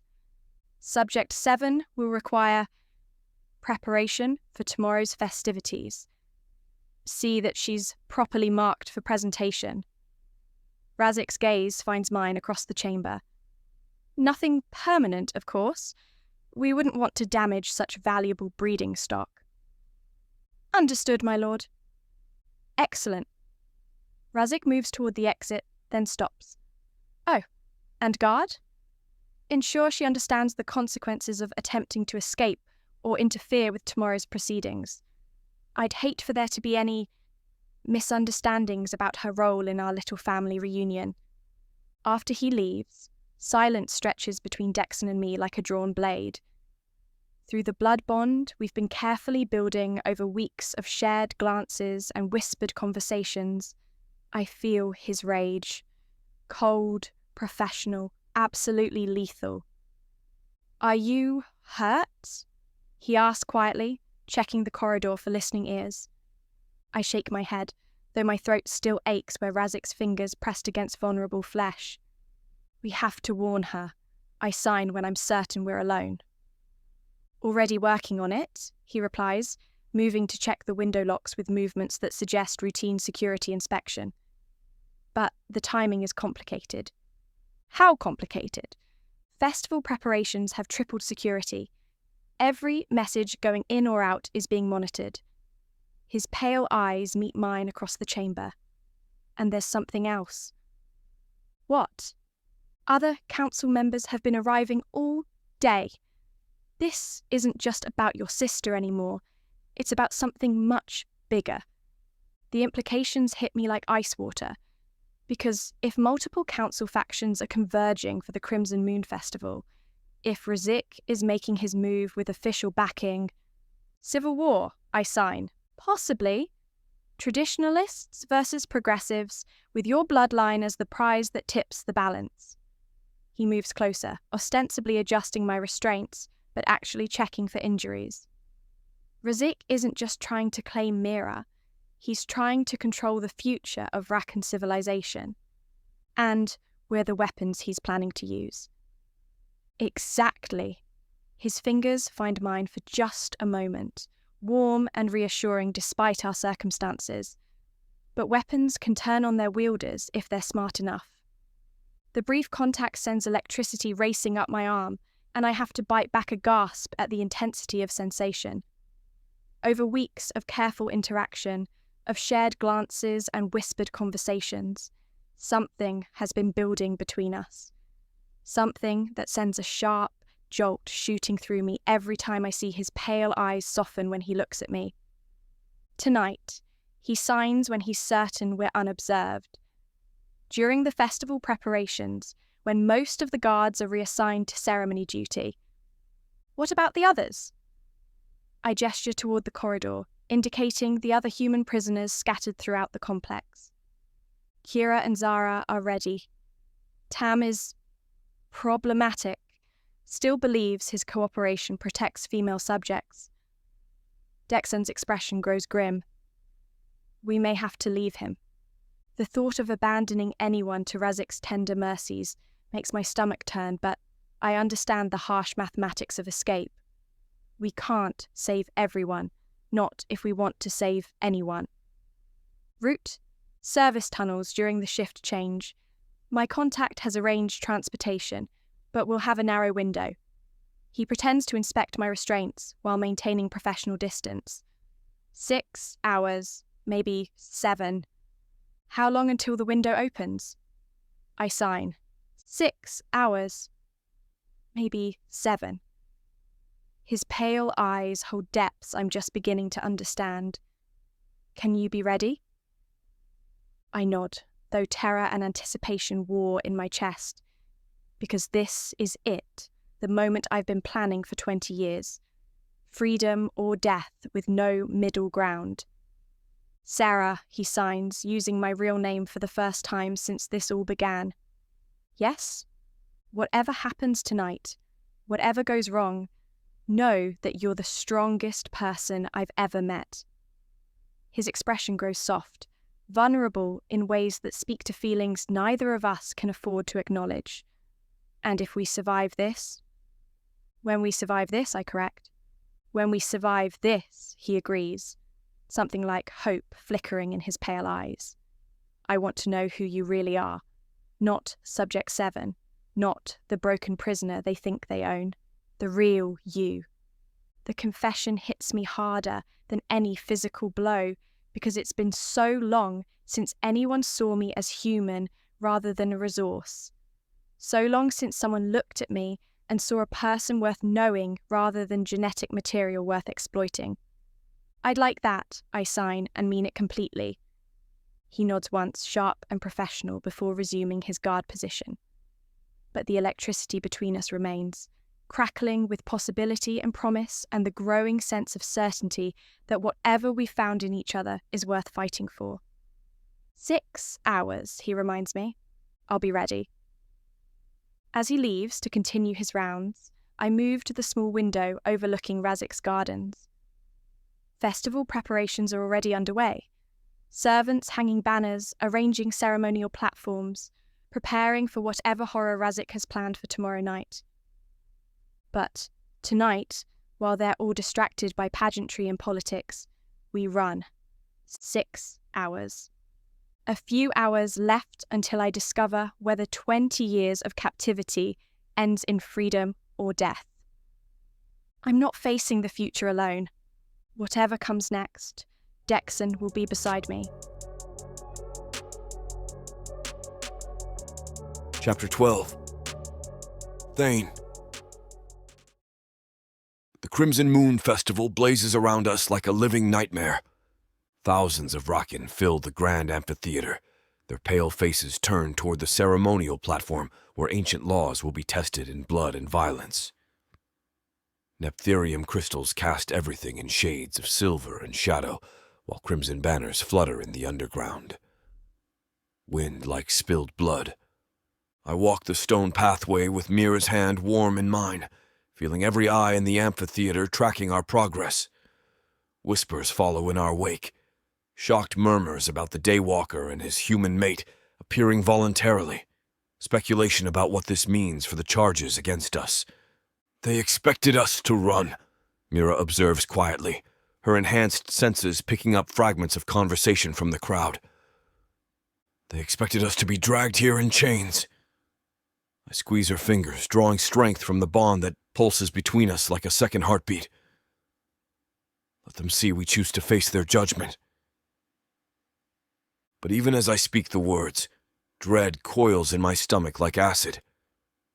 Because this isn't just a formal inquiry into our bond's legitimacy. It's a trap wrapped in legal ceremony, designed to strip away everything that matters while maintaining the fiction of council justice. The ceremonial platform rises before us like an altar to violence. 13 thrones arranged in their ancient circle, each occupied by a council member whose power could level cities if properly motivated. At the circle's center, matriarch Brynda sits like a spider in her web, ancient eyes holding depths I can't fathom. "Daywalker," she says as we approach, voice carrying the whisper of winter winds. "You honor us with your presence." "Matriarch." I incline my head respectfully, noting how other council members study Mira with predatory interest. "We come to answer any questions the council might have regarding our bond." Questions indeed. Lord Razik rises from his bronze throne, wings spreading in a dominance display that makes the air feel colder. Serious questions about coercion, about the use of forbidden enhancement procedures, about the corruption of Rockin bloodlines with human contamination. "My mate bears my mark willingly," I reply, letting steel creep into my voice. "Our bond was formed through mutual choice, witnessed by blood, and consecrated by desire." Mutual choice. Razik laughs, the sound like breaking glass. How can a human make informed choices about Vrockin mating practices? How can cattle consent to being claimed by predators? Fury races through my veins at the casual slur, but I force my facial expression to remain neutral. "Perhaps you should ask her yourself, my lord." "Perhaps I should." Razik's pale eyes find Mira, and hunger flickers in their depths. "Tell me, little human, do you understand what you've bound yourself to? The nature of Vrockin males, their appetites?" "I understand that some Vrockin mistake cruelty for strength," she replies without missing a beat. "And that others recognize the difference between claiming and earning." The crowd murmurs at her boldness, but Razik's smile only widens. "Spirited. I like that in breeding stock." The words pierce me like silver arrows, because now I understand what this is really about. Not just challenging our bond, but establishing Razik's claim to her through trial by combat. "Lord Razik," Matriarch Brynda's whisper cuts through the tension. "You have concerns about this mating?" "I have concerns about its legitimacy, yes." He moves closer to the platform's edge, bronze wings catching the crystal light. I invoke the ancient right of challenge. The amphitheater goes silent. "Challenge on what grounds?" Brynda asks, though her tone suggests she already knows. "Fraud, coercion, the use of illegal enhancement procedures to create artificial bonds." Razik's voice carries absolute conviction. "I challenge the Daywalker's claim to this female on the grounds that she was taken by force and bonded through deception. And if your challenge succeeds, then she becomes available for claiming by any qualified Vrockin male." His smile reveals fangs that gleam like ivory knives, myself included. The trap snaps shut with crystalline clarity. Because ancient law allows any council member to challenge questionable bonds through ritual combat. Winner takes all. Loser forfeits everything. "Do you accept this challenge?" Brynda asks me. I look around the amphitheater, noting faces both hostile and sympathetic in the crowd. Some council members appear surprised by Razik's move, but others watch with obvious satisfaction. This was planned, coordinated, designed to strip away our protections while maintaining legal fiction. I accept, I say, because refusing means immediate forfeiture. Excellent! Razik's satisfaction radiates like the heat from a forge. Though I should mention, ancient law allows the challenger to designate champions if they choose. I've taken the liberty of arranging assistance. 7 more Vraken step onto the platform, each one a warrior I recognize by reputation, veterans of the old wars, specialists in killing their own kind, predators who've made careers of violence. They move with liquid grace despite their size, wings spreading in displays of dominance that make the crowd murmur with appreciation. 8 against 1? I ask. 7 champions plus myself, Razik corrects. Perfectly legal under ancient combat law, unless, of course, you'd prefer to yield now and spare yourself unnecessary suffering. I prefer you go screw yourself, I reply pleasantly. His laughter echoes through the amphitheater like a death knell. As you wish, Daywalker, though I suspect you'll regret that choice very shortly. The fighting circle activates with a hum of ancient magic. Barriers designed to contain violence while allowing spectators to witness every detail. No escape, no mercy, no quarter given or asked. Just blood and steel, and the assurance that I'm about to die for the right to call her mine. Thane, Mira breathes, and I hear everything she can't say in that single word. Whatever happens, I murmur, remember that I chose this, that you're worth every drop of blood I'm about to spill. The first champion attacks before I finish speaking. Koreth, the Flensing Blade, a traditionalist enforcer whose reputation for creative violence spans continents. His sword moves in patterns designed to cause maximum pain before death, each strike calculated to prolong suffering. I meet his charge with desperate fury, wings propelling me upward to gain aerial advantage in the confined space. Steel rings against steel in a symphony of violence that makes the crowd roar with bloodthirsty appreciation. He's good, very good, but I'm fighting for more than pride or politics. I'm fighting for the right to keep breathing the same air as the woman who's become my entire world. My blade takes him across the throat in a spray of violet that decorates the fighting circle like macabre art. The second champion is already moving before Koreth's body hits the ground. Vextala, the Widowmaker, a female warrior whose preferred method involves removing pieces of her opponents while keeping them conscious. Her twin blades flash in Neptherium light as she comes at me from 3 angles simultaneously. Enhanced speed carries me away from strikes that would have opened my chest like a flower. But she's faster than Koreth, more aggressive, willing to trade injury for positioning. Her left blade opens a line across my ribs that sends fire racing through my nervous system. I return the favor by taking her right arm at the elbow. She screams, rage and pain and fury at being marked by someone she considers beneath notice. The sound drives her into berserker fury that makes her dangerous beyond measure. But fury without discipline is just another word for dead.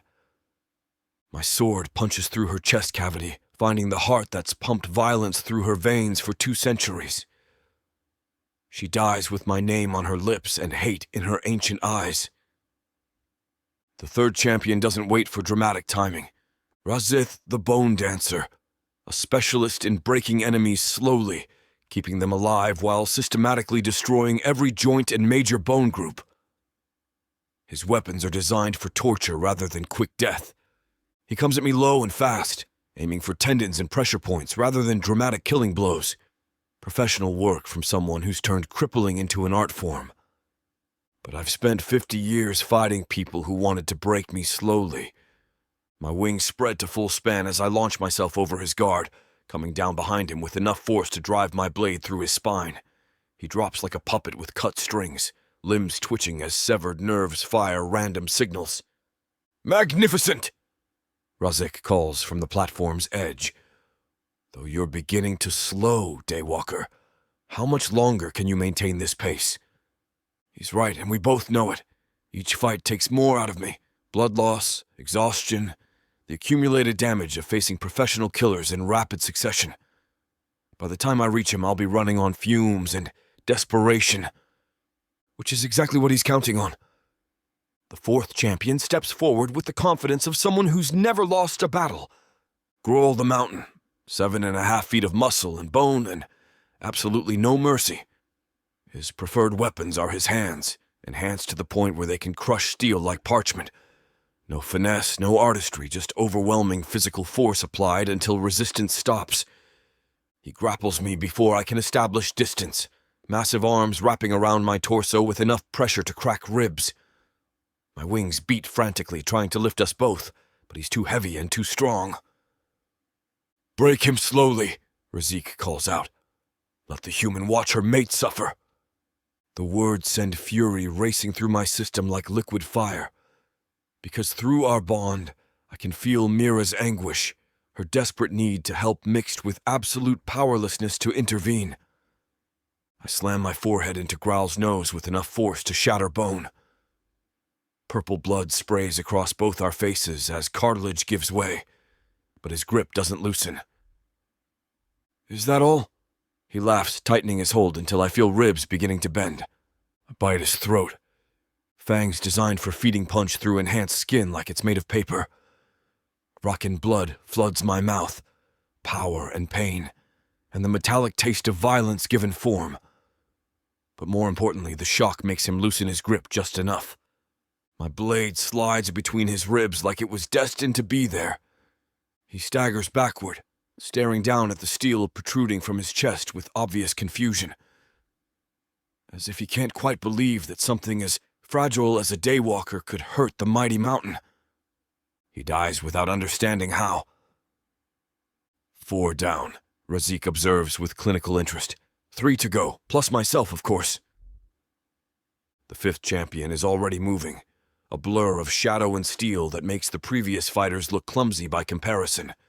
This, the Ghost Walker, an assassin whose specialty involves becoming temporarily incorporeal during combat. She phases in and out of physical existence like smoke, striking from impossible angles before vanishing back into shadow. Her blade opens my left shoulder to the bone before I even see her coming. Pain explodes through my system as enhanced steel bites deep, severing muscle and scraping bone. My left arm goes numb from elbow to fingertip, wing function compromised by damaged connections. She phases out before I can retaliate, becoming shadow and mist and deadly promise. "Can you see me, Daywalker?" Her voice whispers from everywhere and nowhere. "Can you track something that exists between spaces?" I close my eyes, relying on enhanced hearing and scent to track her movements. The crowd noise fades to background static as I filter through layers of sound, searching for the whisper of displaced air that marks her passage. There. My blade sweeps through empty space, or what appears to be empty space, and connects with something solid. This materializes around my steel, eyes wide with shock at being caught mid-phase. "Impossible," she breathes. "Improbable," I correct, twisting the blade to ensure maximum damage, but not impossible. She dies trying to understand how I detected her between states. The sixth champion steps forward with the measured pace of someone who's already won. Malthus the Render, a warrior whose fighting style involves systematically destroying his opponent's ability to resist.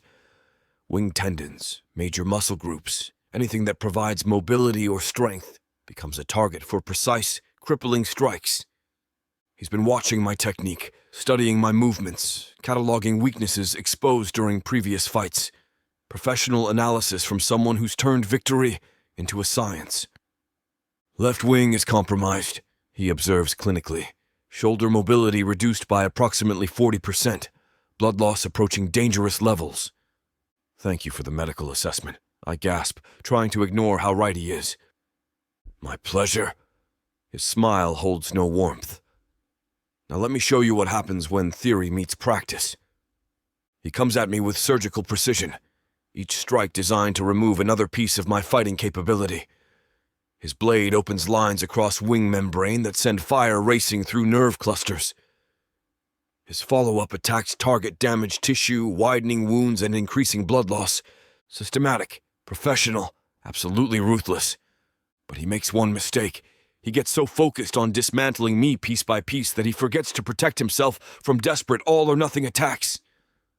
I tackle him with everything I have left, driving us both to the fighting circle's floor in a tangle of wings and fury. We roll across stones slick with blood from previous battles, each trying to gain advantage over the other. My blade finds his heart while his finds my lung. We die together, or would have if Frockin' healing wasn't faster than human physiology. He bleeds out while I drown in my own blood, gasping and choking and somehow still breathing. 6 down, Razik calls, voice carrying satisfied anticipation. 1 to go. The 7th champion doesn't step forward immediately. Instead, she speaks from her position at the circle's edge, voice carrying the kind of authority that makes crowds go silent. I yield, Counselor Vera announces. The amphitheater erupts in shocked murmurs, because yielding without fighting is theoretically possible under ancient law, but practically unheard of in challenges this serious. You what? Razik demands. I yield my position as champion to the Daywalker. His courage in the face of overwhelming odds has proven his worthiness to claim any mate he chooses. Her pale eyes lock with mine across the blood-soaked circle. Ancient law allows champions to acknowledge superior prowess without combat. Ancient law also allows challenge leaders to reject such yields, Razik snarls. True, but it reflects poorly on the challenger's confidence in his own abilities. Vera's smile could cut glass. Unless, of course, Lord Razik fears facing a wounded Daywalker in single combat. The trap within a trap reveals itself with crystalline clarity. Because now Razik has to fight me personally or appear weak before the assembled council, and a warrior who shows fear loses political credibility faster than blood loss kills opponents. Fear. Razik laughs, the sound echoing through the amphitheater like thunder. I fear nothing from this broken experiment. He steps into the fighting circle with predatory grace, bronze wings spreading to their full span. Up close, his presence is even more overwhelming. Centuries of accumulated power radiating from pale skin like heat from a forge. You fought well, Daywalker, he says conversationally, circling me like a wolf evaluating wounded prey. But this was never about your combat prowess. This was about demonstrating the futility of resisting the natural order. Natural order? The strong taking what they deserve from the weak. The superior claiming breeding rights over inferior stock. His pale eyes find Mira in the crowd, and hunger burns in their ancient depths. Your human will make a fine addition to my collection.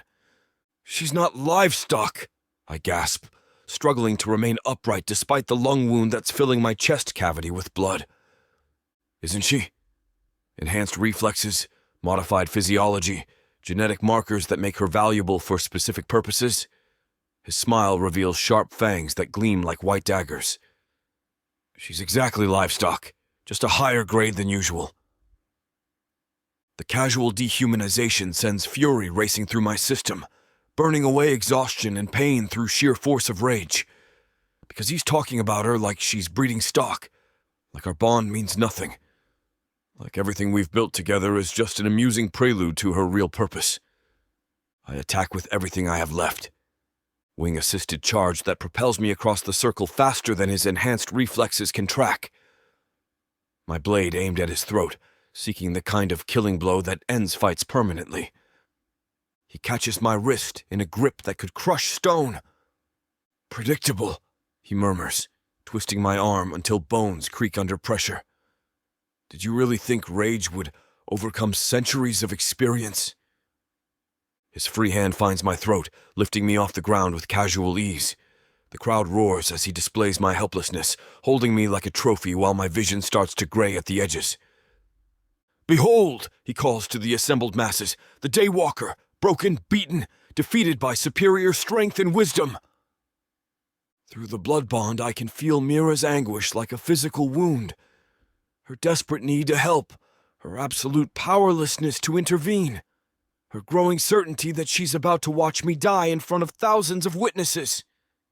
The ancient laws are clear, Razik continues, his grip tightening until I can barely breathe. When a challenge is lost, all claims are forfeit. The female becomes available for claiming by the victor. No, I wheeze, trying to break free despite the futility. Yes. His smile widens, showing more fang. She belongs to me now, Daywalker. My maid, my property, my breeding stock to use as I see fit. The words hit me hard, because I can see our future laid out with crystalline clarity. Mira collared and leashed, reduced to nothing more than genetic material for Razik's twisted experiments. Everything we've built together, everything we've become, stripped away by ancient laws and political manipulation. You're a traitor to everything Vrakan civilization stands for, I gasp. I'm evolution, he corrects. I'm the future of our species, whether the Council has the vision to see it or not. His other hand moves to my chest, claws extending to pierce skin and muscle. And you, Daywalker, are the past. A failed experiment that's outlived its usefulness. The crowd holds its collective breath as he prepares to deliver the killing blow. But before his claws can punch through my heart, before he can end this permanently, his expression changes. Confusion, then alarm, then something approaching terror. What? He starts to say. That's when I smell it. Smoke. Fire. The acrid scent of burning banners and screaming crowds. The amphitheater erupts into chaos as explosions rock the ancient stone, sending debris raining down on panicked spectators. Emergency bells toll in patterns that haven't been heard for decades, while council guards rush toward exits that may or may not still exist. Through our blood bond, I feel something else. Mira's sudden spike of confusion and disorientation, as if she's fighting battles on multiple fronts simultaneously. Razik's grip loosens just enough for me to breathe. What is this? He demands, looking around at the chaos erupting throughout the amphitheater. Revolution, I whisper. Then the real violence begins. Earth is pretty much a desolate wasteland since the orcs came over from Protheka, and being a woman, the best you can hope is to be someone's property. Now, after my curvy body catches Korthar's eye, he'll claim me, and I'll serve him, in any way he pleases. You're mine now. Listen to this story and more when you get the complete Orc Warriors of Protheka audiobook and ebook bundle. 40 books, 19 audiobooks, 19 ebooks. You even get 1 free novella and 1 free audiobook. All for a shocking 90% off. Protheka's magic is eternal, and the complete Orc Warriors of Protheka bundle will bring over 100 hours of that magic to you. Chapter 13. Mira. The world explodes into fire and screaming chaos. Stone rains from the amphitheater ceiling as ancient supports buckle under the force of coordinated explosions. The crowd surges in every direction at once, thousands of Vrakan pushing, shoving, trampling each other in their desperation to escape whatever hell has been unleashed upon the Crimson Moon Festival. Through the shared blood bond, I feel Thane's shock ripple through our connection like lightning. One moment he's dying in Razik's grip, the next he's forgotten in the chaos, as even ancient council members abandon dignity for survival. "Thane!" I scream, fighting against the tide of bodies trying to sweep me toward the exits, but I can't reach him. The fighting circle has become the eye of a hurricane, council guards battling each other with lethal efficiency while political alliances crumble into violence. Traditional versus progressive, old ways against evolution, centuries of buried resentment erupting in sprays of violet blood. Lord Vorthak tears out Councillor Vera's throat with his bare hands. Matriarch Brinda disappears behind a wall of her personal guard, ancient power crackling around her like visible electricity. And through it all, Thane struggles to his feet, despite his wounds, silver eyes scanning the chaos for threats. For me.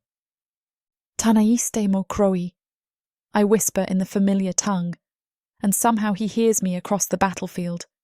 Our gazes lock for one precious heartbeat before another explosion rocks the amphitheater, sending us both sprawling.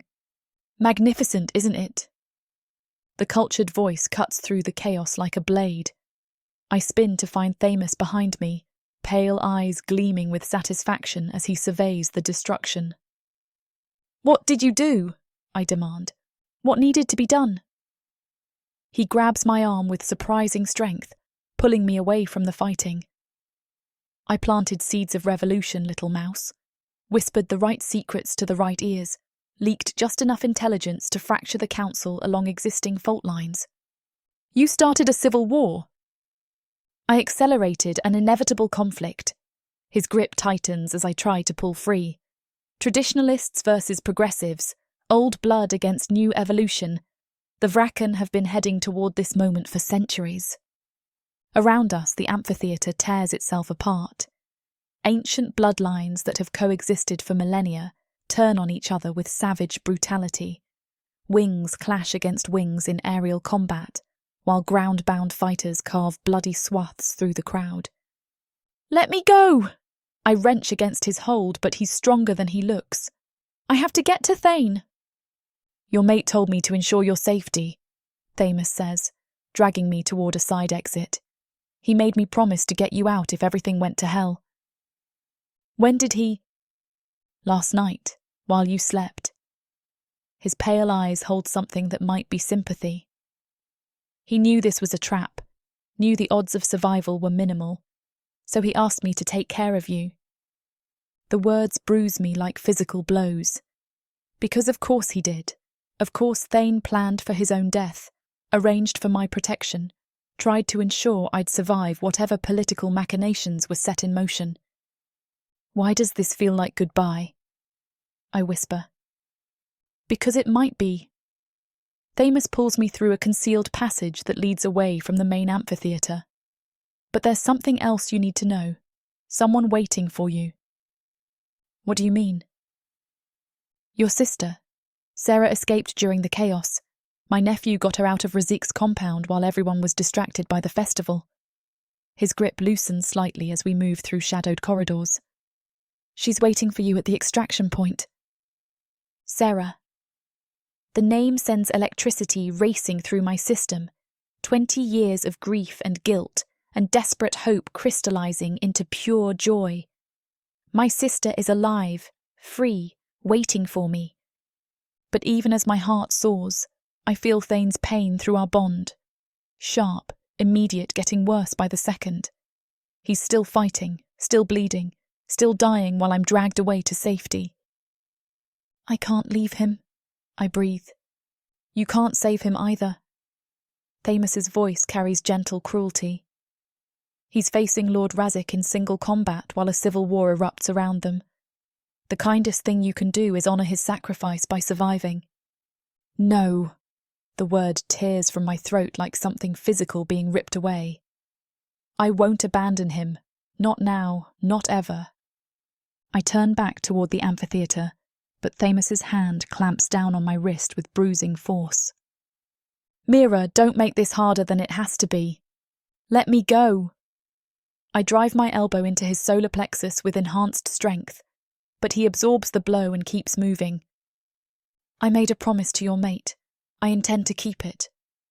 We struggle in the corridor, his merchant's facade falling away to reveal the trained killer beneath.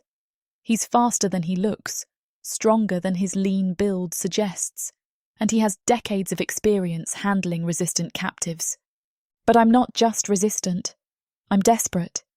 Enhanced reflexes let me slip his grip for a heartbeat, just long enough to sprint back toward the main chamber. Through the blood bond, I feel Thane's shock as Razik's claws rake across his chest, opening wounds that spray crimson across ancient stone. "Mo Gra," I sob in the old language, and his silver eyes seek mine across the chaos. "Go," his voice whispers through our connection. "Live. Please." "No," I scream, but Thamus tackles me from behind. We hit the ground hard, his weight pinning me while I fight with everything I have. Fists, elbows, teeth, anything to break free, to get back to the man who's dying for the right to call me his. "I'm sorry." Thamus gasps as I rake my nails across his face. But he made me swear. He produces something from his coat, a small vial filled with clear liquid that reeks of chemical oblivion. Sleep draft, probably, or something worse. Terror gives me strength I didn't know I possessed. My enhanced speed carries me out from under him, rolling toward the chamber entrance, where Thane's pain burns through our bond like acid. But I'm not fast enough. Thamus catches my ankle, dragging me back just as I reach the threshold. Through the doorway, I can see the fighting circle where Thane staggers under Razik's assault, silver blood flowing from wounds that would have killed a normal Vrakan. "He's dying," I whisper, and the words taste like ash on my lips. "I know." Thamus's voice carries genuine regret. "But there's nothing you can do to change that." "There has to be something, some way to help him, to... You're human, Mira. Enhanced, yes, but still fundamentally mortal. Razik is ancient, powerful beyond your comprehension. Even if you reach the fighting circle, you'd only provide him with another target." The brutal honesty cuts deeper than any blade, because he's right. I'm stronger than I was, faster than any human should be, but I'm still not enough. Not strong enough to fight a council lord, not powerful enough to save the man I love. Weak, a voice whispers in the back of my mind. Useless, helpless to protect what matters most. Through the bond, I feel another spike of Thane's agony as Razik's blade opens his shoulder to the bone. His mental voice grows fainter, more distant, like someone calling from the bottom of a deep well. "Find Sarah," he whispers across our connection. "Be happy. Forget me." "Never," I breathe, and something deep in my chest cracks open. Because I can't lose him. Won't lose him. Not after finding someone who sees past the slave marks to the steel beneath, who looks at me like I'm worth dying for. "Power," that same voice whispers, "stronger now. You need power. Take it." "What?" I gasp. But Thamus is already moving, hauling me upright with professional efficiency. "Come on, we have to go before the fighting spreads to this section." "Wait." I plant my feet, refusing to be moved. Something's happening. Mira. Something's changing. The world starts to slow around me. Not physically. The explosions still rock the amphitheatre. The crowds still surge in panic. Thane still bleeds in the fighting circle. But my perception shifts, expands, becomes something more than human consciousness should allow. Through our strong bond, I feel the exact moment Razik's claws find Thane's heart. The pain hits me like a nuclear explosion. Not just his physical agony, but the deeper wound of knowing he's failed to protect me. The crushing weight of believing I'll be claimed by his killer, used and broken and discarded. No. The word emerges from someplace deeper than thought, older than conscious will. Power floods my system, not the borrowed enhancement of Thane's blood, but something that's been sleeping in my veins since birth. Ancient, the voice whispers, and now I recognize it. Waiting, ready. Impossible, Thamus breathes, staring at me with growing alarm. I look down at my hands and see light bleeding through my skin, not the silver luminescence of Vrakan enhancement, but something else. Something that makes the air itself hum with electricity. "Let go of me," I say quietly. "Mira, whatever you're feeling, whatever's happening, let go." The command carries weight beyond words, power that makes reality itself bend to accommodate my will. Thamus's hand falls away from my arm like he's been burned, and he staggers backward with obvious terror in his pale eyes. "What are you?" he whispers. I don't answer, because I'm already moving. Not running, walking. Steady, deliberate, like a queen approaching her throne. The world continues its strange, slow-motion dance around me, while I make my way back to the amphitheatre, and everything that tries to block my path simply moves. A chunk of falling masonry shifts course mid-air, tumbling harmlessly aside. Fleeing Vraken part before me like water around a stone, their panic somehow unable to touch the bubble of calm that surrounds me. Even the explosions seem muted, distant, as if I'm walking through a different reality than everyone else. In the fighting circle, Razik raises his claws for the killing blow. "Stad," I command in the old tongue, and time freezes. Not literally, but close enough. The ancient Vraken's strike slows to glacial speed, giving me time to cross the remaining distance. Thane's silver eyes find mine through the combat, and I see shock war with impossible hope in their depths. The blood bond flares between us like a star going nova, and suddenly I understand what I am. What I've always been, sleeping beneath human skin and slave conditioning. The first lives within you. You are the beginning, the source, the wellspring from which all Vraken flow. Lost daughter found, origin returned to her children. "Mo Stor," I call to Thane in the old tongue, letting my voice carry across the chaos. "Mo Gra, Mo Croi Istig Ionat." My treasure, my love, my heart is within you. He hears me, through the bond, through the battle, through the growing certainty that something fundamental has just changed in both our natures. The power blazing through my veins reaches out to him like a lifeline, and I feel our connection deepen beyond anything we've shared before. Not just blood and desire, but something that rewrites the basic structure of what we are. Razik completes his strike, claws raking through the space where Thane's heart should be. But Thane isn't there anymore. Enhanced speed carries him away from death with fluid grace, wounds closing at visible speed as my power floods through our bond. He moves like liquid lightning, like violence given perfect form, and when he strikes back, Lord Razik screams, not pain, terror. Because staring back at him from Thane's silver eyes is something that shouldn't exist, something ancient and powerful and absolutely merciless, something that's decided the time for games is over. "What have you done?" Razik whispers, backing away from the transformed Daywalker. I step into the fighting circle, power crackling around me like visible electricity, and smile with teeth that feel sharper than they were a moment ago. "I've remembered what I am," I reply. The mating bond pulses between us, Thane and me. Predator and prey become predator and predator. Monster and human become something entirely new. "A storm o' Crowey," I continue in the old tongue, letting the ancient words carry across the amphitheatre for all to hear. "Is Tusa mo Chele, is Tusa mo Roga, is Tusa mo Shaol."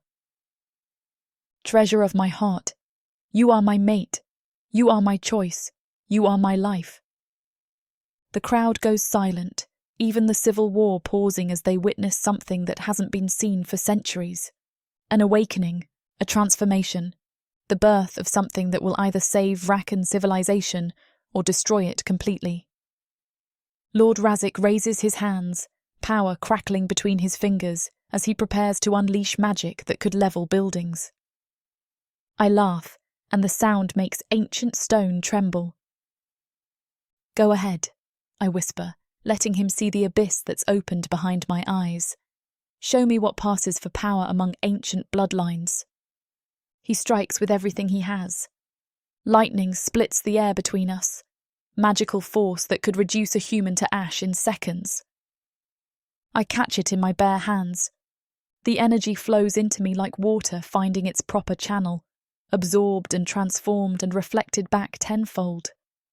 Razik's own power slams into him with enough force to send him sprawling across the fighting circle, smoke rising from his shocked form. "Impossible," he gasps. "Inevitable," I correct, power building around me like a storm waiting to break. Through our connection, I feel Thane's awe and desire and something approaching worship, because he understands now what I've become, what I've always been beneath human skin and slave conditioning. Not his pet, not his prize, his equal, his mate, his queen. A run, he breathes, silver eyes blazing with recognition. Kadata My love, what are you? I turn to face him across the circle, letting him see the truth blazing behind my eyes. Ismiza an beanata indan duit, I reply in the old tongue, and beana theokfide chun tu a shabail. I am the woman who is destined for you, the woman who will come to save you. The words hang in the air like a prophecy finally fulfilled, and I see the exact moment he understands what I truly am. Not just enhanced human, not just political pawn, something else entirely, something that will either unite the fractured Vrakan civilization or burn it to ash and build something better from the ruins. Lord Razik struggles to his feet, fear and fury warring in his ancient eyes. This isn't over, he snarls. I smile, letting him see Predator looking back from behind amber eyes that now hold flecks of silver and gold. No, I agree. It's just beginning. The mating bond flares between Thane and me like a bridge of stars, and together we turn to face whatever comes next. No longer monster and human, no longer predator and prey. Something new, something dangerous, something that will reshape the world according to our will. The future stretches ahead of us, full of possibilities both terrible and wonderful, and we'll meet them all together, as equals, as mates, the storm that changes everything. Chapter 14. Thane. The power radiating from Mira hits me like a physical force, rewriting something fundamental in my understanding of what she is. Not enhanced human, not even some distant descendant of lost bloodlines. She carries the first within her, the original wellspring from which all Vrakan emerged, lost daughter returned to guide her children home. Through our shared bond, I feel the ancient consciousness stirring beneath her skin, vast and terrible and utterly magnificent. Mogra, I breathe, silver eyes locked on her transformed face. You are the beginning. Her smile could remake worlds. And you are my chosen Astor. Lord Razik staggers to his feet, smoke still rising from where his own reflected power struck him. Around us, the civil war has ground to a halt, traditionalists and progressives alike staring in stunned silence at the impossible woman standing in the fighting circle's center. This changes nothing, Razik snarls, though I can taste his fear through the air. Enhanced or not, you're still... Still what? Mira asks conversationally, power crackling around her like visible starlight. Still human? Still your breeding stock? Still something you can own and control? She takes a step toward him, and I watch an ancient council lord retreat like a chastened child. I think, she continues, voice carrying the weight of eons, you've forgotten what real power looks like.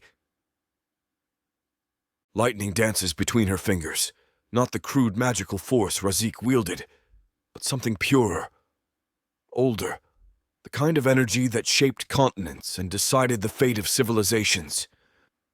Just as she raises her hand to deliver what will undoubtedly be a killing blow, chaos erupts behind us. Enough! The roar echoes through the amphitheater with desperate fury. I spin to see Tamus emerging from the crowd, his merchant's facade completely abandoned. His pale eyes burn with madness, and in his arms. Sierra, Mira gasps. Her sister hangs limp in Tamus's grip, dark hair matted with sweat and blood. Her skin has the grayish pallor of serious poisoning, and her breathing comes in shallow, labored gasps.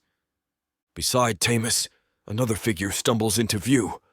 Dexan, the wingless Vrakan who supposedly infiltrated Razik's compound. But there's blood on his clothes, fresh wounds across his face, and his pale eyes hold the hollow desperation of someone who's watched everything fall apart. Let her go, Mira commands, the First's power blazing around her like a corona. Oh, I don't think so. Tamus's smile reveals fangs stained with violet blood. You see, this has all been very educational. watching the great bloodlines finally reveal themselves, learning exactly what's been hiding among human cattle. I feel Mira's power fluctuating, not failing, but unfocused. The awakening is too new, too raw, and her emotional state makes controlling it nearly impossible. "What do you want?" I ask, calculating distances and attack angles. "Justice." The word drips from Tamus's lips like poison. Revenge for what the Council took from me. The destruction of this entire rotting civilization. His gaze sweeps across the assembled Vrakin with pure hatred. You think yourselves superior, evolved, chosen, but you're nothing but parasites feeding on the suffering of others. "Uncle, please," Dexon whispers, reaching toward Sierra's motionless form. "She's innocent. She doesn't deserve this." "Innocent?" Tamus laughs, the sound like breaking glass. "She chose her fate when she carried that bloodline, just like my parents chose theirs when they refused to bow to Council authority." The backstory clicks into place with horrible clarity. Tamus isn't just a merchant with connections. He's been planning this for decades, building resources and allies while nurturing a hatred that's consumed his entire existence. Tamus betrayed me. He was the one that fed our secrets to our enemies. They killed your parents, I realize. Executed them publicly for the crime of questioning Council policies, for suggesting that maybe Vrakin society could evolve without crushing everything beneath its heel. His grip tightens on Sarah's unconscious form. They died because someone they trusted betrayed them to traditionalist enforcers. "Uncle!" Dexon starts. "Don't call me that," Tamus snarls. "You want to know who betrayed them? Who signed their death warrant while pretending to offer sanctuary?" He jerks his head toward something behind us, and I turn to see Matriarch Brynda approaching through the chaos. Her ancient face shows no surprise at the scene before her, as if she's been expecting this confrontation for longer than any of us realize. "The architect of their destruction," Tamus continues, voice dropping to venomous whisper. "The one who promised protection and delivered execution."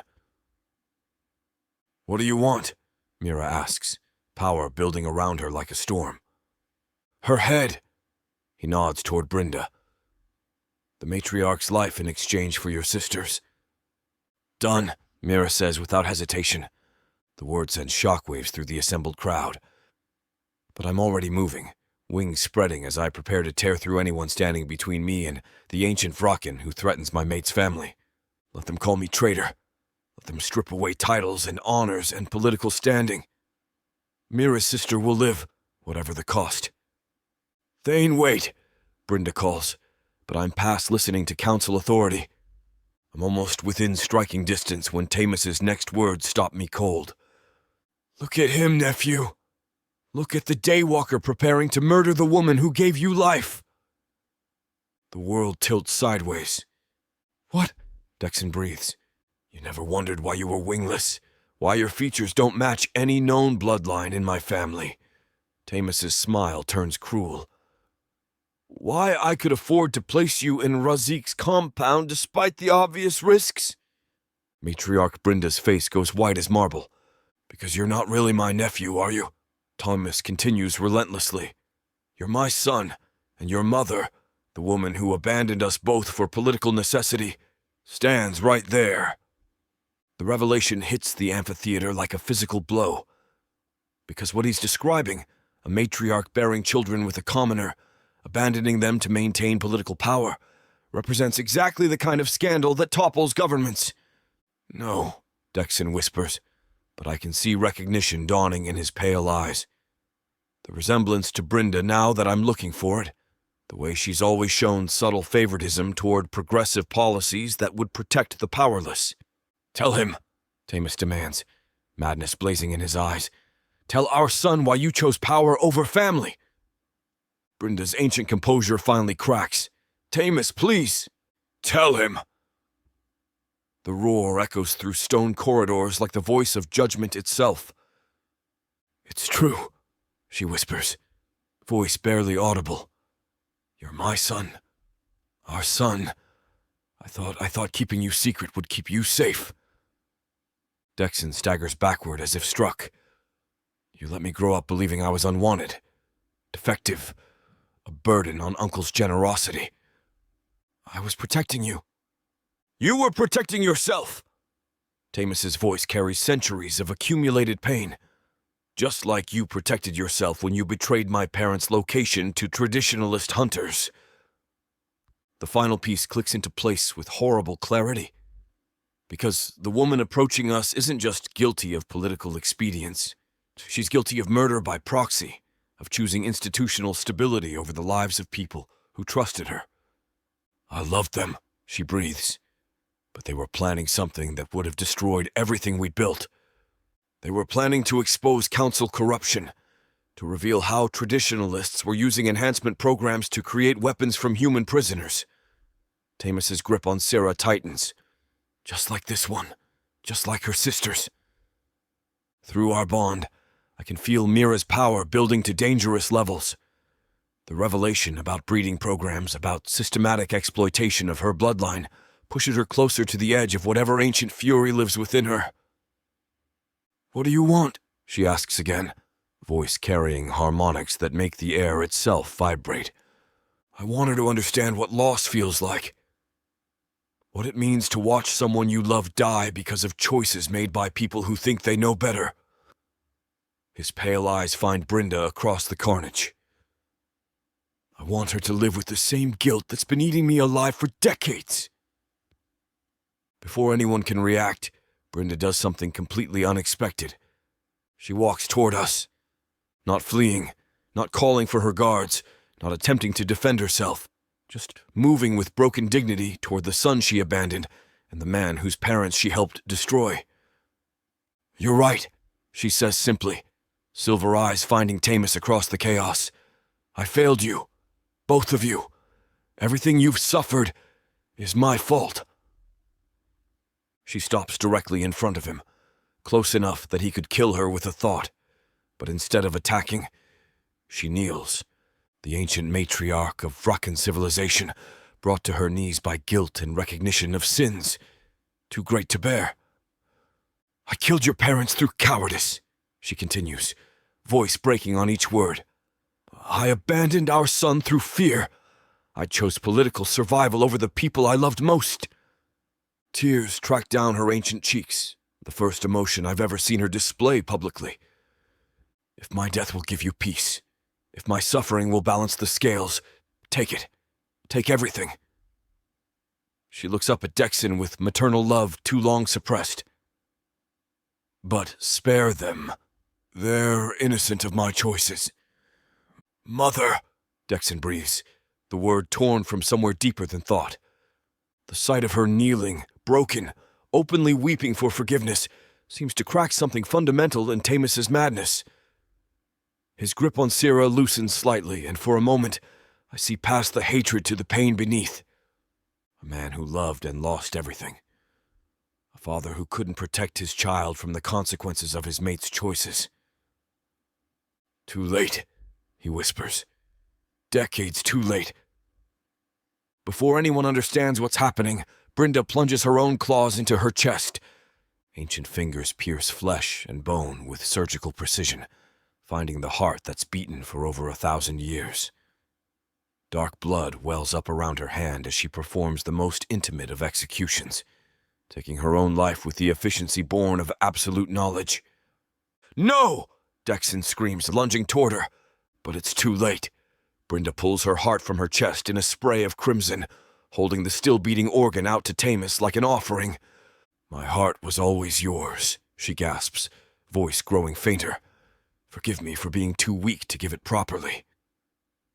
She collapses, life bleeding out across ancient stone while her son sobs and her abandoned mate stares in shock. The silence stretches for endless heartbeats, broken only by Dexon's anguish and Sarah's labored breathing. But then Sarah's breathing stops altogether. No, Mira whispers, power flaring around her like a nuclear explosion. No, she's not dying. Not now. Not like this. She takes a step toward Tamos, and I feel through our bond that she's preparing to tear reality apart if necessary to save her sister. "The poison is in her blood," Tamos says hollowly, still staring at Brinda's corpse.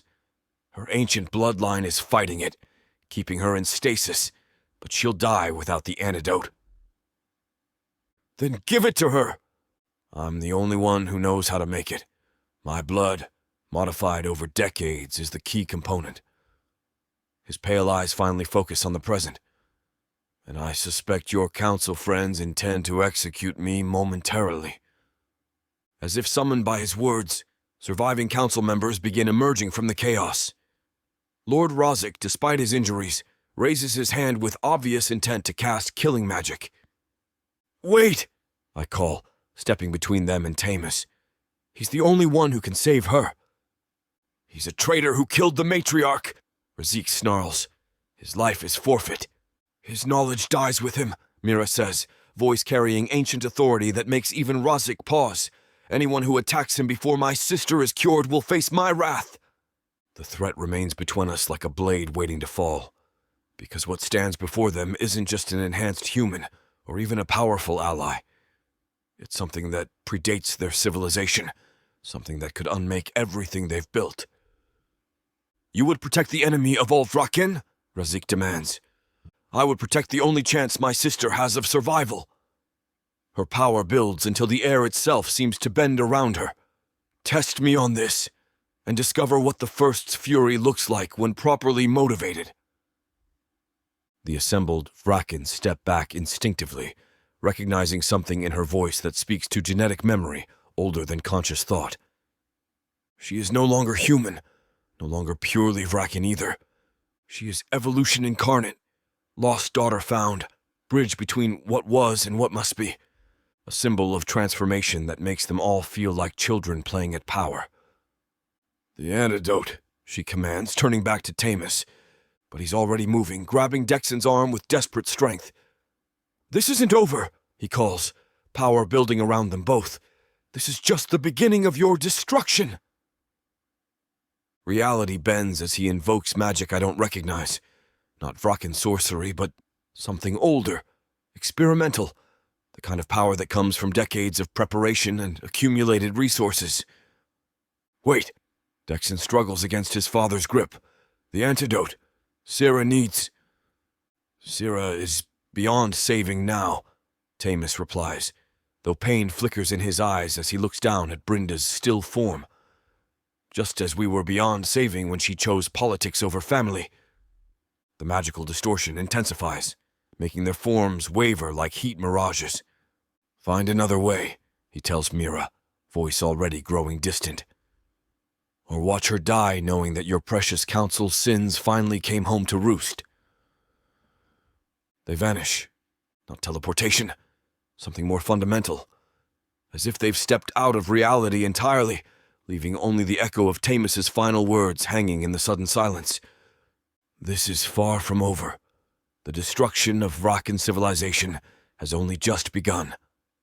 The warning lingers like poison in the air while I rush to Mira's side. She's already kneeling beside Sarah, gathering her unconscious sister into her arms with infinite tenderness. She's still breathing, I observe, though barely. Her blood is fighting the poison. Ancient genetics versus alchemical enhancement. Mira's power flows over Sarah like healing light, but I can feel through our bond that it's not enough. It's buying us time, but not much. "We'll find another way," I promise, settling beside them both. "Whatever it takes, however long it takes, we'll save her." Mira's amber eyes, now flecked with silver and gold, meet mine across her sister's motionless form. "I'll tear apart every laboratory, every enhancement facility, every secret council archive until I find what we need." Her voice carries the weight of absolute conviction. "I'll remake the laws of biology if necessary." She presses her lips to Sarah's forehead, power flowing between them in patterns too complex for my understanding. "I promise you," she whispers. "Modir fiutil, I will not let you go. Not again. Not ever." I kneel down beside her and our gazes lock. We hold hands as she holds Sarah. In the silence, our vow rings true. We're going to cure you, Sarah, no matter what it takes. Around us, the amphitheater slowly empties as shocked witnesses flee to spread word of what they've seen.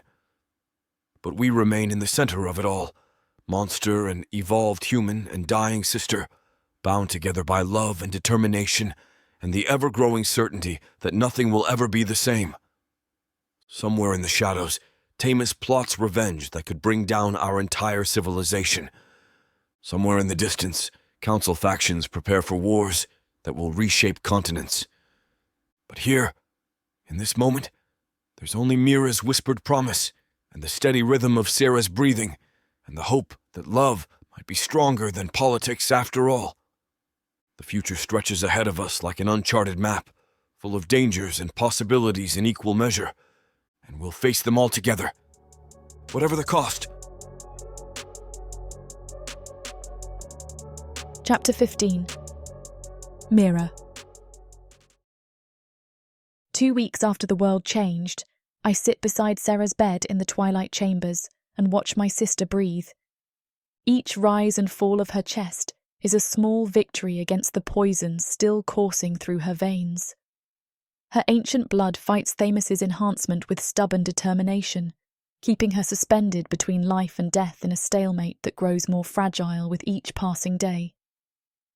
The healers say her vitals are stable, I murmur, brushing dark hair back from her pale forehead. Whatever our bloodline carries, it's strong enough to hold him off. For now. Sarah's eyes remain closed, but sometimes I catch the flutter of movement beneath her lids. Dreams, maybe, or memories of 20 years in captivity fighting their way to the surface. I found another lead on Lila, I continue, keeping my voice light despite the disappointment that sits like acid in my chest. Progressive scouts think they spotted someone matching her description near the Praj settlements. It's probably nothing, but I'm sending Calix to investigate tomorrow. He's the only one I trust, even if he has a slight addiction problem with Thane's blood. We don't really know what's going on. The other Vrakkans don't seem to have the same problem. Still no response. Just the steady rhythm of breathing and the faint luminescence that marks our shared heritage glowing beneath her skin. The twilight chambers have become a sanctuary in ways I never expected. After everything fell apart, after Brinda's suicide and Thamus's escape, and the revelation that shattered Dexon's world, this place between surface and depth feels like the only stable ground left. Vrakkan society has fractured along the fault lines Thamus exposed. Traditionalists retreat deeper underground, clinging to old ways and older hatreds. Progressives push toward the surface, embracing change with desperate enthusiasm. And somehow, impossibly, they maintain a tense balance. Because of me. Because the First's consciousness stirs whenever violence threatens, and both factions remember what happened to those who challenged her chosen. The Council wants us to take official positions, I tell Sarah's sleeping form. Joint leadership of some kind, bridges between the factions. Thane thinks it's political theatre designed to legitimise their authority through association with us. My fingers find the pulse point in her throat, strong and steady despite everything she's endured. We told them no, of course. Hard to serve a system when you're not sure it deserves to survive. The admission tastes bitter on my tongue. Maybe that makes us cowards. Maybe we should be trying to fix things instead of hiding in our sanctuary. A soft footstep in the corridor announces Thane's approach. I don't turn around, don't need to, when our bond tells me everything about his emotional state. Concern for me, worry about Sarah, and underneath it all, the steady pulse of love that's become my anchor in a world gone mad. How is she? He asks, settling beside me on the stone bench he carved for these vigils. Same, fighting, stubborn as hell. I lean into his warmth, drawing strength from solid presence and familiar scent. Just like the rest of us, I suppose. His arm comes around my shoulders, and for a moment we just sit in comfortable silence. Outside, Sunlight filters through the crystal formations that give these chambers their name. Twilight made permanent, day and night existing in perfect balance. "It's time," he says eventually. I know what he means without asking. Today is Lord Razik's execution. Public ceremony at high noon, carried out under the burning sun he can no longer tolerate. Justice served with poetic irony that would have made Thamus proud, if Thamus were still here to see it. But he's now our enemy. Somehow, I have mixed feelings toward him, pity and anger. Pity for what he lost, and anger, seething hatred, for what he did to my sister. "I'll be back soon," I whisper to Sarah, pressing a kiss to her forehead. "Try not to die while I'm gone, Astor. We still have too much catching up to do." The execution platform has been erected in the Grand Plaza, where sunlight streams through crystal skylights with merciless intensity. Thousands of Vrakan pack the viewing galleries, their pale faces turned toward the raised dais where ancient justice will be served. Razik stands chained to a pillar of black stone, his bronze wings spread wide to catch maximum solar exposure. Without the protective glamour that normally shields our kind from daylight, his skin has already begun to blister and burn. "Magnificent, isn't it?" Councillor Vex observes from our private viewing box. "The traditions may be old, but they certainly know how to make a statement." I watch the ancient Vrakan writhe against his bonds, violet blood weeping from wounds that refuse to heal in the burning light. Part of me, the part that remembers Sarah strapped to an extraction table, feels savage satisfaction at his suffering. But another part recognises the hollow nature of this victory.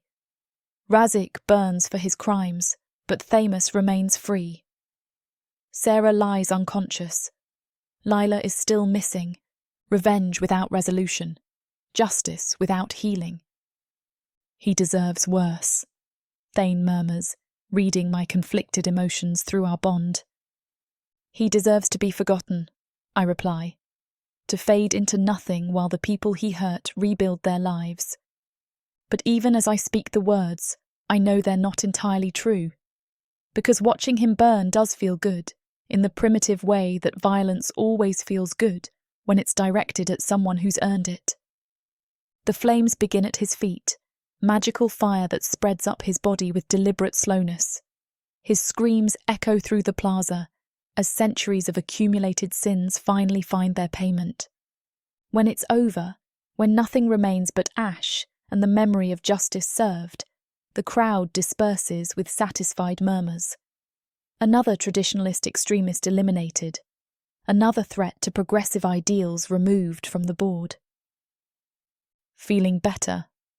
Thane asks as we make our way back through shadowed corridors. "Feeling empty," I admit. Like I thought this would fix something, but all it did was remove one monster from a world full of them. That night, back in the sanctuary of our chambers, the weight of everything finally crashes down on me. Sarah still unconscious. Lila still missing.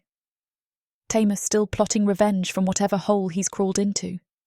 The council still fractured, Vrakan society still balanced on the edge of civil war, and me caught in the middle of it all with power I barely understand and responsibilities I never asked for.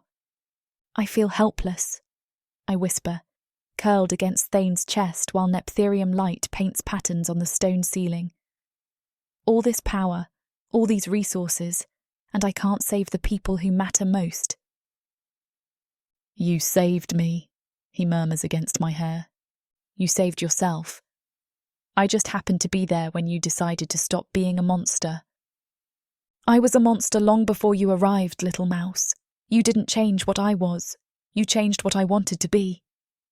His fingers trace the line of my spine, sending shivers through nerve endings still raw from stress and grief.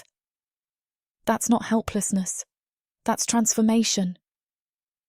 I turn in his arms to study his face in the crystal light.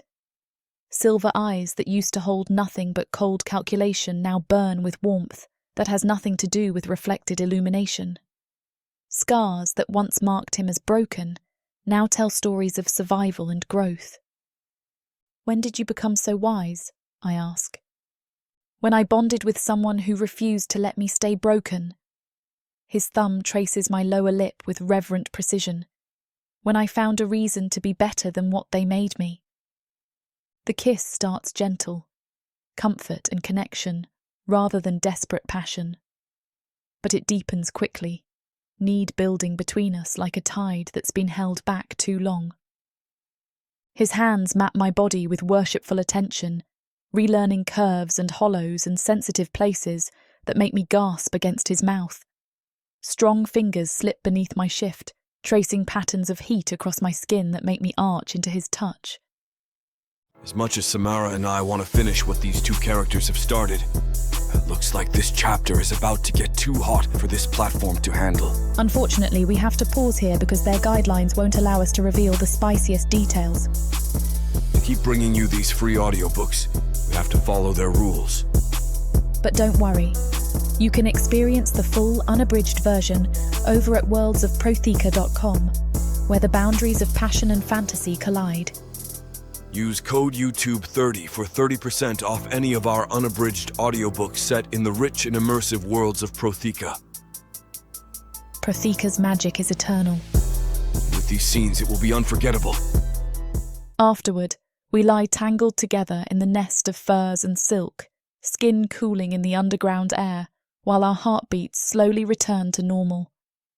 His wings curve around us like a shelter against the world, creating a cocoon of warmth and safety and perfect contentment. "Marry me," he says suddenly. I blink up at him, wondering if I heard correctly. "What?" "Marry me. Formally, according to Vrakan law and ancient tradition." His silver eyes hold depths I'm still learning to navigate. Be my mate in every way. The proposal hits me like lightning, unexpected and overwhelming, and absolutely perfect. "We're already bonded," I point out, though my heart is racing with possibilities I'm afraid to name. Bonded, yes, but not wed, not claimed before witnesses and sealed with ceremony that makes it official in the eyes of both factions. His thumb traces my cheekbone with infinite tenderness.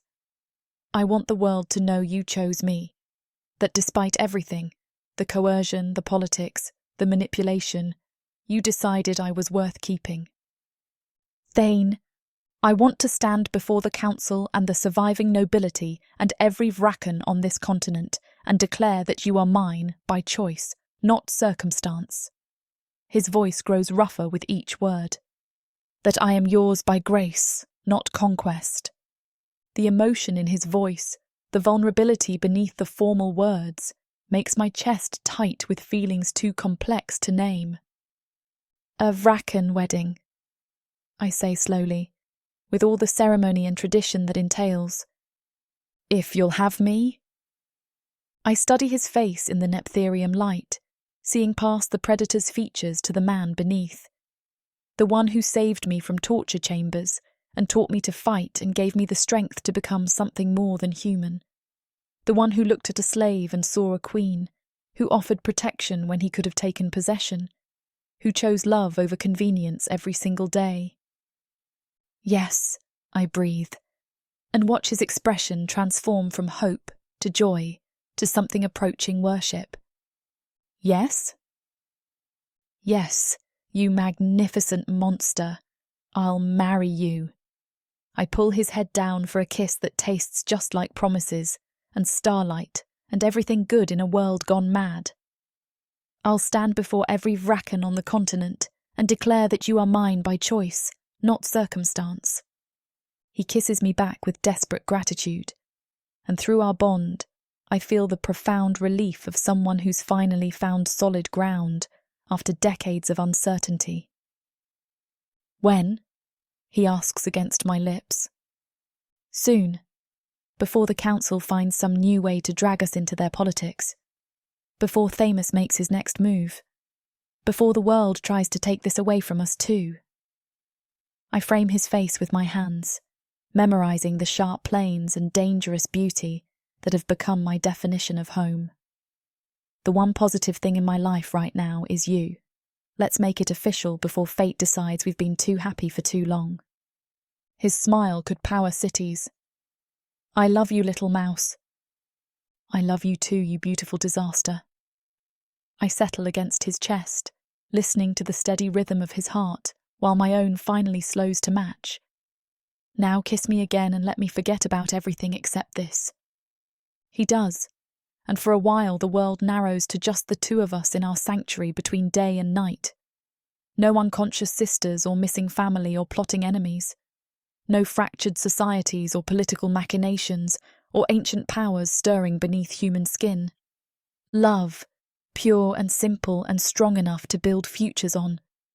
The promise of forever with someone who chose to be better. Just us. It's enough. Outside, night settles over the twilight chambers like a benediction. Tomorrow will bring new challenges, new searches for impossible cures, new attempts to navigate the treacherous waters of Vrakan politics. But tonight there's only this, love and choice, and the growing certainty that whatever happens next, we'll face it together.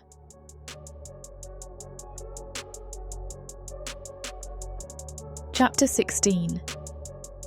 Mira. 3 days after Thane's proposal, I stand before an ancient mirror in the twilight chambers, hardly recognizing the woman staring back at me. The mating dress flows around my body like liquid shadow. Traditional Vrakan design crafted from silk so fine it seems woven from starlight itself. Deep midnight blue with silver embroidery that traces patterns older than written history. The gown clings to my curves before flowing to the floor in graceful waves. But it's my face that stops me cold. Power radiates from my skin like an inner light, making my amber eyes glow with flecks of silver and gold that weren't there a month ago. My hair falls in dark waves past my shoulders, threaded with tiny crystals that catch the nephtherium light like captured stars. I look ethereal, otherworldly, no longer entirely human, but something else entirely. Something worthy of the Daywalkers' devotion. Tatu alain, Kira breathes from behind me, using the old tongue she's been teaching me. And Banrion is Aile a chonaik Meriam. You are beautiful, the most beautiful queen I have ever seen. I turn to face my small gathering of attendants, women rescued from Razik's compound, who've become more than friends in these past weeks. Sisters forged through shared trauma and mutual healing. Kira, the red-haired northerner whose quick wit and sharper tongue have become my constant entertainment. Zara, the dark-eyed Easterner whose knowledge of enhancement procedures has proven invaluable in treating Sarah. And Tam, the only male among Razik's former captives who chose to stay rather than flee to distant settlements. Are you certain about this? Zara asks, adjusting the silver circlet that marks me as mate to Vrakan nobility. Once the ceremony is complete, there's no undoing it. The bonds become permanent in a way that goes beyond the physical. I've been certain since the moment he offered to die for me, I reply, touching the circlet with reverent fingers. Everything else has just been delay tactics. Through our shared bond, I feel Thane's presence in the main chamber, nervous energy and anticipation, mixing with a love so profound, it takes my breath away. He's getting ready with his own small gathering of witnesses, probably letting Kalix fuss over ceremonial details while trying not to think too hard about what we're about to commit to.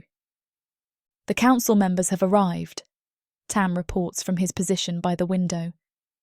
Progressive faction mostly, though I spotted a few traditionalists who apparently couldn't resist watching history in the making. History. The word sits strangely in my mind, because that's what this is, isn't it? The first formal mating between Vrakan and someone not so human in recorded memory. The first time their ancient ceremonies will be adapted to include someone carrying the first's consciousness. Any word from the surface? I ask, checking my appearance one final time. All quiet. No sign of Thamus or suspicious activity. Kira's expression grows serious. though I still think having the ceremony here, in the chambers, makes us vulnerable to attack. Nowhere is truly safe from him, I reply, smoothing non-existent wrinkles from the flowing silk. At least here we control the terrain and defensive positions. And if he tries to disrupt the ceremony, then he'll discover what the first's fury looks like when someone threatens her chosen mate.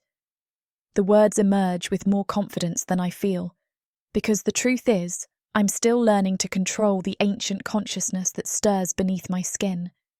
Some days it feels like wearing clothes that don't quite fit, powerful but unfamiliar, useful but unpredictable. Time, Zara announces, and my heart performs an intricate dance against my ribs. We make our way through corridors carved from living stone, past crystal formations that pulse with inner light, and ancient symbols that seem to shift when viewed directly. The twilight chambers have been transformed for the occasion. Flowers from the surface gardens arranged in careful patterns, Neptherium crystals positioned to create optimal lighting, the ceremonial altar polished until it gleams like captured moonlight. The main chamber holds perhaps 20 witnesses, and I'm struck by how perfect the number feels. Not the massive public spectacle that council ceremonies usually become, but an intimate gathering of people who matter. Progressive Vraken who've supported our bonding from the beginning.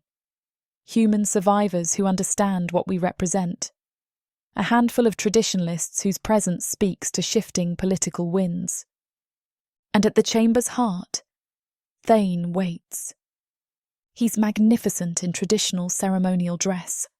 Black leather that moulds to his powerful frame, silver buckles and fastenings that catch the crystal light, and over it all, a cloak that flows like living shadow. His wings are spread to their full span, creating a backdrop that speaks to ancient power and deadly grace. But it's his eyes that stop my breath. Silver depths burning with love and desire, and something approaching worship as he watches me approach the altar, where we'll pledge our lives to each other. Mo Crowy, he murmurs as I take my place beside him, and the words carry enough emotion to make my knees weak.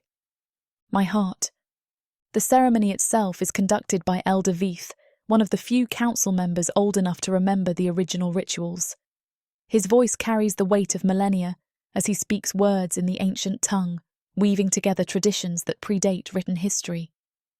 Anseo, ilathe na befinetheseo, tianglaimid da anam mar'aon, he intones, gesturing for us to join hands. An laoch agus an banrion, an dorchacht agus an solas, tiangalte legra agus roga. Here, in the presence of these witnesses, we bind two souls as one. The warrior and the queen, darkness and light, bound by love and choice.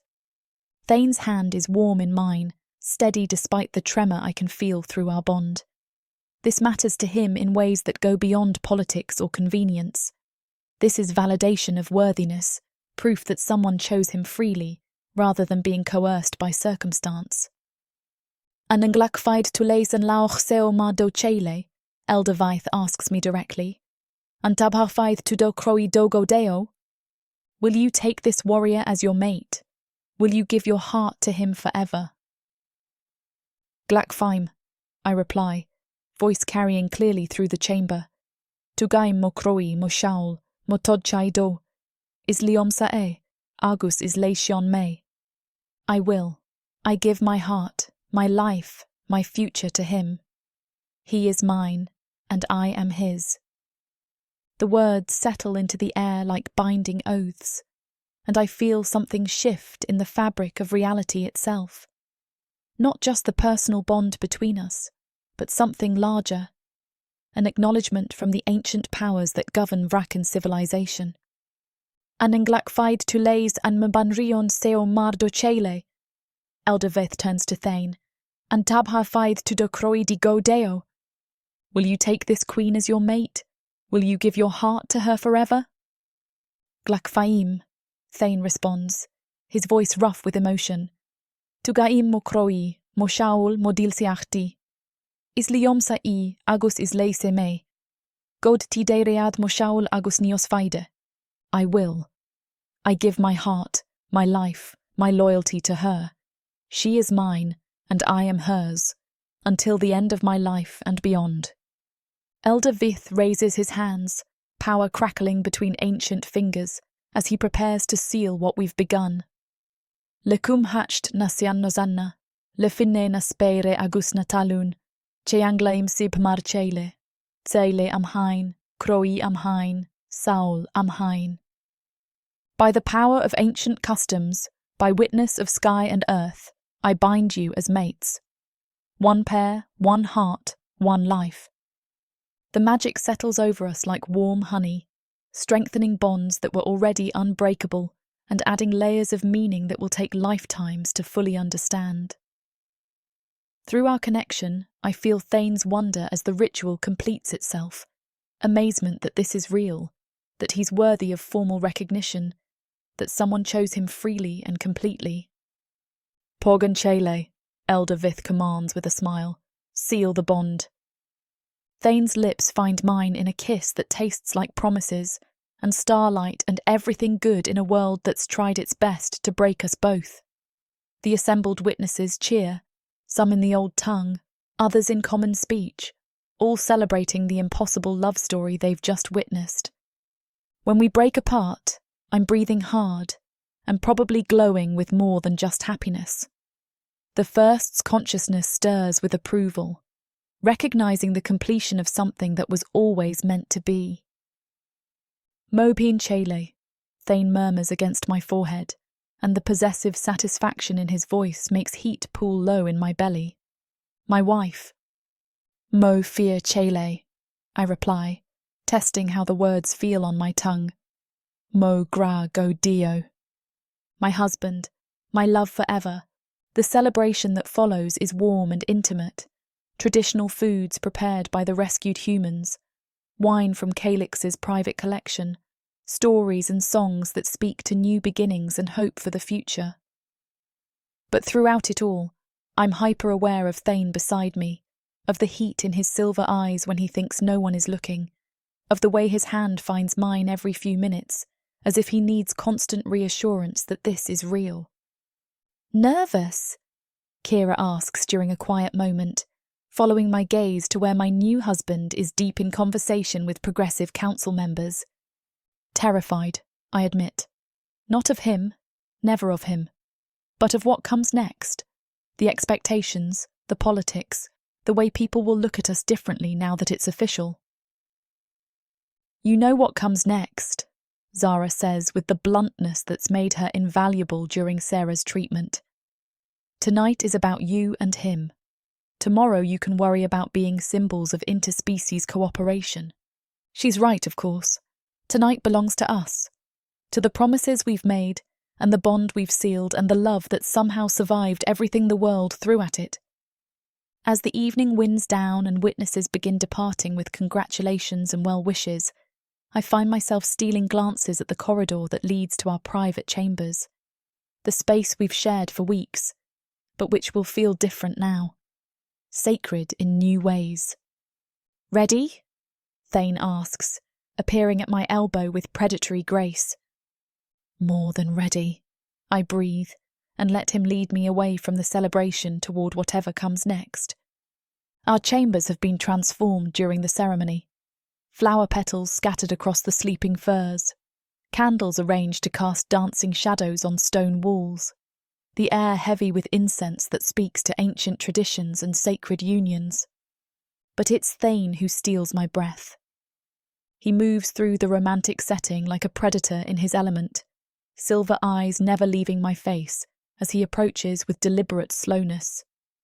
The ceremonial cloak has been discarded, leaving him in the fitted leather that showcases every line of muscle and bone and dangerous grace. Mobin alain, he murmurs, reaching up to remove the circlet from my hair with reverent fingers. My beautiful wife. The formal address sends shivers down my spine, because it's real now, more than simple bonding. Legal, recognised, sealed with ancient magic, and witnessed by people who matter. Mo lauch kroga, I reply, letting my hands explore the familiar planes of his chest through soft leather. My brave warrior. He captures my mouth in a kiss that starts gentle, but quickly turns desperate, need building between us like a tide that's been held back too long.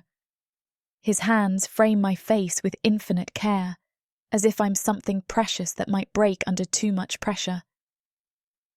I need to see you, he breathes against my lips.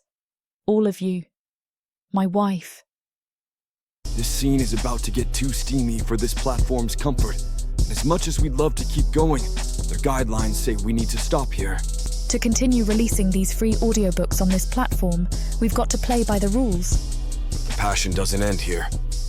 Visit worldsofprotheka.com to hear the full, uncut version of this fantasy romance, and every daring moment that YouTube can't handle.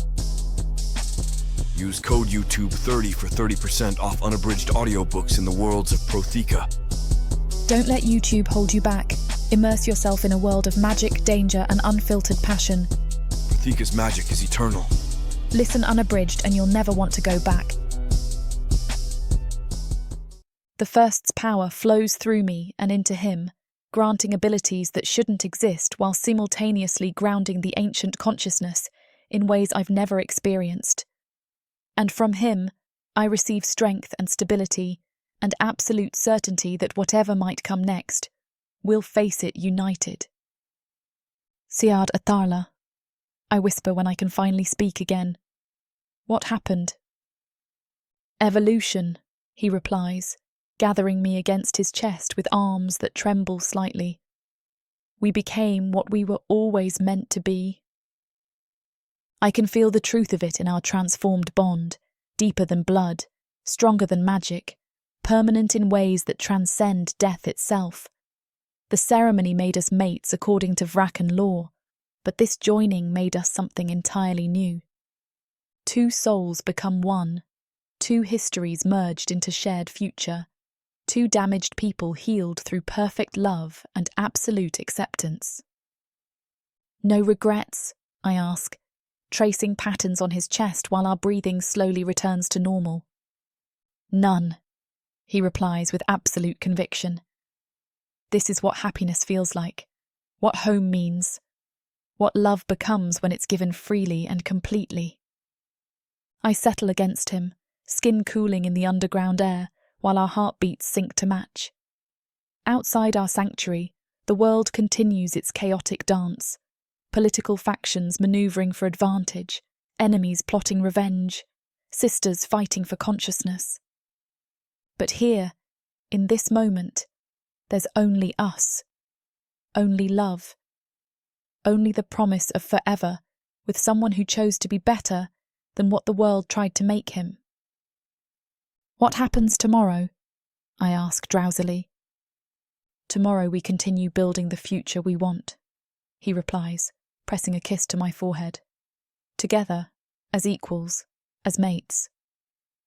As us, I agree, and drift towards sleep, wrapped in warmth and safety, and the absolute certainty that some bonds are stronger than fate itself.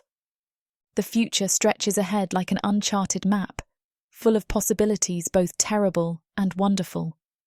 But whatever comes next, we'll meet it as we are now, united, transformed, and completely, utterly committed to each other.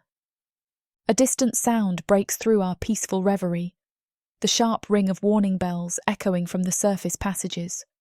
Not the steady toll that marks time, but the urgent pattern that speaks to immediate danger. Through our bond, I can feel Thane's instant shift from contentment to battle-ready alertness. His wings twitch reflexively as enhanced senses catalogue threats and assess escape routes. What is it? I whisper, already reaching for the clothes scattered around our chamber. Scout signals. Something's breached our outer perimeters. His silver eyes find mine in the candlelight, and I see grim recognition reflected there. We need to go. We dress quickly, the romantic atmosphere of moments before replaced by urgent efficiency. But even as we prepare for whatever threat awaits, I feel the strength flowing between us through our transformed bond. no longer two separate people facing danger, but a unified force ready to protect what we've built. The main chamber is already bustling with activity when we emerge. Calyx stands near the communication crystals, his face grim as he coordinates with surface scouts through magical channels. "Report," Thane commands, falling into the role of military leader with practiced ease. He has taken up the role of security in the past few weeks. Dark elf infiltration teams, at least 3 separate squads moving through the wild spots, using enhancement magic to mask their approach. Calyx's violet eyes meet ours with obvious concern. They're not raiding parties, this is reconnaissance in force. "How many?" I ask, power beginning to stir beneath my skin as the first responds to potential threats.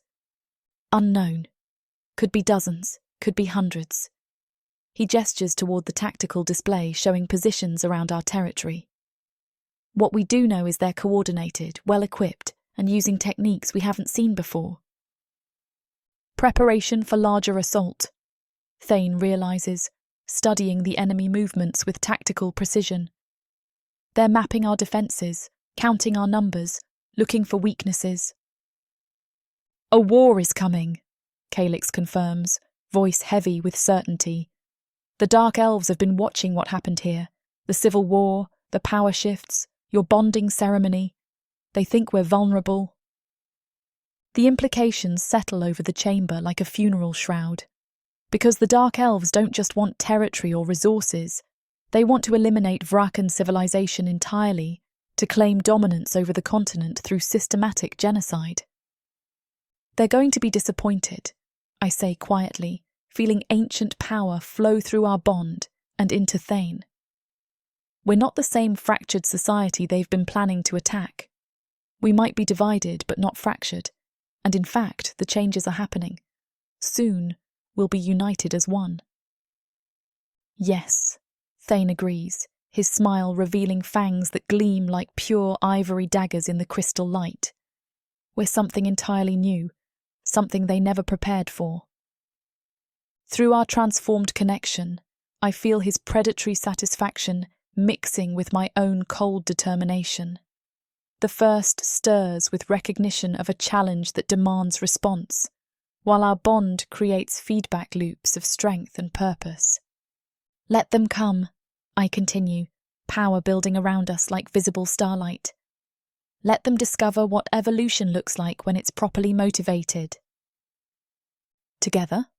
Thane asks, extending his hand. "Always together," I reply, taking it and feeling our combined strength multiply beyond what either of us could achieve alone. The warning bells continue their urgent song while allies mobilize throughout the chambers. Outside, Dark Elf scouts probe our defenses while their masters plan campaigns of conquest and extermination. But this time, they'll face more than fractured Vrakan factions or desperate human survivors. This time they'll face the future itself, transformed, united, and absolutely unwilling to yield what we've built. The real war is just beginning. Forever. Always. Against whatever darkness comes next,